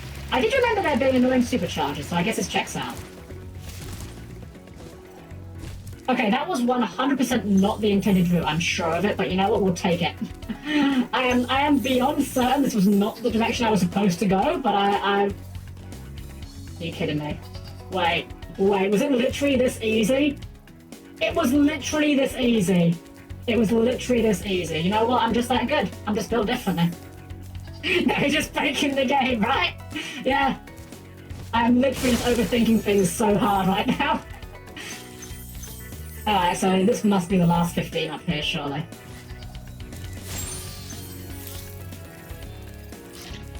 Wait until... Oh, I remember treetops. That one I do remember. That one's a pain. That one really is a pain in the backside. The treetops... So I said before, Spyro and Crash, like... In fact, I think every game. I think every video game, no matter how much you like it, it could be your absolute favourite game of all time. But I think every video game has what I call, oh god, this bit. Like every game. Even your favourite game has one part that you probably dread replaying, or you just groan when you get to that part of the game. Or one level, maybe. Every game has that. Treetops is definitely the oh god, this bit of this game. For me, at least. I just remember having so much trouble with that part. In the Sun Sigil in FF10. Is that the one where you have to dodge lightning? I can't remember. I know the sigils in 10, but I can't remember which one's which. There's a jet mission in Hollow Knight, maybe yep, 100%. Yeah, I can believe it. Crash 4, It's About Time. That entire game is full of, oh god, this bits. Admittedly, Crash 4 is not one of my top games, but... Alright, everything complete. The Sunset is... Oh, the Chocobo race, right, yeah, okay. Say no more, I know exactly the part you mean. Clear out the wizards, and Blowhard. So, I'm looking at the time real quick, guys. Here's what I'm thinking. I'm thinking we're going to finish Blowhard, and I think we're going to end the stream after that. We've been going for 4 hours. I'm getting a little bit tired, not too bad. But I've learned it's better to end the stream when you want to end the stream, as opposed to when you have to end the stream because you're passing out. So we're going to finish this world off, and then we'll finish the rest of the game next week. So let's go and make... Excuse me, sir! You just shot me through the portal. That's not allowed. How dare you? Yeah, that's what we're going to do. We'll finish this world up, and then we'll go to the new world, and we'll call it there. Crash 4 kind of went downhill. I don't know, so Crash 4's fine, as long as you're trying to play it casually. But as Bolt says, trying to 100% it is a miserable experience, and I can speak from that experience, because I did 100% it. It is not a fun game to 100%. Crash 4 loves to play, hey, let's hide boxes really out of space. I got every gem in that game. I got every time trial relic. I did not get the, I will say, I didn't get the best times. I got enough to get a relic of gold. I go on the Crash Bandicoot 3 rule. Gold counts as good enough, basically. And I did not get the insanely perfect relics because those do not count towards 100%. But I have still got my file of 100% on my PS5. Or PS4, one of those. I forget which of those I played it on. But I was determined to not let that game beat me, and I said I did it. I'm never doing it again. If I ever 100% Crash 4 again, it would be some sort of absurd sub-gold challenge or something. You guys would literally have to pay me to do it. Especially the bear levels. The bear levels, I don't know what they did to the bear controls in Crash 4, but somehow it controls so poorly. Anyway, this is the guy. He's just... I never looked at him too closely. He's just a beard and arms. He's just like an upper body. Huh. I'm not gonna lie, this guy does look like he's built like a Yu-Gi-Oh monster. Like, this guy is like a level 6 vanilla from 1999 called, like, Storm Sorcerer, who has no effect and just is like, oh, this fiendish spellcaster controls the very winds to harass his foes, or something like that. Anyway, please look forward to my new deck of Storm Sorcerer Turbo. Subathon goal. Hey, it would be a high goal, I will say that, because I've said before I don't get mad at video games very often. If we try to 100% Crash 4 together, you will hear me get mad at video games. This is a threat. Crash 4 I got mad at very often. I'll tell you, okay, Assassin's Creed reference, question mark? Maybe not. Thanks for releasing me, Spyro. You have no idea how long I've been trapped in Crystal. And, neither do I. Who are you again? I'm out of here. Oh dear.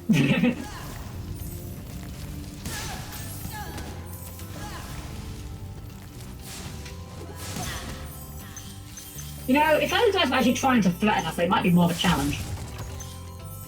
You know, the dragons are great. They gave so much personality to the dragons in this version. It's wonderful.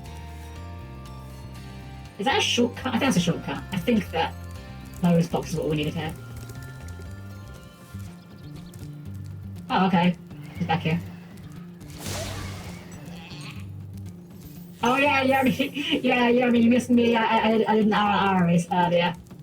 Someone, I think it was 19, suggested I should have an RR redeem. And I was like, is that really a thing people would want? So I gave them a free one, and apparently it worked. Apparently I did a good RR, so... Yeah, so I mean, that's going to be a thing in the future now, apparently, I guess. Sure, why not?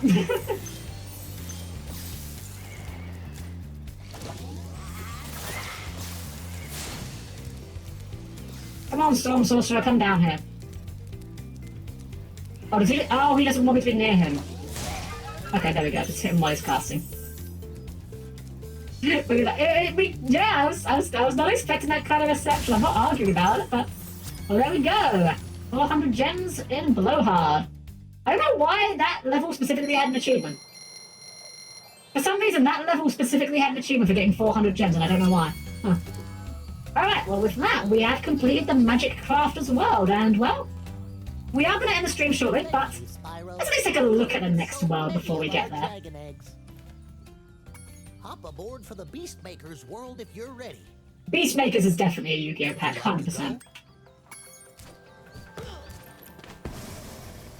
Alright, spinning warning, because apparently the game freaks out every time we get in a balloon and just can't stop spinning. There has to be something going on causing this. There's no way this is how it's meant to be looking. But my hand's off the controller, the mouse is still. Wait, yeah, mouse is still. Alright, well guys. New glitch first, yeah. I am on PC, yeah. Alright, well. Very cool looking at swamp kind of bayou? Is this a bayou? We don't have bayous over here, so I don't actually know if this is a thing. So FPS is sexy, it fixes everything. Let's see, what am I on? We're unlimited, so you know what? Yeah, I can put it down to 60. That seems like a reasonable idea. I mean, what do we need all those extra frames for anyway, right? But with that said, guys, we are going to end ourselves off for here. I believe we have 2 more worlds to do, plus a bonus world. So next week we'll have a fair amount of content to take care of, because we are... How many worlds is this? This is the 4th world? We've done Artisans, we've done Peacekeepers, we've done Magic Crafters, so if I'm remembering correctly, which I think we are, if we have got 3 more worlds, that'll be perfect. That'll be another good chunk of stream for next week. Thank you, have a nice... Oh, thank you up to them. We're not done just yet, of course. We're going to have a little wind down, of course. But, yeah, so if I could ask you all to please keep your hands, legs, and other assorted body parts clear of the closing doors. I'll meet you by the chat screen in just a moment. And Spoon, thank you for being our newest guest. Thank you. I'm glad you've enjoyed your time here tonight. You've been a pleasure to have around. I appreciate the advice and the help. So guys, well, that is our last stream for the week now. We will be back at it next week. And in fact, actually, we may even be able to stream a little bit earlier next week. So my day job keeps me busy and keeps me from being able to stream early, but I have a week off next week. So I'm going to be trying to, I might even try and squeeze an extra stream in. We'll see. No promises, but I might do. We shall see. But next week we'll be picking up on FF4, which actually that reminds me. I was going to do some off-screen grinding for FF4, so I'll have to make sure I tackle that before next week. And of course, we will be doing our usual Yu-Gi-Oh! Master Duels and back to Spyro. And I might see if I can sneak in another stream. We'll see. As always, guys, schedule will be going up on my Twitter later tomorrow. And I have said, and I am committing to this, in fact, I'm going to try and make this a thing I do while I'm off next week. Discord is going to be a thing. It's my New Year's resolution. I'm determined to do it. I'm not going to keep putting it off. So please look forward to that. Hopefully sooner than later. Always appreciate you streaming, Helm. Best part of my day. Oh, and if I'm the best part of anyone's day, that is the best thing I can hope to achieve. It's, as I always say, I just do this for fun. I just do this to have a bit of fun. And if I'm getting people entertained from doing it, then you know what? All the better. That's fantastic. That's the most I can hope to achieve. For now, though, guys, we need to do a little raid for ourselves. And I see someone's playing a very interesting game here. We're going to raid into Sane. Sane's playing a game I actually only found out about recently. It's a horror RPG game called The Coughing of Andy and Lele. And I want to raid into them. I've seen a little bit of this game. I know it's a bit, there's a bit of blood in it, some slightly questionable themes, but nothing too graphic. Obviously, it's on stream, so it's not that bad. But yeah, we're going to raid into Sane. And of course, we've got our usual raid message, of course. Oops, I missed my message. We have our perfectly normal maid raid. If you happen to have, here we go, perfectly normal maid raid, because of course I am a perfectly normal maid. But if you don't have the emote, there's no problem with that. Of course, feel free to put in a heart, or just leave it, or put in another emote you might have that might fit nicely. As always, guys, it's been an absolute delight to have you all here. You've been an absolute pleasure to serve. And I hope to see you all again very, very soon. And like I said, I might even try and squeeze in a little bit extra time for us next week. Try and make the most of the time we have. Thank you all again for being here. Be nice to say when we get there, and I'll see you all again very, very shortly. Have a wonderful evening.